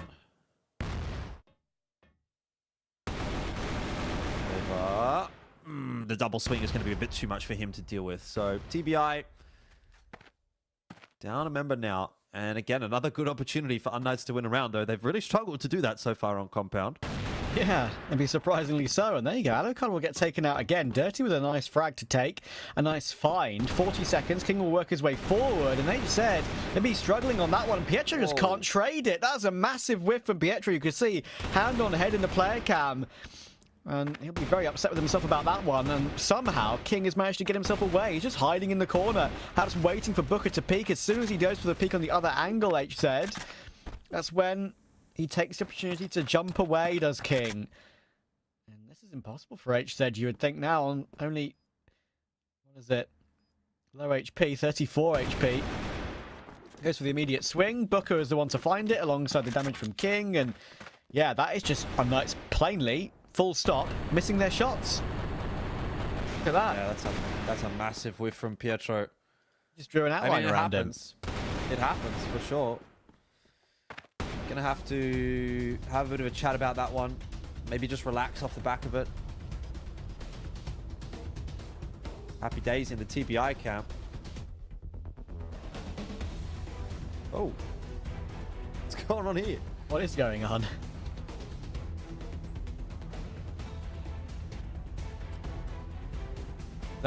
Is that a coach? I can't even see. The camera's so dark. I think the player on the bottom right has gotten up. That's what I thought, because I can see the chair like moving on the left. Yeah. So I was like, that has to be him, right? Because these teams occasionally do have coaches, right? They're not allowed in the server, obviously, but yeah. Pietro, what's he up to? Waking himself up, maybe. Yeah, the Overwatch share has not done him justice on that previous round, sadly. No, definitely not. I like his cupboard, though. If that's any consolation for him after that whiff. Okay. I don't know that it will be, to be quite honest with you, but just to throw it out there. You got to throw it out there when it's a pause, for sure. I love the hand gestures, like discussing the round, and yeah, he's really going deep into it. He is very expressive. Bless him. Passionate, we'll call it. Oh gosh, what is? I don't understand. That's definitely passion. Someone do some lip reading for me.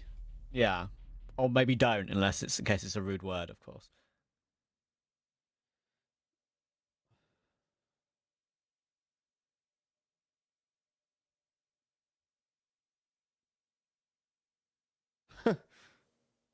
He seems like the hand up to the screen is like saying, "Let me talk, brother. Let me talk." But it seems like he's doing most of the talking anyway. Yeah.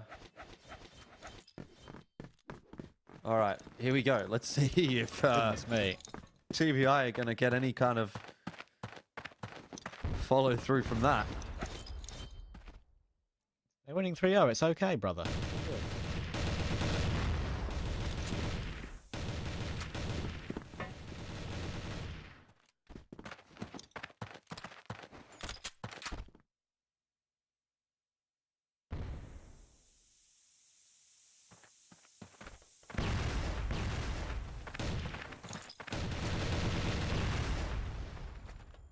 Damn, damage on King was very significant. And in the end, it will be one more nade to finally finish him off. He comes flying in from Alucard. He'll take it and got some control here. Have TBI. Becker's on the angle, but of course there's support for him, so he doesn't need to worry just yet. Being a man up as well, of course.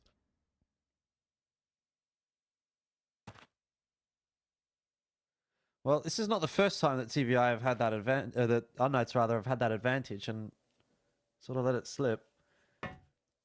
See how Dirty is able to activate. He is in a position of power here. But it seems like all the avenues are cut off. Alucard in one line. Pietro. Bit of an awkward spray from him in the last round. Can't afford that here to bring it back to the 4-on-4. Dirty is looking to activate. Baver making a bit of noise. Draws out the peak. Gainer's got himself one. Still not quite enough from TBI just yet. Dirty nearly doubled down onto Pietro. Surely that extra kill will come through, and it does. C4 is up in the window, but that will be collected quickly, and the plant is possible. Booker's so low. Has to get out in front of that grenade. Changes up his position. Oh, and this is not a particularly commonly held angle, so we'll see if this is maybe going to catch one off.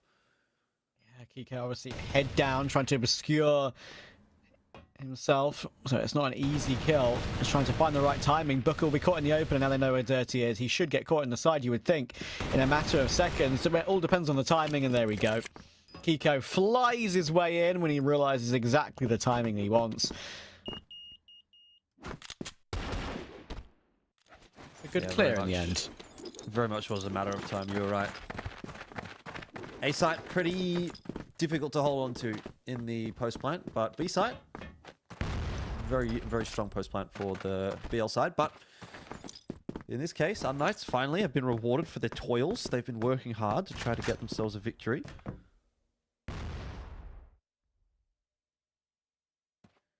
But it is only the first step of many that will be required.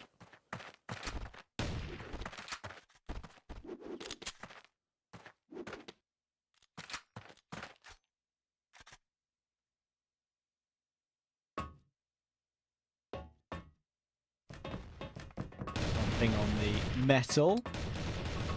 Obvious. This first piece of aggression is coming in toward, with the utility coming in too.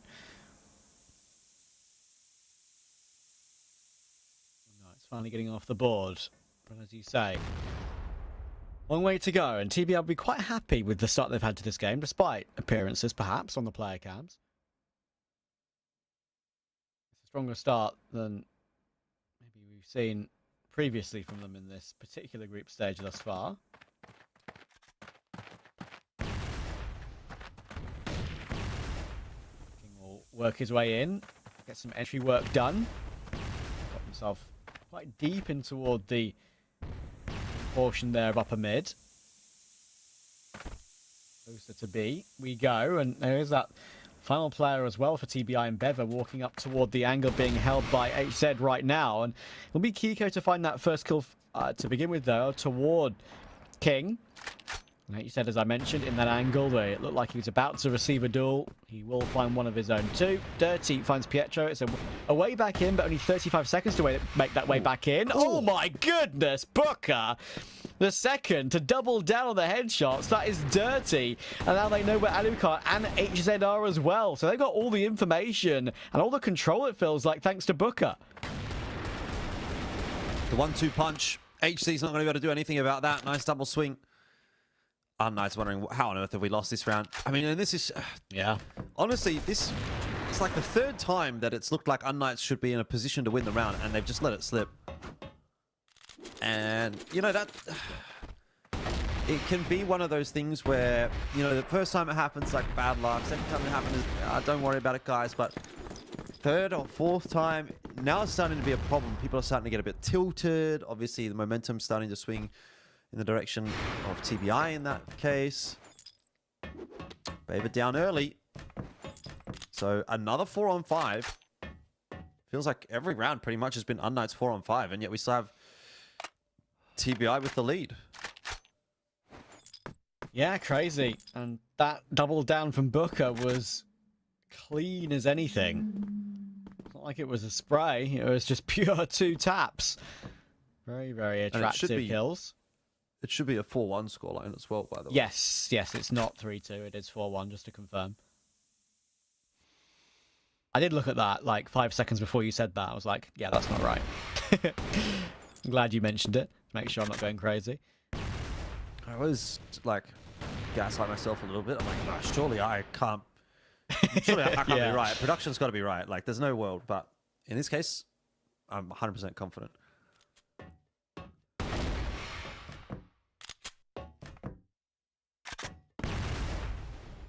Well, either way, this one, perhaps not looking so good for TBI. Yeah. Surely you can't bring this back.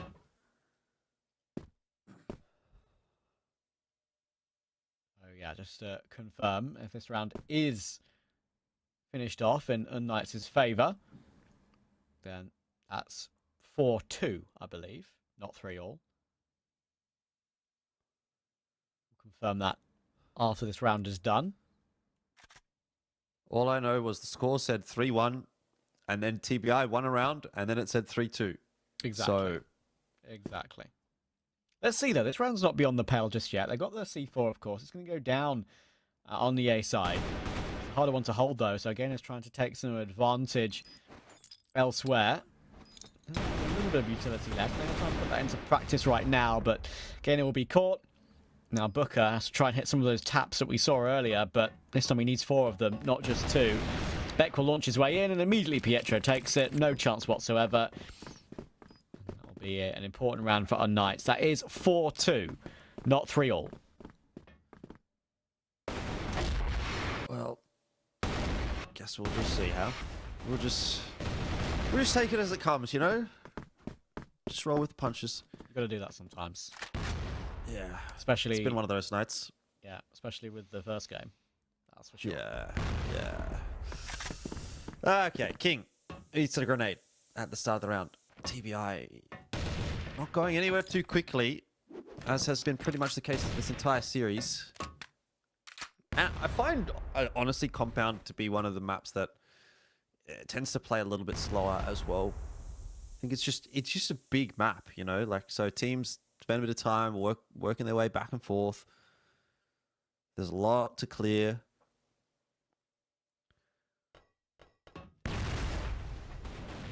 Yeah, go. Tip of the spear here for unKnights. Gonna do a decent job, 1-for-1. HC is feeling that pressure and answering the call quite nicely. Can't get away though. So it ends up being a 3-for-3. Beck gets into the site quickly enough to ensure that no one has made it into B yet. That was nice from HZ, considering the angle. It was probably the worst position it felt like for him there. To react for one with the sidearm at least.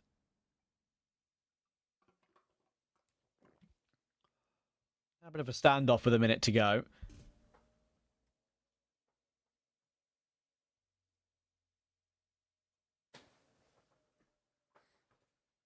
The defense actually for unKnights is quite quite with each other, but they're quite combined. It's not like they've split up at all. Pretty close by, so maybe if they guess incorrectly, they can go for a site take together. But there we go. There's the intel being looked for now by Beck. He's pushed forward toward where the C4 would be as well. If that C4 gets dropped on the ground with 30 seconds to go, then perhaps it could be a problem. But in the end, it's Beck who will find Gainer anyway. So they do team up for that one. And now Booker, he has to get himself away toward the A site. But the question is he going to even be allowed to plant? 9 seconds to get it down. He's going to try and get it in the very back corner, and he will be allowed. Question is, can he set himself up in an after plant? Well, has managed to get out onto long, although it's got to be a fairly straightforward position for unKnights to be aware of. It'll take a little bit of time to clear out the site, but they know that he can't be anywhere else apart from long once they've cleared the site out. So that's when he's going to have to come through together. He's got to hit the shots, and first one was clean, second not quite. So plenty of time for the defuse, and there's the score update that we were expecting to see, 4-3. We're not going crazy, Jordan. It's all good. I can believe myself again. Especially as it's what now for you? What time of day? It's 4 a.m. Goodness me. Yeah. I mean, I'm sure you're used to doing many broadcasts like this at silly hours, but... Well, you can only be so used to it. Let's just say that. True. Silly o'clock is a scary one. I've been there recently for some American games. It's pretty scary. I've been on this time zone for a couple of weeks, but it still gets to, like 3 a.m., 4 a.m., and you're just like, God, I'm tired. Yeah. I get you.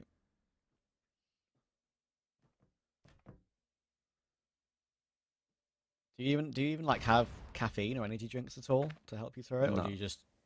No, I don't really do caffeine. I drink tea, but I don't do coffee. What a peak that was from don't do Dirty. energy drinks. Wow. Great peak from Dirty. And actually, I will just say before we get into the nitty gritty of this round, I don't really have energy drinks or coffee at all either. So high five on that one.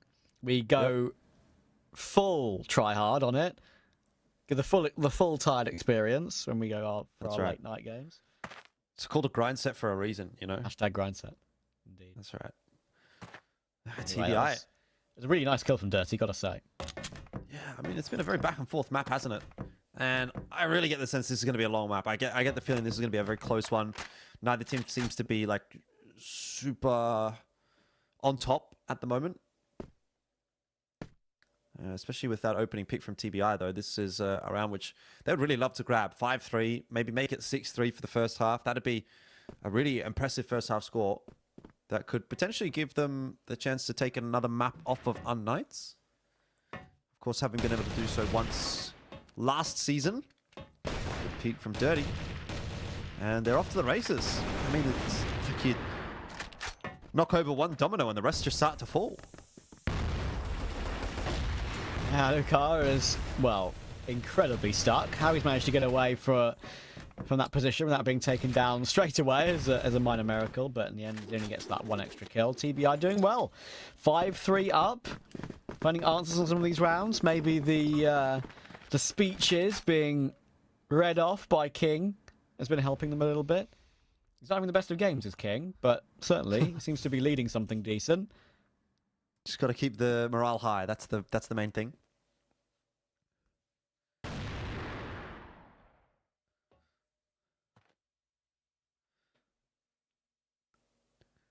unKnights are just not going to show any kind of presence on this GR side, are they? They really do like to play this slow, calm style.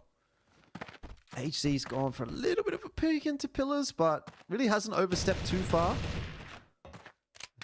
They're very happy to just stay kind of in their territory, if you get my meaning. Right? Like, BL side gets BL territory, GR side gets GR territory at the start of the round. No one's really going to push the issue. Try and catch one another off. Happy to just take it as it comes and wait that timer down if you're TBI.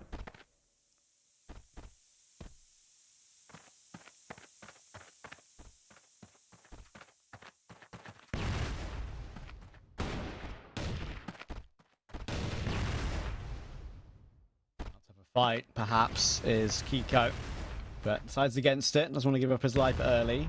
Unlikely that he'd be able to get more than one in a position like that. He knows that there's possibly 2 or 3 players on the other side.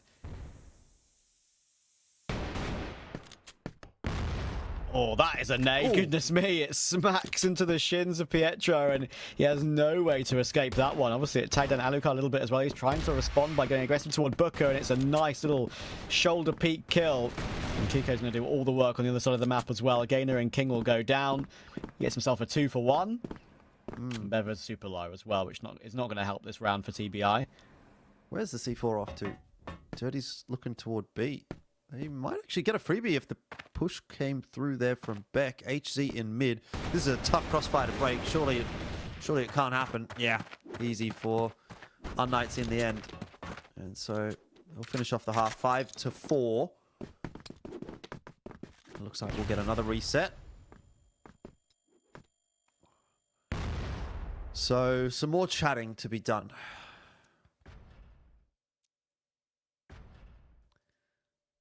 Man, and they've always got something to say, these TBI guys. That I will give them credit for.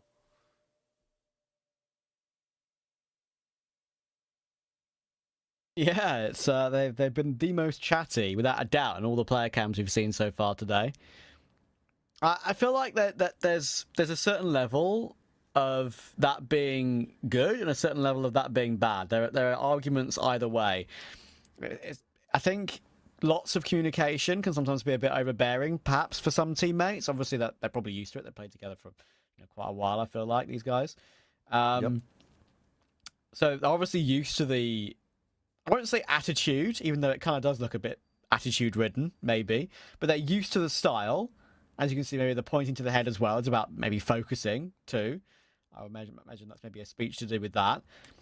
They're definitely used to this, but there's also a level where it can get a little bit too much, I feel like, maybe. And it depends on the player's personalities. As I said, they're probably used to it, but I think if it were me and I was being sort of read the battle script, I think sometimes you can go a little bit too far on those sort of things. But as I said, different strokes for different folks. Yeah, it depends on your vibe. Maybe you're just one of those people that gets really hyped up about that. Maybe everyone gets a turn. Gainer's on it now.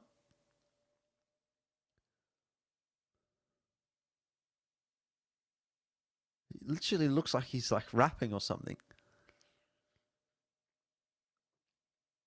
He does. He looks like he put on a beat and he could be rapping. Absolutely. I don't disagree. Rapping for the boys in the halftime break. Imagine he could maybe provide some bangers, to be honest. Imagine some kind of rap with like all the names of his teammates. Lots could rhyme with Booker. Lots could rhyme with Bever and Gainer, because they end with ER and A, of course. Yeah. Dirty is a little bit more difficult, but there's definitely options. Dirty getting flirty. There you go. Hasn't yet hit 30, I assume. I have no idea. But... I mean, that's just off the dome. That's fair play. There you go. 4 a.m. off the dome. Respect. Yeah. Got nothing better to do, hey?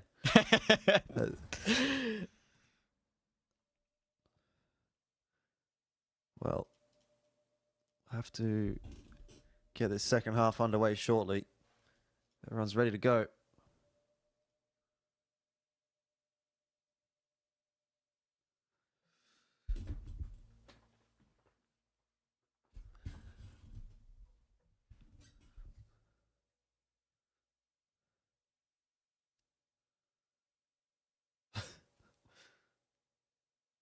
Maybe, you know, the thing is, once you get to the point where TBI have run out of things to say, then you know, yeah, the pause has lasted too long. I mean, to be fair, this has been very entertaining, even just watching these player cams. So I think we're going to have to maybe sort something out in the server, maybe something off camera. So we'll just switch back to our faces for a second, I believe. There we go. Hopefully, we're going to get back on the way quickly. I believe just what everyone wants to see. Just what everyone wants to see, exactly. I don't know. I think it's probably the last thing people will want to see. Our ugly mugs. Speak for yourself. But yeah, it's going to be interesting because after all that conversation, where do you go from here, right? I mean, we're going to have to inquire with our obviously our lovely broadcast support to see what exactly the issue is. There are some tech issues, I believe, which is the reason why we've had to go back to cameras. But yeah, so it seems like TBI were happy to continue to talk, and there are some esports as well, of course, where you're not allowed to talk during technical issues about the next round or what to do next. Obviously we don't know what they were saying, but there are some rules often put into place where that can be a little bit different. But I don't believe that's the case here. Back underway. I think all is good. Yep. TBI with that 5-4 lead, but it's nothing really to write home about. Tell you what, I can guarantee you, though, we're not really going to see much of a change from first half to second half, just in terms of how the rounds play out. unKnights themselves have been proven to be a pretty slow team on that BL side as well. So I don't imagine we're going to be speeding much up here in the second half either.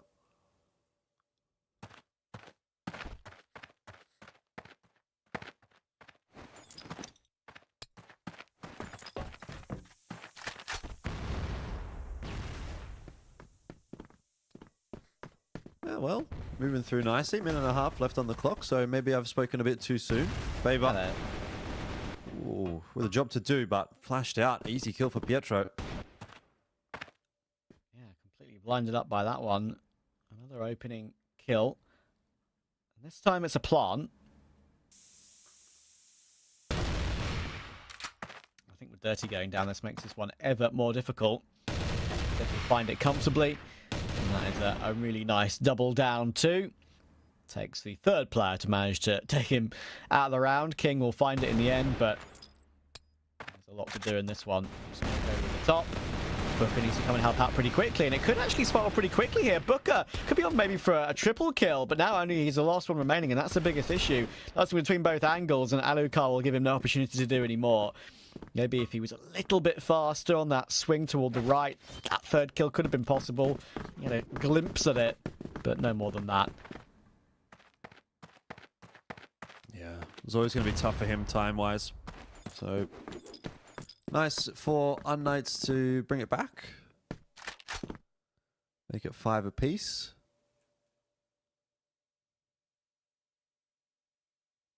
Yeah, scoreboard will be altered accurately back to where we should be.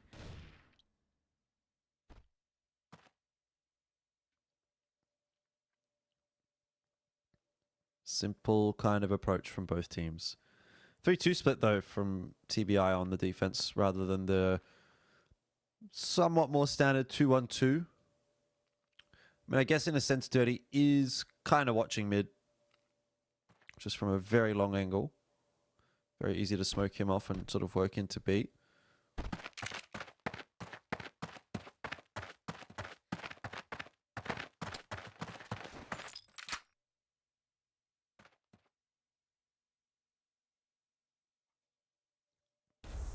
Speaking of which, smoke is going to go in, but it's Gainer this time. And he's going to have a bit of a look into mid. Won't see too much. It's poised to push their way through. Yeah, I was going to say the timing might be pretty bad for him, and he only doesn't get anything done. Dirty, he may have got that one kill from before, but no more than that. Kiko finds King, Booker and Bever, and they are pretty close enough, it feels like, to do much with this. They may be toward that window area, but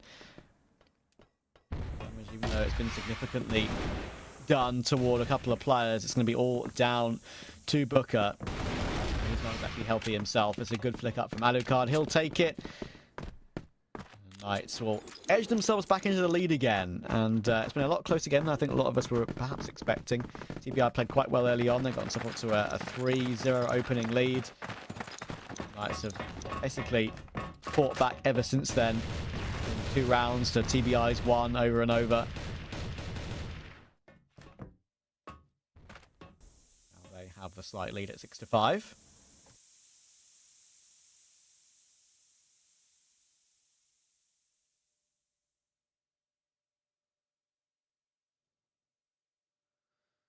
How long will that last?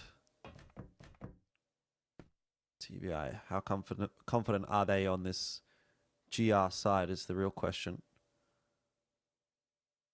Oh, Booker playing with fire. Although, look, Alucard hasn't really been, I'd say, on his best form tonight.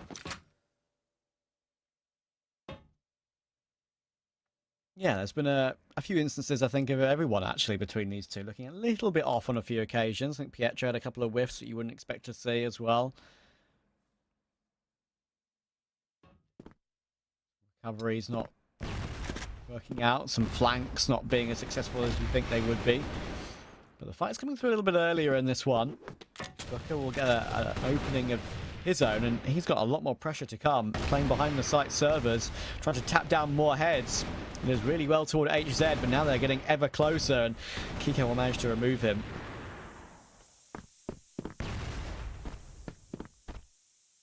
Yeah, it looks like unKnights are starting to flex their muscles a little bit on compound now. C4 still needing to be retrieved. Alucard making that possible quite comfortably, but might lose his life. He's not really aware of Gainer's position there at all, and so he'll be taken down, and that's another one where, like, unKnights 3v2 post plan on B, more or less. And Oh, wow. they might just lose it. Like, and it's not even going to look close. Like, how is Gainer allowed to do that? Goodness me. That just should never be allowed. Yeah, he's just kind of launching his way in and making it work every single time, it feels like, doesn't it? You can see a replay of it now. Booker, to be fair, started it off really nicely. Defended the site as we probably think he should have. Did the best work he could have possibly done. And then Gainer, as we saw there at the end on the replay, just deal with the first. He deals with the second as well. And TBI winning some of these more unlikely rounds, and Knights perhaps something to look back on later, as if to say, well, these ones should be unlosable for us. Yeah. It's probably, I don't know how many rounds you'd say that look like that for unKnights so far, but I'm thinking maybe like, honestly, like 3 or 4 for this map so far, where I've thought, okay, unKnights are in a position to win this probably 60, 70+% of the time, and they don't. So, they'll be kicking themselves a little bit. Gonna run it back, trying to go in through mid to B seems to be the option of choice. Flash there to greet them. And again, Flash to greet Beba as well, and so that makes for an easy entry from Pietro. It's working across the board. That's a bit more like it as far as unKnights are concerned. King has been taken out as well cleanly, so well, that's how you do it, I suppose. That's a lot better. A lot more coordinated there, it felt like. No matter what Booker does, he's not winning this round. He may find Pietro, but now they know where he's run off to. He's only got 12 HP now as well. Nice shot on Kiko. It's an instant headshot, but he's not going to expect Pietro to come and help out with some damage after meet that he got earlier on, and Alucard to finish off the kill. Pietro does get his assist in the end, as we see there. Car, once again, having a decent performance.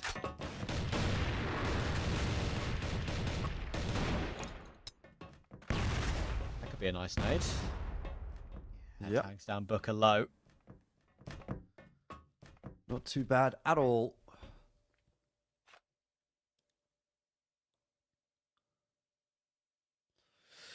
But it's, again, going to be a slow start to the round.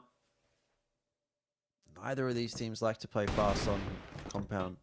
Alucard's going to be set up to try and see if he can find a pick somewhere into pillars, but it won't happen. Again, because TBI are not going to be doing too many crazy things on this GR side.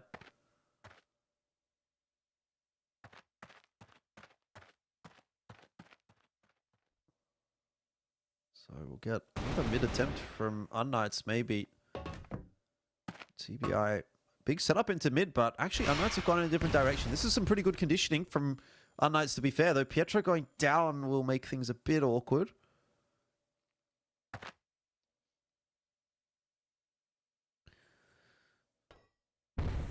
The call is a good one, as long as they don't change it up.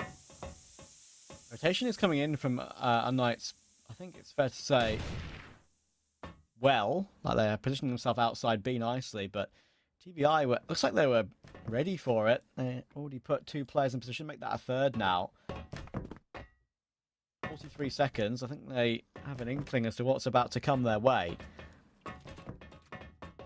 That lurk in mid still, and I think, as you can see, the C4 is now running all the way back with 30 seconds to go, so it's a very, definitely in Crossfire terms, a very late rotation all the way back round to the other side of the map. They're going to choose to go through the A long area too. And Booker, he will get caught, a bit unprepared on that one. 18 seconds to get into the site though, and there still is maybe one player to defend against. It's going to be King. Is he going to fall away? Oh, it might not be good timing on that one. That's actually going to allow them into the site. Might have to be Gainer, and he'll get caught off by HZ. In comes King on position, but he can't actually get one at all there. Only damage, and Bever is on the wrong side of the map. Bomb plants in time. And that is well, I got to say, it's a last second play from unKnights, but it actually works out. Yeah, it was spotted out by Beck as well, so everyone's well aware of where Bever will be coming from. And that'll be an easy finish for unKnights. They push themselves ahead by an extra round, 8-6. It starts to look a little bit more comfortable now. Was hanging in the balance for a moment, though, for sure. Run it back. And Pietro will eat a bunch of nades on his way into mid. how much damage he took. We will see. It's actually not as much as you might think.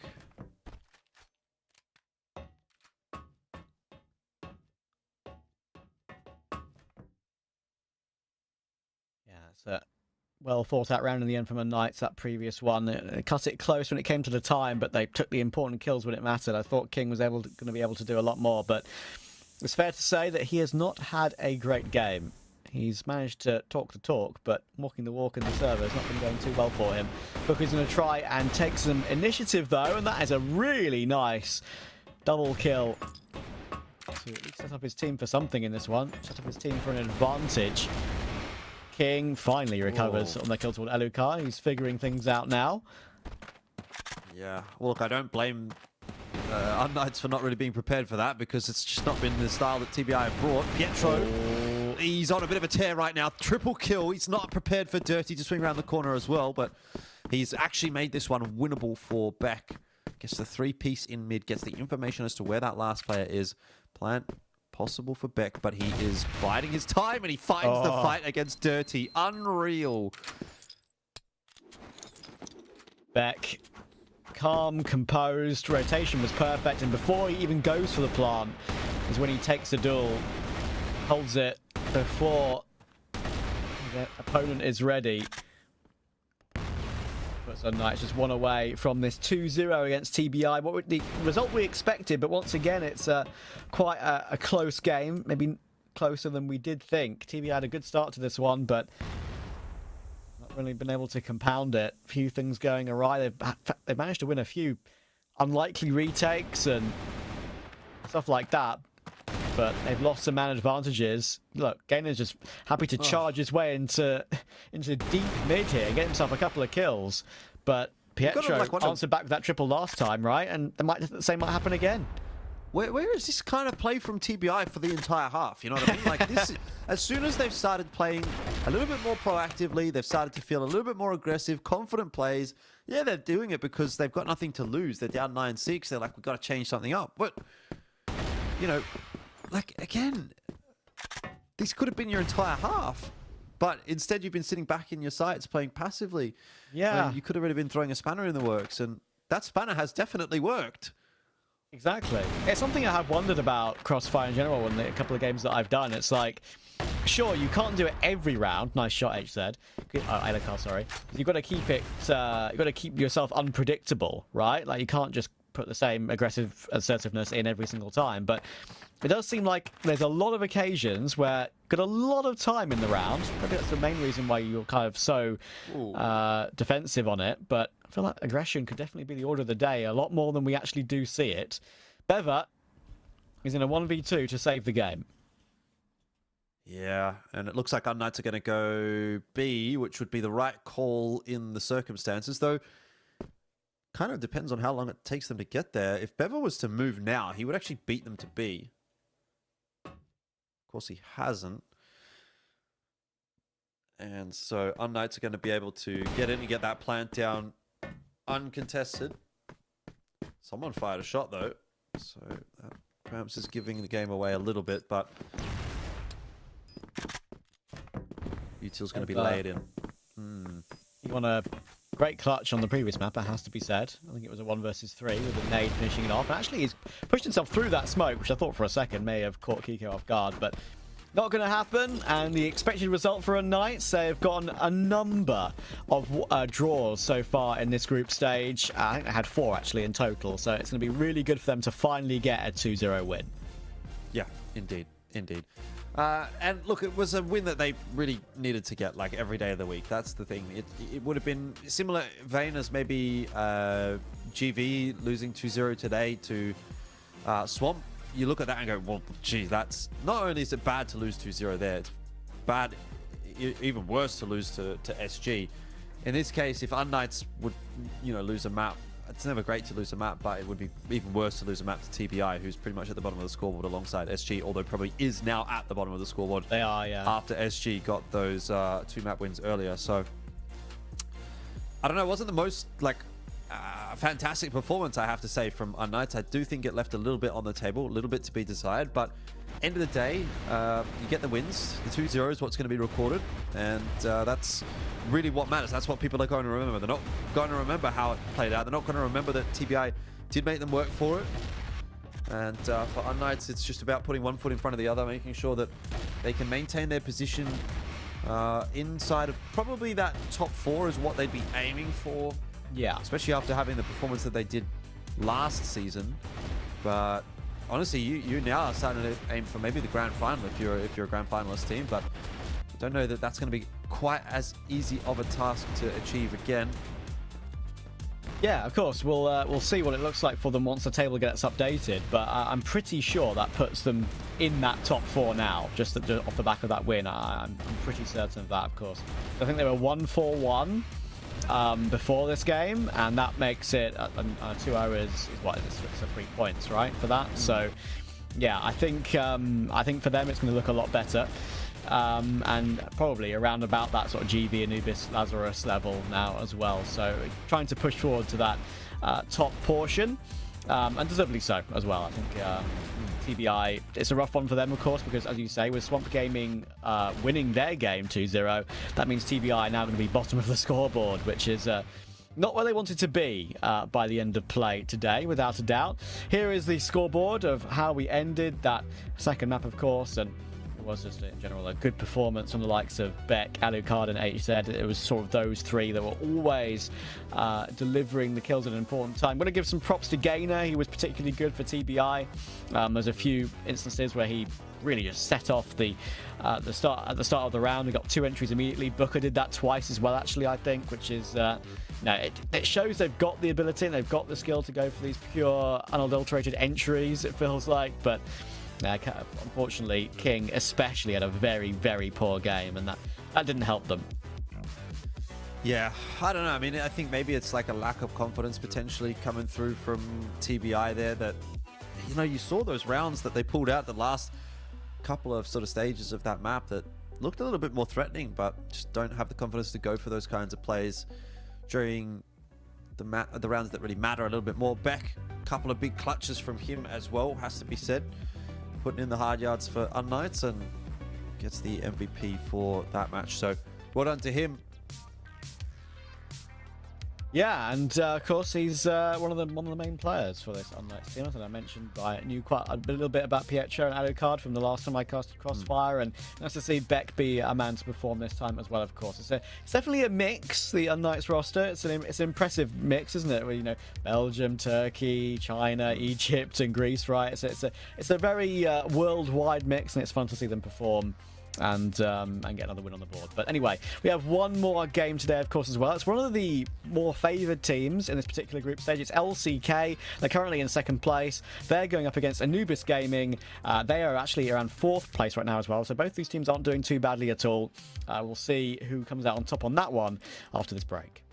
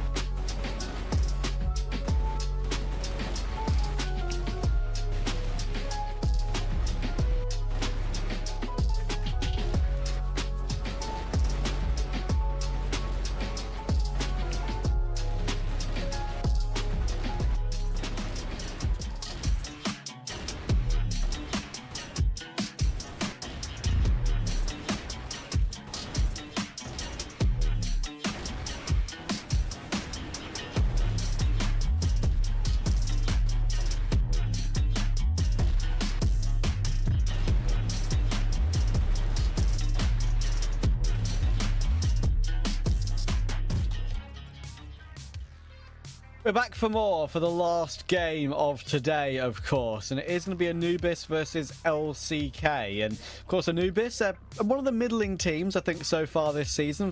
Fair play to them; they haven't looked that bad at all. But LCK are, as we discussed actually in the very first game of the day when we saw 3BL play, probably one of the two favourites at the moment in this particular tournament. And, well, they are second place at the moment. They're looking to try and even themselves up with 3BL on 15 points. So this is an opportunity for them to do that. Yeah, most definitely. A very talented roster. And honestly, I think, they go blow for blow with 3BL on their day. They did miss out a little bit in Season 1. They dropped in that semi-final to unKnights, and that was a bit of a surprising result, honestly, that best of 3. But end of the day, I think they're going to come back here stronger in Season 2, and they've got a lot to prove. They would have expected to have at least been in that grand final, potentially let alone winning that grand final. So, game against Anubis. It should be a 2-0 that they're looking for here. Obviously for LCK, very experienced roster. We've seen them around quite a bit. Anubis still kind of working their way in. But honestly, this Anubis team, I don't half mind them. I think they've got some talent in this roster.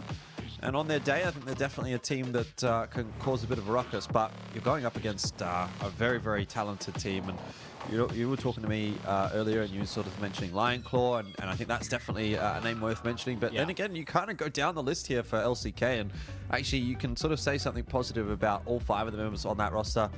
For me, Flex, obviously, he's someone that's been around for a very, very long time. He's always a player to watch.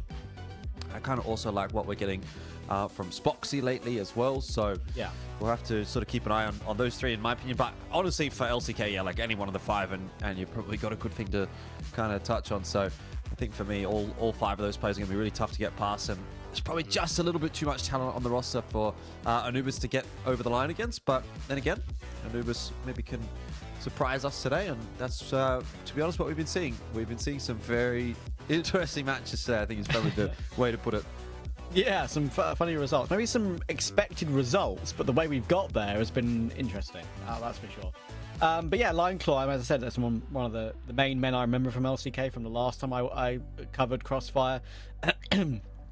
Excuse me.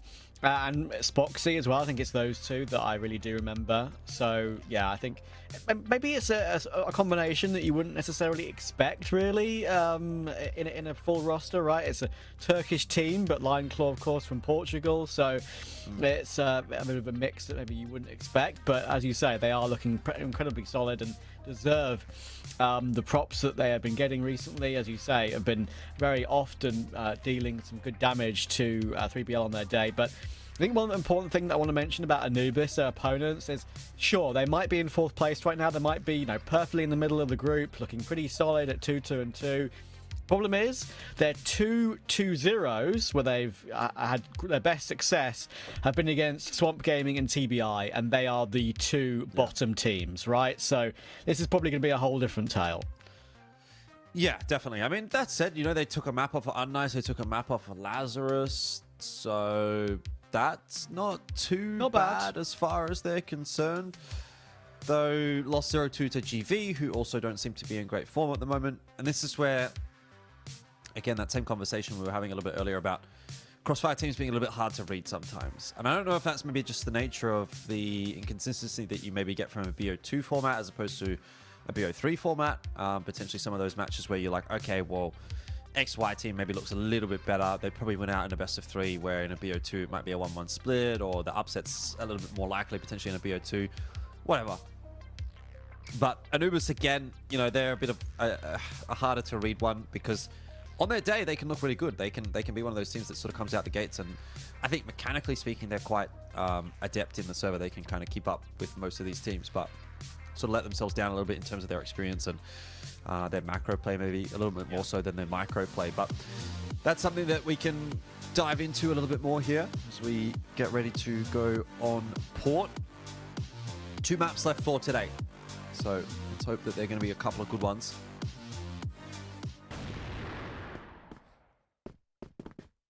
Let's see how one of the favourites of the group stage is looking today. LCK up against Anubis. LCK currently 2nd place, looking to even themselves up on 15 points alongside 3BL.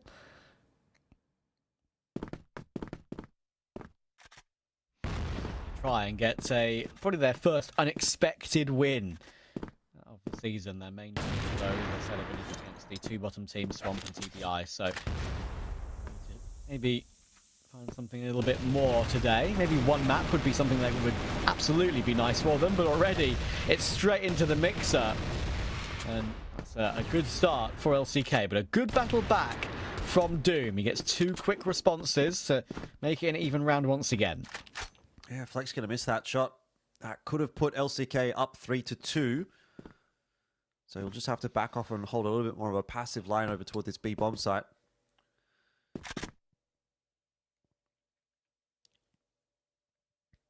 And Anubis, for their own rights, slow things down. Jaguar's going to be looking through the cheeky peeks into the B side, but he won't see anything. Tiny gap angles not working just yet. Lion Claw ready and raring to go. Across that angle, and the crosshair placement from Lion Claw is absolutely spot on. Flex will then deliver toward Master. It leaves Doom, who got his 2 kills earlier on, looking to have to try and do it all. Finds one more, and Lion Claw especially is particularly low. Only 1 bullet needed to connect, and now he knows where Spoxy is too. Suddenly things have turned. Sure, Doom is now only 16 points of health, and Spoxy is a lot healthier than that. Doom has also got to go and recover the C4, and time really is against him now. 16 seconds. Spoxy knows he can just wait. He's going to try and play... Oh, maybe he thinks he's gone toward the opposite bomb site. That actually might give Doom a chance to get this bomb down and get himself set up. He will drop down. Maybe try and play ahead of the line, play the headshot angle when he's on such low health. Spoxy's charging forward. Finally, he'll get the intel, though, and Doom's timing when he hops up is just a little bit too early. And Spoxy will find it, but great attempt. It's going to be tough when you're low on HP like that. All that really takes is one sort of cheeky bullet. And Spoxy gets it done. Headshot to boot. Might have been. No, it wasn't quite. Anyway, it doesn't matter. 1-0 is the scoreline for LCK. That's really where we're at. Dezane's going to get pretty aggressive into mid through the connector. He's got the assistance of those 2 players pushing out from Warehouse. There's not really too much of a concern for him behind. But saw quite a few members there in mid. Doesn't want to push the issue any further. Design for his own right. It's going to get up to the mid bridge. Inside of that smoke.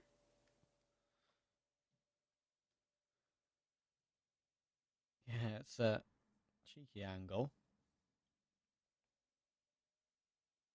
Question is whether Raffin peaks. Oh my word. So close to seeing each other, but not to be. I would love to see what Raffin could see from that particular angle. That smoke looming probably means that Design is not spottable anymore. Damage has been done. Flex is now incredibly low alongside Jaguar, and to be fair, Dipsy is too. Lots of damage across these 2 teams.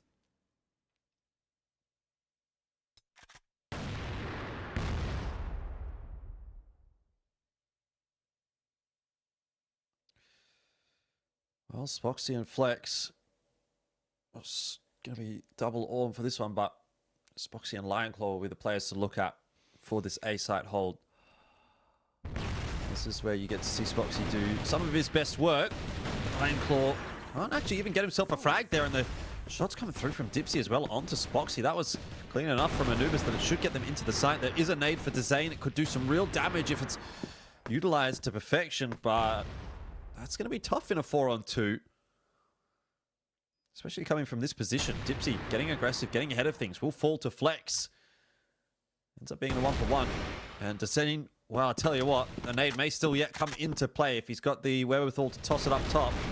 I don't know that he's going to be expecting Doom from that same position. Pistol out. He's going to go up the ladder, and that's going to be a mistake. So, a good attempt, but Anubis will get there first. Yeah, Doom didn't make the clutch happen in the previous round, but this time he had a lot easier job to just find that one final kill as he makes his way up the ladder. No gun drawn, of course, not easy. We'll start off the next round as well very, very quickly toward a long position. Lime Claw will drop. There goes Spoxy. There goes Flex. It's a double for Doom, and suddenly Anubis are feeling very comfortable in this round.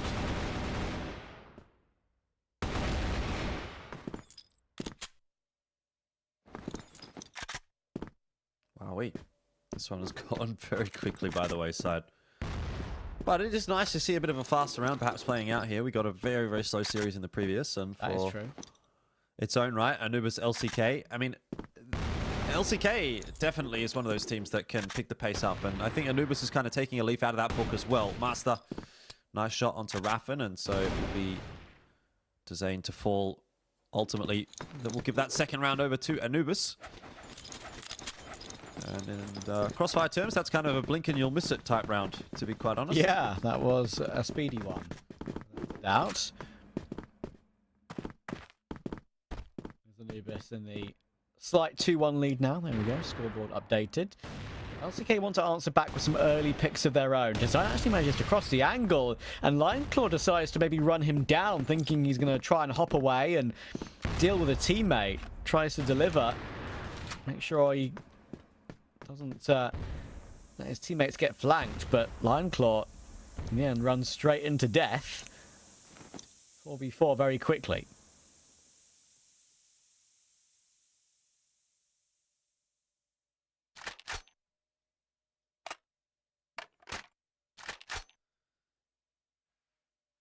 Slowed down a little bit for Anubis. Held at bay by a smoke. Zane fully flashed. Couldn't do anything about that one at all. And this is actually looking very good from Anubis so far. Do drop the C4 on their way through, which is going to be the big sort of sticking point. Doom have to do some work here. And Raffin just gets back around the corner in time. Oh, the headshot. It'll be enough. That Rap is coming into B. Jaguar should be able to get that C4 down, although the timing from Spoxy was a little bit too soon. Jaguar waiting patiently, and it seems to be all going right for Anubis at the moment. Yeah, and that round was all down to Doom again. He almost won that 1 versus 3 in the first round. He won the easy 1v1 in the round after. And in that round, that one's all down to him again. Because on 1 HP, he swings with the pistol and still finds one more kill. If he goes down, the round has a totally different complexion. It's a, I guess you could say 2v1 rather than 1v2 situation. So, yeah, huge from Doom. He got, I think the other round that Anubis won, he got a 2k entry as well toward A-Long. So, he's been loving life so far in this game.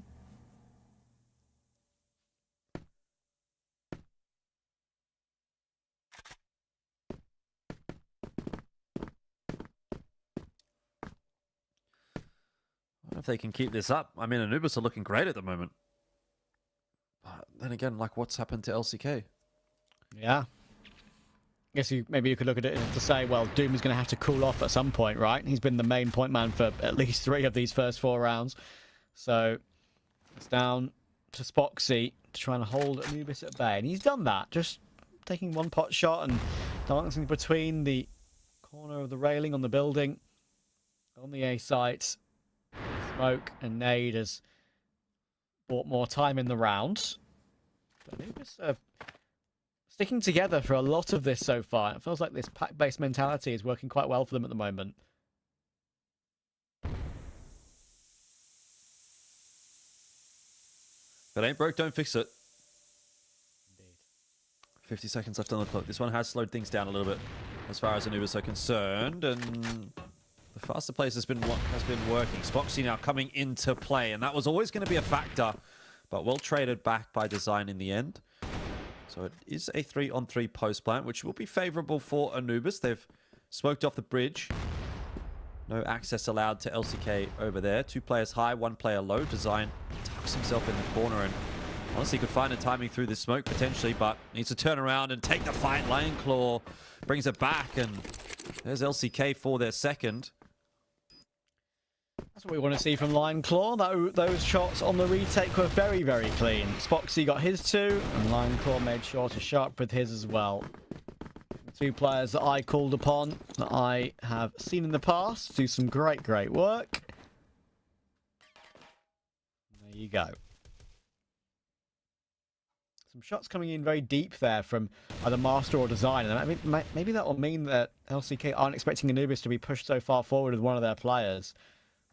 You hear the distant shots, not realize there's maybe a push through close, but it's not something they go for in the end. Stay as a duo in the default.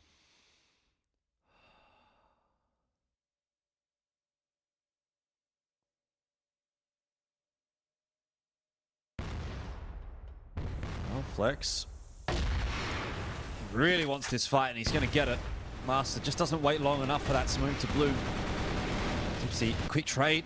Needs more. There needs to be another trade, but there won't be. Desane's able to double down. That should not be allowed. It's falling apart now for Anubis. They started well. They were hot for a few rounds, but LCK have come back, and they're here to remind Anubis who's on top. Knows where to pre-aim, but 1v4, even with a couple of players quite low, it's going to be very tough for him. There's one person who could do something with this, though. It would be him. Main problem, C4. Not in his control. He's going to have to fight for that to get it back. He, of course, realises that. Maybe realises that there's a bit more map control elsewhere, so it would mostly be focused on the C4. It's being watched long range by Spoxy. He's trying to tap down the head, but jiggling with the angle, trying to be a nuisance, is being a nuisance. The time will tick down ever lower. Still full health, though, which is surprising, considering how many shots have gone back and forth between these two. Again, Spoxy will use the jump spot, though, to try and remove him from the position, and pulls out the pistol to get some help from Lion Claw as he drops down. Doom tries to go for something super aggressive to try and make his way back in, knowing the time is low. Doesn't make it happen, and LCK now feel like they're slightly back into this one with their momentum. Yep. Doesn't take long for a team of this caliber. But what's going to be asked of LCK is to pretty much clean out the rest of this half. And if Spoxy's hitting those kinds of shots, they will be able to do that. Have another crack at it. His head's going to be taken down by Master. The trade's quick and fast from Anubis. Oh dear. LCK, well, they were good for a couple of rounds, but Anubis have bounced right back. Again, have to remember that the rounds on Blacklist side are just so much more valuable on Port. So Anubis getting to 4. That is par score, or perhaps even a step above par score at this point. Whoopsie. Master will get taken down to the bomb, but no. All good. Doesn't matter. And yeah, so would you say that this map is one of the most heavy-sided maps in the pool, would you say, at the moment? Or yeah, I mean, that or Mexico, but like Mexico doesn't really get played that much. My team's not a huge fan of Mexico. Yeah. I also am not a huge fan of Mexico, but tends to be a pretty GR-sided map, generally speaking. Gotcha. So that's probably number 1, Mexico, and I'd say Port number 2, yeah. Gotcha, okay. Good to know.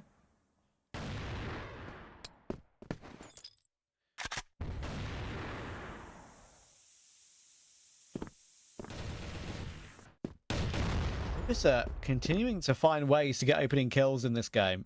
LCK are giving up quite a lot of these and are putting themselves in positions where they're kind of irrecoverable. Yeah. Is it irrecoverable or is it unrecoverable? I would say unrecoverable. I would say unrecoverable too, yeah. How about this from Dipsy, though? Hello. Oh. It is cheeky. He's looking for more. Oh, he might get it. Oh, he might get more than he bargained for. Lion Claw goes down, but then Raffin too. So, good trigger discipline from Dipsy. And he's pretty much solo, single-handedly won the round there for Anubis. Yeah, another situation where LCK just aren't ready for a play like that. Dipsy a lot deeper than they were expecting in enemy lines. Spoxy is in no man's land. Way too far away from the action. Smoked off as well just to make it even harder, and Design is gonna, well, looks like the assist from Master with the knife to add insult to injury. Cheeky boy. Well, that's 2 incredibly cheeky moments from Anubis on this round. They're loving life at the moment. Not just the knife, but the trigger discipline too. Adding all the insult to injury for LCK right now. Honestly, I thought that was what Dipsy was going to be angling for, actually, on the B side itself. But yeah, got one in the end. LCK, they're not done yet. Flex has been able to catch Design. Did cost him a lion's share of his HP. But he'll take the numbers advantage regardless. And back to challenging Spoxy, which never really feels like a good idea. Oh. So close to seeing another for Spoxy. Fast flicks. This is finally a round that's feeling a bit more comfortable for LCK. Is it too little too late on this map, though? We'll have to see. You mentioned the sides can beat. That's a nice push for Master. Obviously will finally be removed. The position will get retaken up by Flexstone. He's going to continue to hide. Head down to obscure his player model. Move forward to that favourite angle once again. The smoke will eventually fade. Dipsy still close underneath that position. Flex is going to have to react to a tough shot if he continues to jump spot that box. Lineclaw will push forward, and that's a good piece of initiative taking. 4v2 will get reaffirmed, and two-man advantage will be taken. Maybe Master had a chance on that one, but Claw will continue to try to fake him out. 35 seconds left in this one.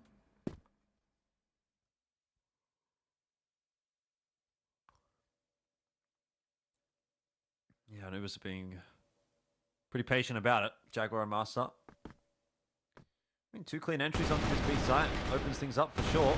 There's one. And Dezane could have gone down as well. Master not ready for the swing. And so in the end, Dezane will lock it. 5-4. It's below the par score, definitely, for LCK, but it's not exactly the end of the world. It's enough to play with. Yeah, absolutely. Anubis are feeling it there in this game, clearly, right? Number of close rounds going their way early on. Dipsy's flank, what we saw in that first half, was beautiful. And to finish off that round with that knife as well. Confidence is clearly running high. That is a nice shot as well from Master. Goodness me. Fast play coming in on this first round of the second half. And Raffin will eventually find one more before he goes down to Jaguar. Back into a 2v2 now, as Jaguar somehow gets himself one more. Zane surely was going to finish off this kill at some point, but now he's 1 HP himself. He went too early. I mean, the flash came through. It was perfect. He caught both Jaguar and Design, but he's already taking the fight, jumping around on the boxes. Could have just waited another 2-3 seconds and probably had a clean swing onto two blinded players. Either way, bomb plant's going to go down. 2-on-2 post plant. And here's the chance for LCK to bring that scoreline back to 5 apiece. It was definitely taking their time about things, but Design has spotted out Dezane. I knew that was going to come into play at some point in time, but Spoxy, easy shots onto Jaguar to begin with, and has spotted Design out as well. He'll get another one for LCK. The multi-frags are flowing thick and fast for LCK now.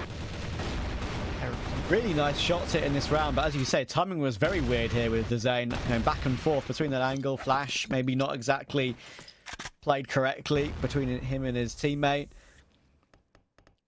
Foxy does great work with the rifle, drops down, takes the first instantly, then plays with the ladder, decides to go back up the ladder again, and that could have been slightly risky, but makes it work. He'll kick off the next round as well.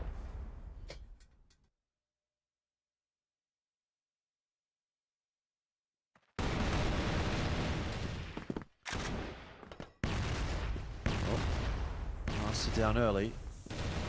It's not exactly the start that Anubis would be looking for so far, and pretty so good for LCK as those trades continue to work in their favor.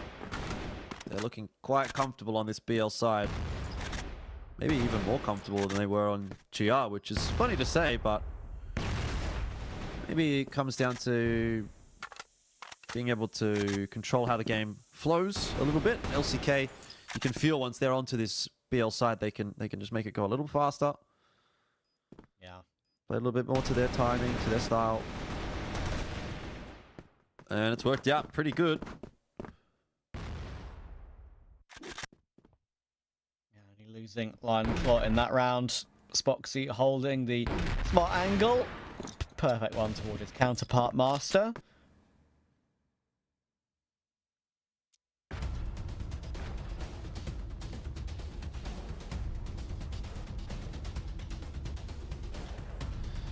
All right. First time to get a break in this series. Definitely feels like the map's still kind of hanging in the balance at the moment. So, not a bad time to just take a step back.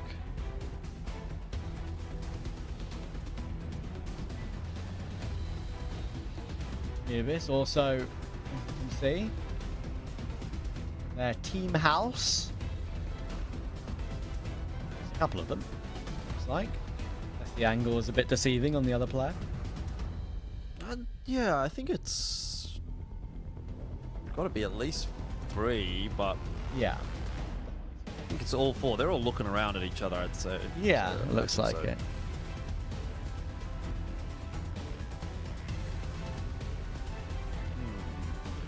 Well, not sure what has prompted this pause, but LCK don't seem to be particularly pressed about anything at the moment. They are going through it quite nicely, whereas Anubis, you know, obviously this is a little bit of a higher pressure game, I guess, for Anubis in the sense that they are the underdogs in this matchup, so they'll be feeling it now that LCK have kind of gotten rolling a bit. Wanting to try and turn that around.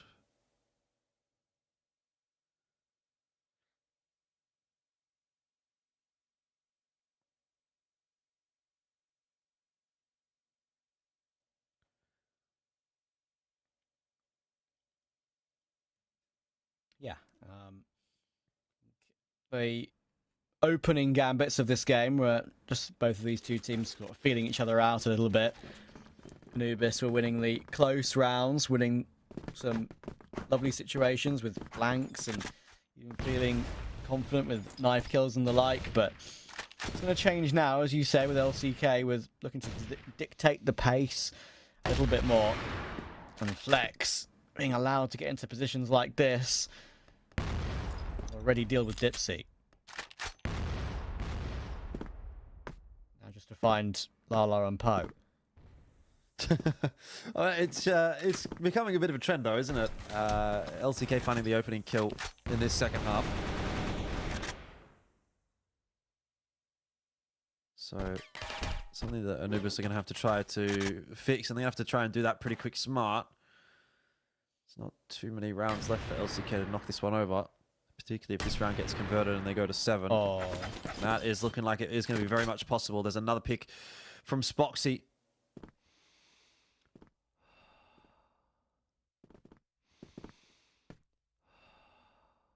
Look at that angle being held as well. So the possibility of Doom just glancing over the top. The actions need to be on point to hit ones like that.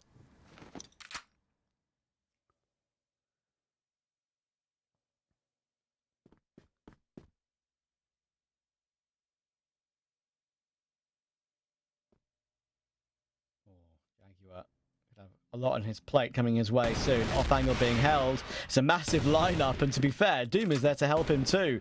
Jaguar did in the end get 2 from that. So back into a 2v2 thanks to him.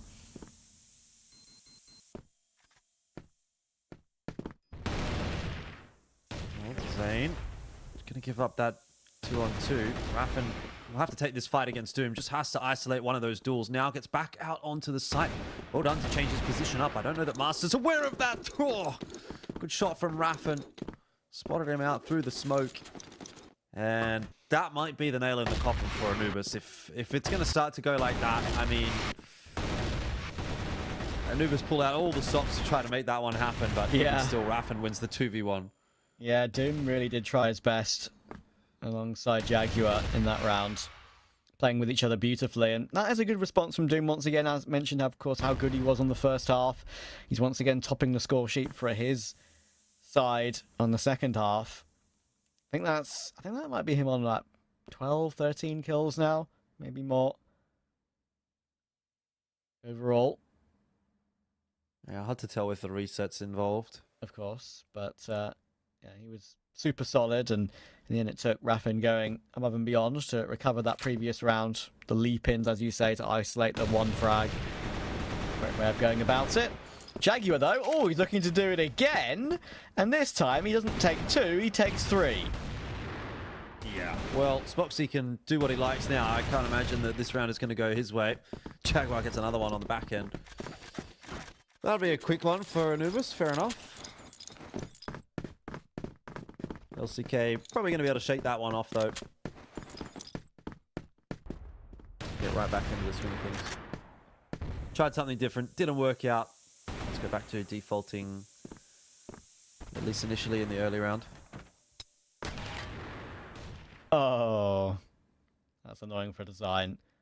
Just when he pulls out a nade and tries to hop back and forth is when he gets caught. It's another opening kill to go the way of LCK. Add it to the list.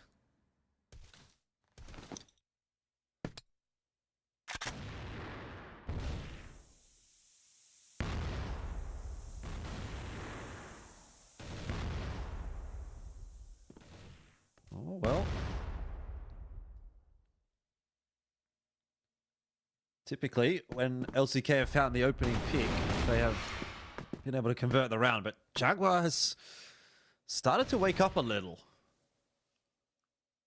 So maybe he can pull a rabbit out the hat and keep Anubis in this conversation. Has gone back to 4-on-3. LCK maintaining that advantage. Master is going to be able to bring it back. And he spotted a couple of members out there if he was quick with his peripheral vision. So the game is kind of given up that this is at least a lean toward the A site. He's going to be blinded up, though. Master under a lot more pressure. I think he's got support by Dipsy very quickly, but look at that. They've already got up to Dipsy's left, and he hasn't seen it, and he's going to get run down by Flex. Dipsy kind of zeroed in, it felt like that, with the obviously half blind and caught off. Jaguar has to try and recover it. He's now been spotted out. Tries to jiggle the nade and does do some good damage with it, and he will manage to find a Zane. He's got 2 more players to find in Flex and Line Claw with only 19 seconds to find them. In the end, they'll team up together and deal with him comfortably. Line Claw will take the kill and the round.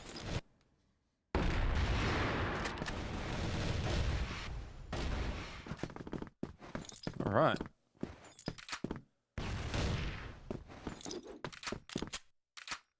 Eight to 6. It's been a bit of a battle for LCK on this map. Oh, it looks like someone from Anubis has dipped. Unfortunate. So it'll be 4v5 to play this round out. Is there a rule in Crossfire where if damage is done, you play the round out? Or if it happens at the beginning of the round, you pause in any way? Or I'm not sure, actually. I'm not sure. In this circumstance, I think you just play it out. It is what it is. Oh, definitely, yeah. I think when there's been a lot of damage done in the round already, I think, yeah. Unfortunate for Anubis. They're already up against it.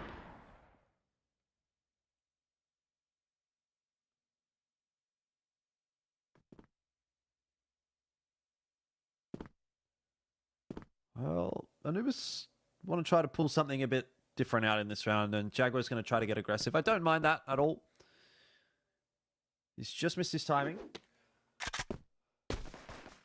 Ah, Design's going to go down for free on the A side as well to make matters worse. It's a bit of a rough one for Anubis, but Dipsy will see if he can claim anything, and Doom's also, wow, nearly found a timing there. Jaguar chimed in too from behind.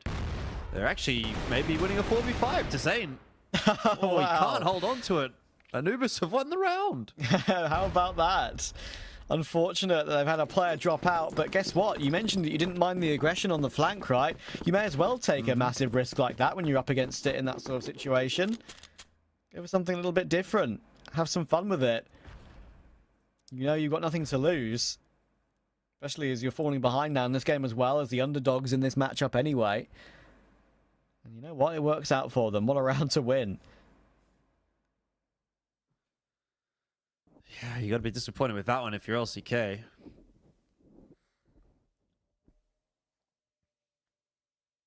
all still connected. So it might have just been a DC from the server. Whoa, words. What's going on? Those are certainly words. I'm seeing them uttered in front of our very eyes.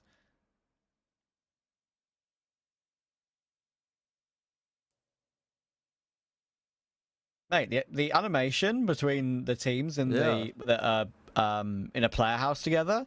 Obviously, we've seen some. Don't get me wrong. We've seen a couple of teams today that are all together in a room and are completely calm and placid, whether they're losing or not. But tell you what, I'm appreciating the passion with some of these players. I do wish we could actually hear the comms. That would be terrifying. Look, I don't know how many of these teams are speaking English, or if like in the case of Anubis, I think it's Arabic that's the spoken language in Egypt, isn't it? I'll be honest, I'm not the person to ask Arabic, that question, but I'm pretty sure it is. Like, according to Dr. Google, it is. Oh, Although I'm sure there's a large English-speaking community there too, but I imagine they speak Arabic, so I've probably got no chance of understanding what they're saying. But inflections and tone and whatnot, that can be interesting. Exactly, yeah, not wrong. The main reason why I knew that English is very commonly spoken in Egypt is because that I from memory, I played a lot of squash when I was young and still try to every now and then, right? And the two leading nations in squash are like England and Egypt, I'm pretty sure. So they often mixed. I think actually like the world's best player for a couple of years, I think his name was Mohammed El Shabagi, I'm pretty sure. I think he's actually changed to English allegiance, I'm pretty sure. Plays under the English flag these days. There you go. The more you know. There you go. Well, it's another 1-for-1 to start off the round. And LCK are headed in the direction of B, which has been left somewhat undefended. It's only the one-player design, and he's going to play for the retake. Just going to drop down. I'm not sure how he's still alive. I swear he was spotted right there, and he was, apparently. Took a little longer than you might have thought to get that kill, but end of the day, it should be a 9 for LCK. Master and Doom, a 4v2 required. That's on to Spoxy, but no more than that. And it is 9 for LCK, so 1 round away. Yeah, they've been kind of keeping Anubis at arm's length, right? We've seen some nice stuff from Anubis, and I think it's very impressive they managed to keep it this close. They've had a few great ideas with the flank from Dipsy working out nicely on the first half. We saw the knife kill come in to get some confidence going. We saw them winning a 4v5, just purely going aggression on the flank because they got nothing to lose. That was a really great round to win. But I think LCK are just about to put their foot down. And as I said, they've absolutely kept them at arm's length in this game. There's been no risk, it feels like, despite the fact the scoreline isn't really that different between these two. And lots of aggression from Raffin. He'll get another opening kill. Damage has been done to the Zane and Flex, significant damage, but they've got a 4v3 to close this out. Yeah, and you'd imagine they're the kind of team that should be able to get this one done, but Lion Claw needs to come up big here. Zane and Flex both quite low. You don't want to put them in the position to have to clutch. Zane round the corner will swing as well, and that is that. LCK managed to get the 10 on the board. It never really got to the point of it being too close for comfort, but that was a good effort from Anubis. I'll definitely give them the benefit of the doubt or the positive words because they worked hard, and they're definitely the underdog coming into this matchup. So to even see them making that one kind of a competitive map, which it definitely was, I think that's a positive sign for them for sure. Yeah, I think it's definitely a positive sign, and it kind of shows, I feel like, for me, just by, I guess you could say just the eye test, full stop, that the results they've gotten, of course, we mentioned how they're one of the teams that has kind of taken down Swamp and TVI very comfortably, the two sort of lower teams in the group at the moment. It shows that they are that cut above, and they're continuing to prove it, even though they hadn't managed to get a win this time. It was a very close run thing, and I think, genuinely, the eye test does check out in terms of, I think they look quite decent compared to some of the other teams we've seen today. And who knows, maybe they can still find another way to nab one map in this one. It's obviously not done yet, this particular day of Crossfire action, but LCK certainly played it well, as they so should, and as I said, basically the whole game kind of kept them at arm's length, and they'll be looking to take that next map, of course, because if they do, they'll be level on points with 3BL again. Yeah, exactly. I mean, the 2-0 for LCK is pretty much required, right? This is the thing about LCK and 3BL, is that they do sort of tend to go tit for tat, right? Whenever one of them has a 2-0, the other kind of has a 2-0, and then someone ends up dropping a map, and then the other one's like, oh, well, this is my chance to get on top. Oh, I'll drop the map too. So it really does seem that they kind of go toe-to-toe in those, at least regular season games. And even when they play against one another, it's quite a tightly contested matchup. So, again, you've kind of got to be keeping yourself in that race if you're LCK. Otherwise, you do sort of fall behind. 3BL's not the kind of team that's going to let slip a lead once they've got it. So, important. But then again, you know, I think a loss against Anubis, especially in the form that Anubis is in at the moment, wouldn't seem to be too unreasonable to me. Like, I could sort of forgive LCK for dropping a map here. Yeah, I wouldn't be opposed to that at all. I don't disagree at all, because I think the individual level we've seen from the likes of, you know, Dipsy and Doom. I think Dipsy and Doom, for me, I think fair that it was mostly Doom in that first half of this game. He was unbelievable. I think we'll probably see the stats in a moment or two, and I'm going to basically explain what we saw and what I mean by that. But there we go, just to see. So Doom actually ended off on a less KD than Jaguar, but it really was those two that were doing so much work for Anubis throughout the course of this game. Dezane, to be fair to him, I think has quietly made his way up to that 1.55 KD. I feel like it was a very solid game, but we saw so many openings from Spoxy, which I think in the end really did help out the LCK side, and as you can see, it's quite a close run thing between those two top players. But yeah, I think Anubis, if they keep some of their stars, as we saw, especially from the likes of Doom and Jaguar, like I said, on form going into the next map, then, well, you never know. Yeah. Look, Dezane, this will be another one for him to put in the back pocket. He's been certainly a player that's a bit of an MVP hunter. I think he's up there as far as the group stage MVPs are concerned for this season, alongside Snare and Slayer from 3BL. So no real surprises that it's players from the top two teams in there. So we'll see if we can grab another one on that next map. Indeed. We'll see you after the break for that next map. Cheers.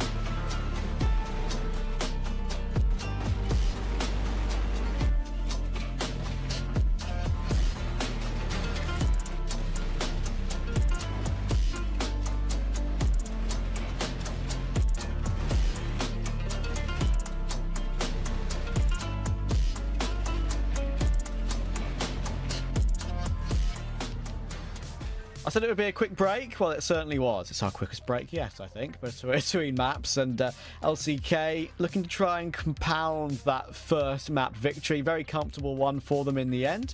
And to be fair, I think they're probably well set up for that next map as well, because even though Anubis had some shot times, they looked very, very good. They had that flank from Dipsy. They had that knife kill that really sort of felt like they G'd them up in a way. I think LCK are probably just better. Yeah, I guess we'll have to see how things go on Ankara as well. Look, I could still see a world where Anubis could wrangle something here.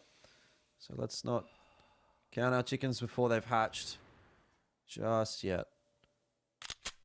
Back into it with Anubis starting on the blacklist side. And take a look back at the last matches they've played. Black Widow sub-base in their first meeting last season, and then it was Port sub-base. So we actually haven't seen them play Ankara against one another in CFWL this year. Well, there you go. Witnessing something new. It was 2-2-0s last season for LCK, so gotcha. That's the bar they've got to hit.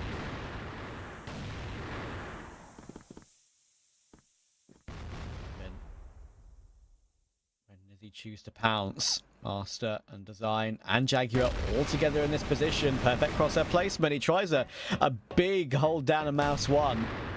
The big spray transfer doesn't work for him, and Flex is going to stop Jaguar's advance as well. Good work from LCK. Flex will double down with the sidearm 2. Dipsy and Doom make that just Doom. Stuck in not the best position. He's seeing all of his friends who have gone down around him. He decides to just put an extra few bullets into the ground there to make sure that first kill's come through. But Design will make sure that trade is quick.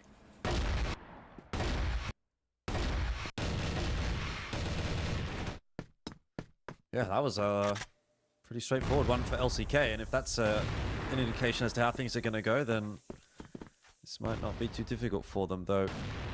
Can't imagine that we shouldn't read too much into one round. Master started this one off a little differently, so maybe it will get a little bit tougher for LCK going forward now. However, Spoxy on the line could be just as capable of equalizing things. Timing will be okay for him, though. I'm not sure he's expecting them quite so close. Around the corner, he'll get another one. I mean, it's a bold choice to go for that peak, but he backs it up. Yeah, fair play. 2 for 1 is fine. He'll be delighted with that. Keeps it in a 3v3 overall. Jaguar is going to make his way up toward the site, and Flex is not ready for him being that close. So Jaguar's got complete control of this, but he might be about to get caught. Flank around from Design. That is a great one to take, and he's managed to hop away from Master as well. Master a little bit late on coming to help his teammate in that position, and that catches off Anubis. Master trying to creep his way forward. Raffen should have found the timing there, but the shots just don't connect from either of the LCK players. They'll be disappointed by that. Should have probably been there around, but Spoxy getting himself the double kill there was not enough. So back into the swing of things for round 3. It will be met with, again, some more aggression from LCK. And Flex as well. Where did that shot come from? All the way back in A site, maybe just before the smoke had properly bloomed. Looks like it. Didn't even hear it pop off. Maybe Anubis caught off by that one. Of course, 2 arms on the side of LCK. Flex and Spoxy very commonly will go for these together.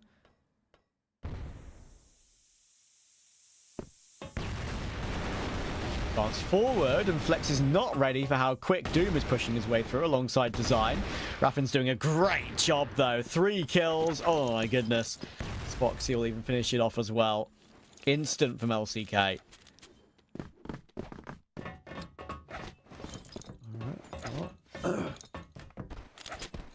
Looks like we're going to carry on.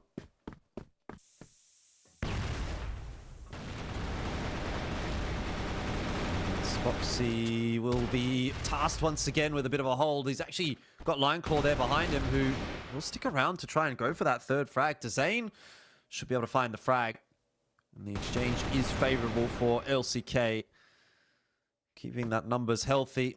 Dezane doubling down as well to make matters worse. Master now solo, and LCK are on the hunt. Flex is not shying away from it. You can see Raffen on the run, and LCK are really trying to bully Anubis a little now.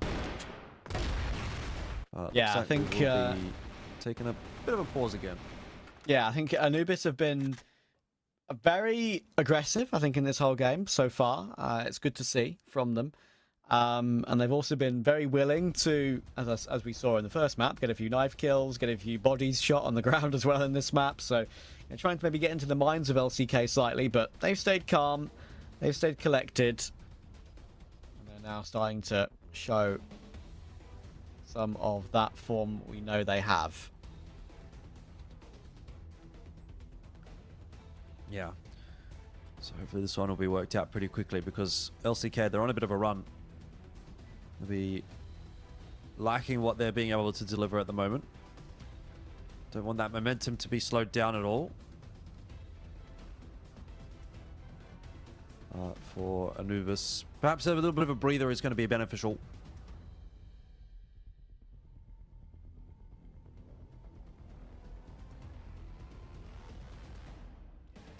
Tactical for Anubis, trying to make sure LCK don't jump away too quickly.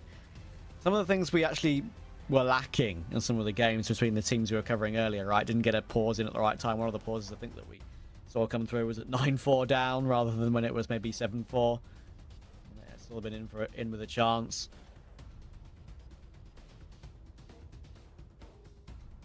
It's good for Anubis to do it on this timing. Yeah, I mean, it's not out of hand just yet.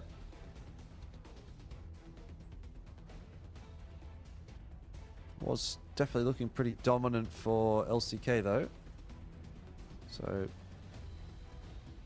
pretty good and ready to slow down that momentum just a little bit, even if there's nothing to talk about.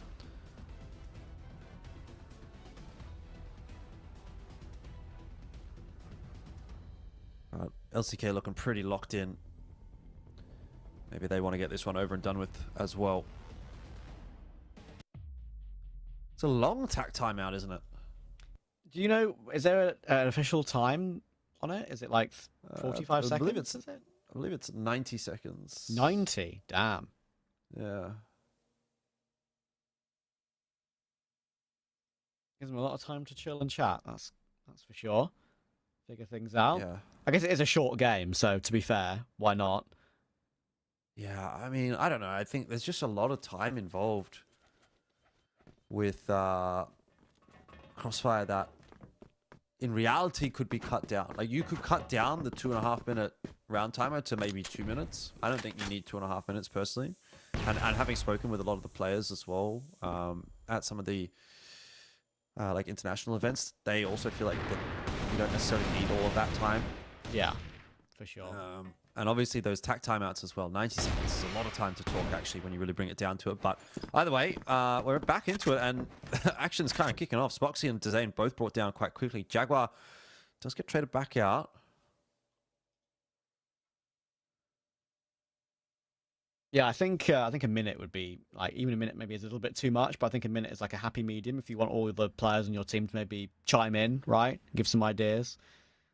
So I don't think that'd be too unfair. But again, that is just my speculation after being recently introduced to this game, so my opinion shouldn't be respected. I don't even respect my own opinion on this game yet. That'll take time. Lineclaw, though, will do his best against Doom. See, quick trade on the spot. Advantage intact, and the push forward from Dipsy toward Raffin is a nice clear, making doubly sure that there's no risk. Flex will switch to the AK to give this clutch a go. Bomb is down. He's got 3 players to find. He knows where Design is now. And I think he knows where Master is as well. He's seen both. Trying to play with the corner of the smoke. It's a lovely tap on Master. Now Dipsy's here to maybe help out, but it's a lovely second kill. Oh, but he's whiffing against Design. It's now a bit of a standoff. He's still got time for this defuse as well. He just needs to find the kill, and Design is jumping back and forth to try and waste that clock. He's trying his best, but now he's down so low. Flex on the sidearm. He finally gets it done, and he's got enough time for the defuse as well. What a 1v3. Yeah, you're kidding. That's another nail in the coffin for Anubis. This round was looking great out the gate, especially when Raffin goes down like that, but somehow Flex just conjures a bit of magic, and yeah, he's an impressive talent that has been around for a very, very long time and just seems to be getting better as he goes. Though, you know, you can go from hero to zero in the blink of an eye, and this time, this round is not going to be in his hands. Yeah, it seems like there's just so much pressure in the end, right? On Anubis when they were dancing around the site. Dipsy got taken down instantly, and then it put it all on to Design. So awkward in the end. And he just wanted to try and waste as much time off the clock as possible, and down so low. Doesn't want to let himself get peeked upon. He wants to be the one to take the assertive peek first, and that's why he continues to go back and forth. Just doesn't work for him. Nice patience from Flex to go in with it, with the pistol to finish it off.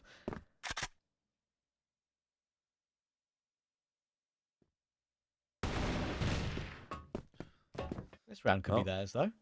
It's going to have to be another 3v5. It's going to maybe have to be another 1v3 at some point. Spoxy could be the man to put this back into LCK's pocket.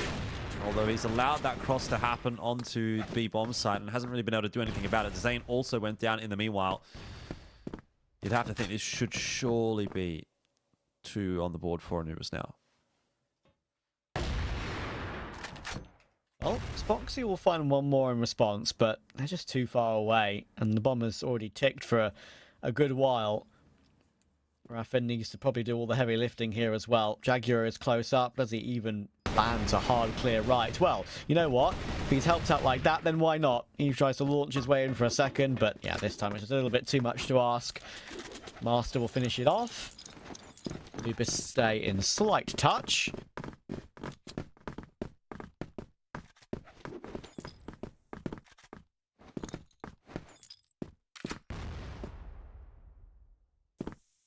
LCK still in control at 4-2.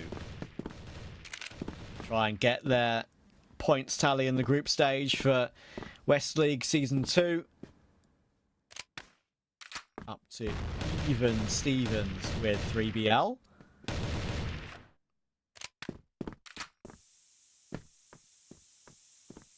So, trying to learn my way around CrossFire. As, I think it's my third day total. So, if I miss a few things, then I can only apologise. Raffin. Ending to do. Line up. Beautiful second on the transfer. Unfortunately, he'll get taken down as he tries to go in for more. Zane helps out at least, though, toward Dipsy, so it retains the advantage. And now Master, he's got a job to do. It's a lovely second, but he needs 2 more.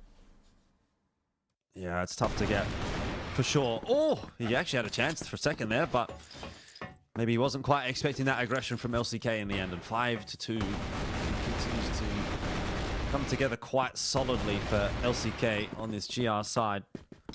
And they're going from strength to strength in this series. It was really touch and go, I think, for a little bit there on Port, but once they got the ball rolling, they were pretty happy with how things proceeded. It looks like that exact same pick has happened onto Flex. Master onto Flex on the A stairs. But honestly, even playing 4v5 doesn't seem to have really hurt LCK all that much.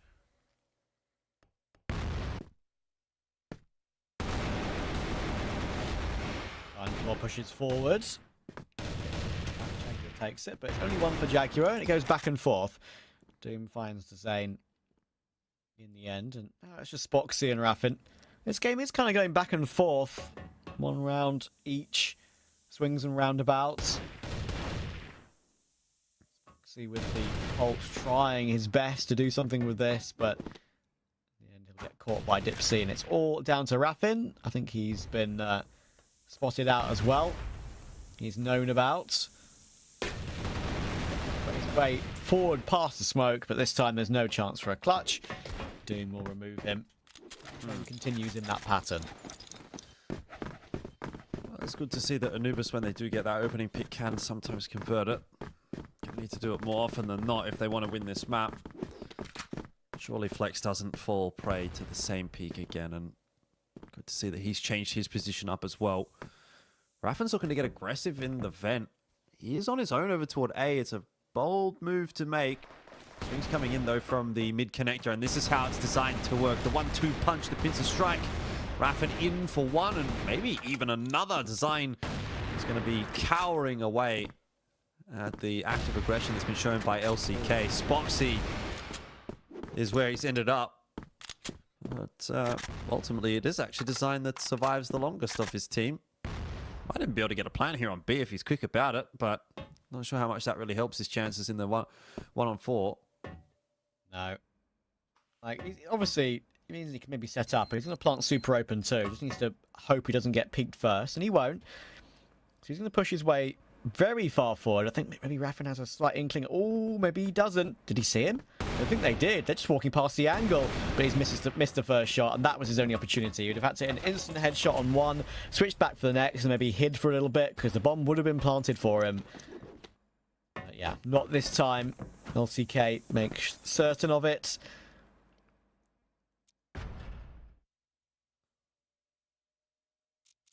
Decent first half as far as LCK is concerned. But still gives you something to work with if you're on the side of Anubis. Anubis sitting in 5th at the moment on the ladder. Even if they were to lose here, still sitting in 5th. Seeing as GV had such a hard time today as well. Yeah. I think, as I said earlier, really the end of the world. As I said earlier, right, that win for unKnights, making it a 2-0, absolutely hopped them up, right? 3 spaces up to 3rd place from 7 to 10 points. Overtook GV, Anubis, and Lazarus. So they're looking a little bit hotter now in the position they're in. Very tight area that, of course, though, from 3rd down to 6th place. All 4 teams there kind of in with that chance of getting in that 3rd and 4th spot. I think LCK and 3BL maybe the slight level above that we spoke about before the day even got underway. Nice well, Flex, he's been having a bit of a rough time as far as these opening tools have been concerned. The rest of the team hasn't been too perturbed by that fact as Lioncore and Raffin are able to chase Dipsy down.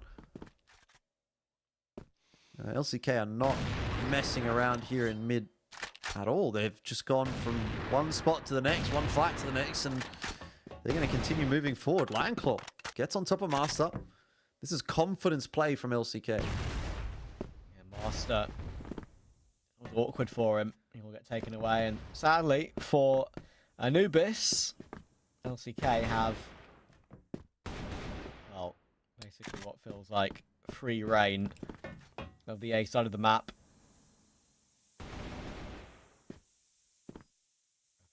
Managed to deal with Jaguar as well. Down to Doom and Design. A couple of kills come back through instantly, though, and they were absolutely instant. So still 25 seconds to get themselves onto this site and get a defuse in and maybe find these kills, but in the end they walk into Raffin and Spoxy. It's an instant headshot from Raffin. Spoxy's in the right position. So that's 7-3, and now we're getting ever closer to that final result of today, you'd think. Yeah, it seems to be headed in that direction, doesn't it? Early smoke down at A main. That's actually from LCK to allow Flex to push his way up. And he's straight into mid. Again, this guy just does not want to shy away from any early engagement that could potentially be there. In this case, at least there's not. Might be good news for LCK.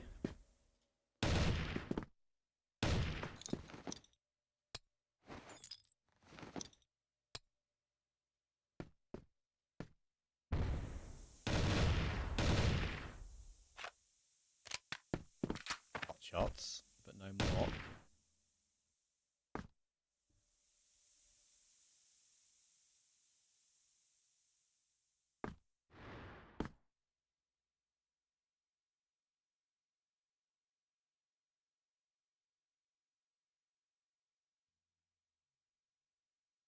One minute 20 left in the round, and LCK are teaming up outside B. Anubis are still playing with these rotations right now. They've got 2A, they've got one pushing a little bit further forward now in Doom, looking for information. Maybe he's bypassed that intel that we just saw in front of him for a split second. I was wary of there being a late push coming in from the likes of Flex, sticking with the angle. Unfortunately, I think for the side of Anubis, they only really have one man tasked with B, and I think they've gambled a bit.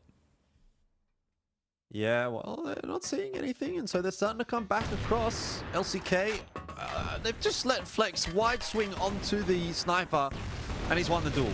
And that's crazy to me, but either way, LCK, they know what they're doing, it seems, because they're getting the entries that they need. Lionclaw holding down the flank.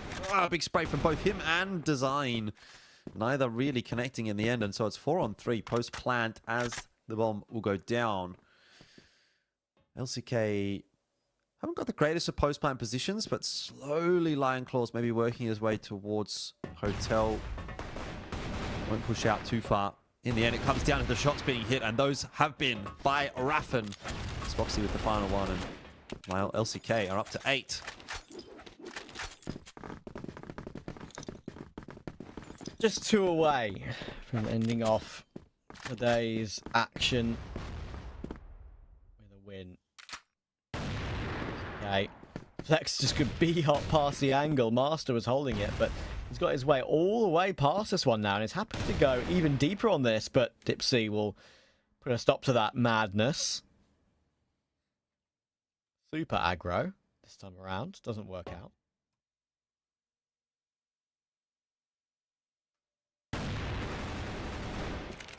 Okay, Zane is going to fall. Raffin having difficulty finding that trade, and so LCK, bit of a more difficult round for them to negotiate, it would seem. It's down to just Spoxy, who has been good since the reset, 4-0, but winning a 1v3. Gonna have to take a leaf out of Flex's book. Yeah. The main problem for him is that the C4 is kind of miles away right now. It's not being held by LCK. At least that's or by Anubis, sorry. So that's not the biggest problem for him. I think the position from Spoxy is okay, but I think Anubis are sticking together, which is the right thing to do. Yeah. Give Spoxy 1v1s. We saw a couple of crazy rounds earlier. I think one by Snare that really comes to mind. Should be pretty routine. Round. Get that trade if it comes to it. Oh, okay. Yeah. If that would have been a clean headshot from Spoxy, maybe it was a different story. But didn't get that first kill quickly enough, and so easy trade in the end from Anubis, and we'll run it back. Keep running it back. Jaguar waiting for a timing on that nade. It's not quite going to land when it needed to. But over toward A. 1 or 2 getting tossed from the A defenders looks not too bad. Yeah, they work definitely pretty nicely. They didn't do as much damage as I thought they did, to be honest. They kind of landed at the feet pretty perfectly on a couple. Design will get spooked away. Has to bank some nades off the wall, and unfortunately that doesn't keep him alive. Raffin will take him down. Master doing good work to try and stand tall on this one, and he has delayed them slightly. There's now 4 players in action, ready to come and aggress here for Anubis, but Flex and Raffin, goodness me, team up together. Raffin will finally go down, but now it is just Dipsy in this 1 versus 2. Okay, that is a solid one from LCK, and now they're 1 round away from finishing the map off. Finishing the day off as well. This would probably be, dare I say, the cleanest map of the day. It would be if they were to win it 10-4. It's been some pretty competitive maps today. Nothing really in blowout territory.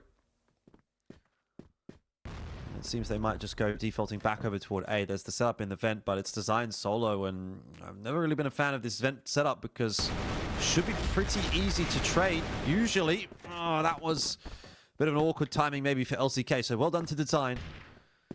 He's done a pretty good job of his own. Now it comes down to Spoxy needing this trade on the dips. He won't be able to get it. Flex again for the 1v3. Has to start it quickly and can't. It's just fallen apart. Timings did not work out for LCK in that round at all. Not at all. I guess trying something different when they're 9-4 up, I don't blame them in a way. Dipsy with a great hold, it has to be said. 3 kills from him. Lex is trying the strategy again, by the way. B-hopping his way down mid and try and get an advanced position. But already they've lost Spoxy and they know where Lion Claw is. It's going to be maybe down to Flex, who's in that slightly deeper angle to maybe deliver, but the nades stop him immediately. Anubis trying to stay alive in this game. Another 5v3.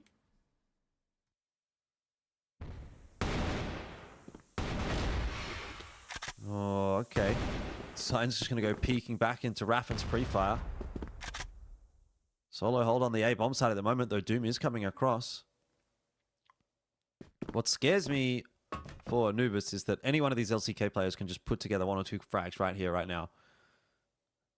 I just feel like they're kind of in that zone at the moment. Raffin will attempt to creep underneath the window, and he has been successful in doing so. Could catch Doom on a timing. Oh, and he does. Okay. Here we are, back to 3-on-3. Jaguar in the corner. Nicely timed spray. And the angle not checked by LCK will lead to another one.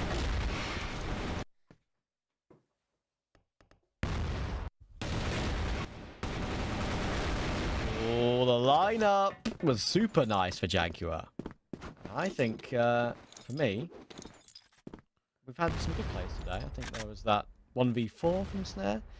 I think there was the clutch from Flex in this game, of course, as well. I think there was one. Was it Beck who got that clutch, or was it Bever? I think it was Bever, right? Beck got a good clutch. Okay, gotcha. I think we've had 3 super nice plays today. The Flex 1v3 for me takes the cake. Yeah, to be fair, the Snare one, even though it was 1 extra player, it wasn't played that great by the opponents, was it? So sick, but I think the Flex one was my favourite too. I will agree with you on that one.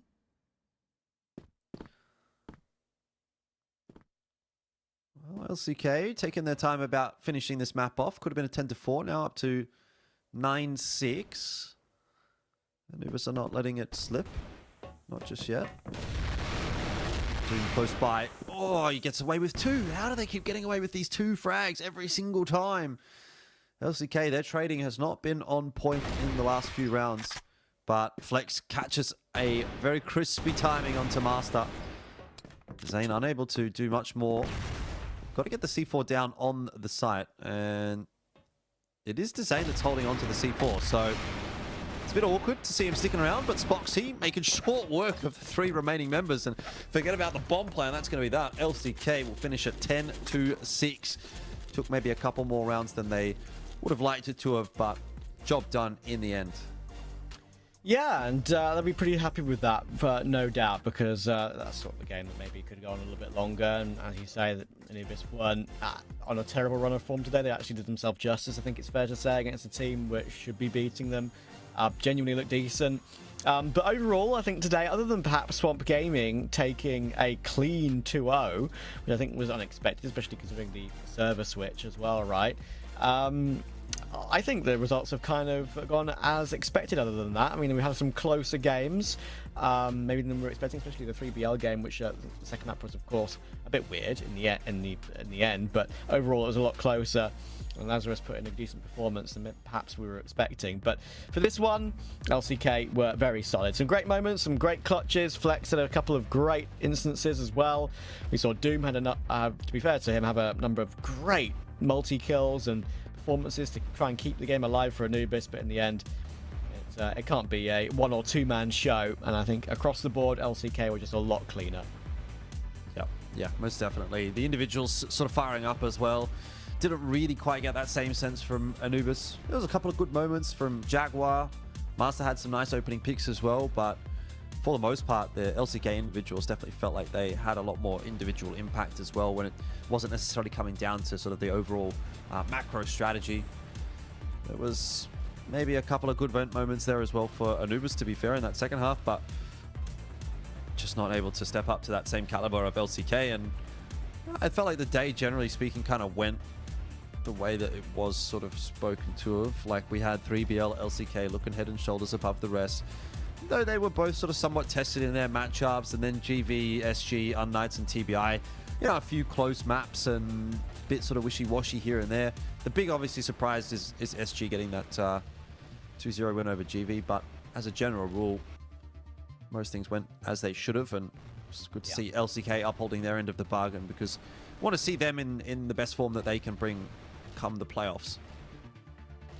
Absolutely, and I think, as you say, they're one of the main teams that maybe could trouble 3BL, especially on their day. 3BL haven't exactly had the cleanest season thus far. Some teams taking them close, losing a couple of maps here and there, right? So I think overall it's quite an unpredictable season, like we were speaking about earlier. The results maybe are expected, and we do get to see the players perform and the teams perform to our expectations, but often we see them maybe lose an odd map here or there and stuff like that, right? So yeah, and so some unexpected performances today as well. I think, yeah, that's one point you mentioned. I think it was super good for North America to get off the bottom of the scoreboard. They've got a long way to go, though, of course, because it's not like that one win will get them above a couple of others that will get them away from that bottom three, right? So a lot more than just that result. But it's a good day for the likes of unKnights, for example. They'll hop up, I think, 3 or 4 places. Thanks to their win, going from 7 points to 10 points. And of course, LCK now even themselves up with 3BL at the top of the group. So, yeah, good for them, and a good map as well from Raffin. Just excited again, really, across the board for LCK. It was a good team performance from the whole group. And I think, to be fair, that is what we expected from them. Here is how the day ends at the end of play. As I said, it is LCK and 3BL on 15 points together. There is unKnights hopping up from 7 to 10 points from what would have been the second to last in the group, now up to 10. And Swamp Gaming getting their win today is, as I said, slight surprise, but TBI with their loss coming through too, that kind of puts them at the bottom now. And with Swamp winning, that puts a lot of pressure on them, because now they're bottom and not Swamp. So yeah, it's always the way it goes, swings and roundabouts. I mean, end of the day, really, you've got to be in the top 5 for it to matter. So you're kind of playing for the wooden spoon prize at that point, which is never really fun. But if you make top 5, you're into the next season of CFWL, and you're also into playoffs for the most part. So that's what you're aiming for. But yeah, well, we've got a lot more to talk about, and I guess that'll come up tomorrow. It will indeed. That is the end of play for today. Jordan is in the middle of night. I say middle of the night, probably early morning at this point for him. Bless him. So there it is. So he needs some sleep, and so does everyone in the production as well after a long day. So cheers, everyone, and see you tomorrow.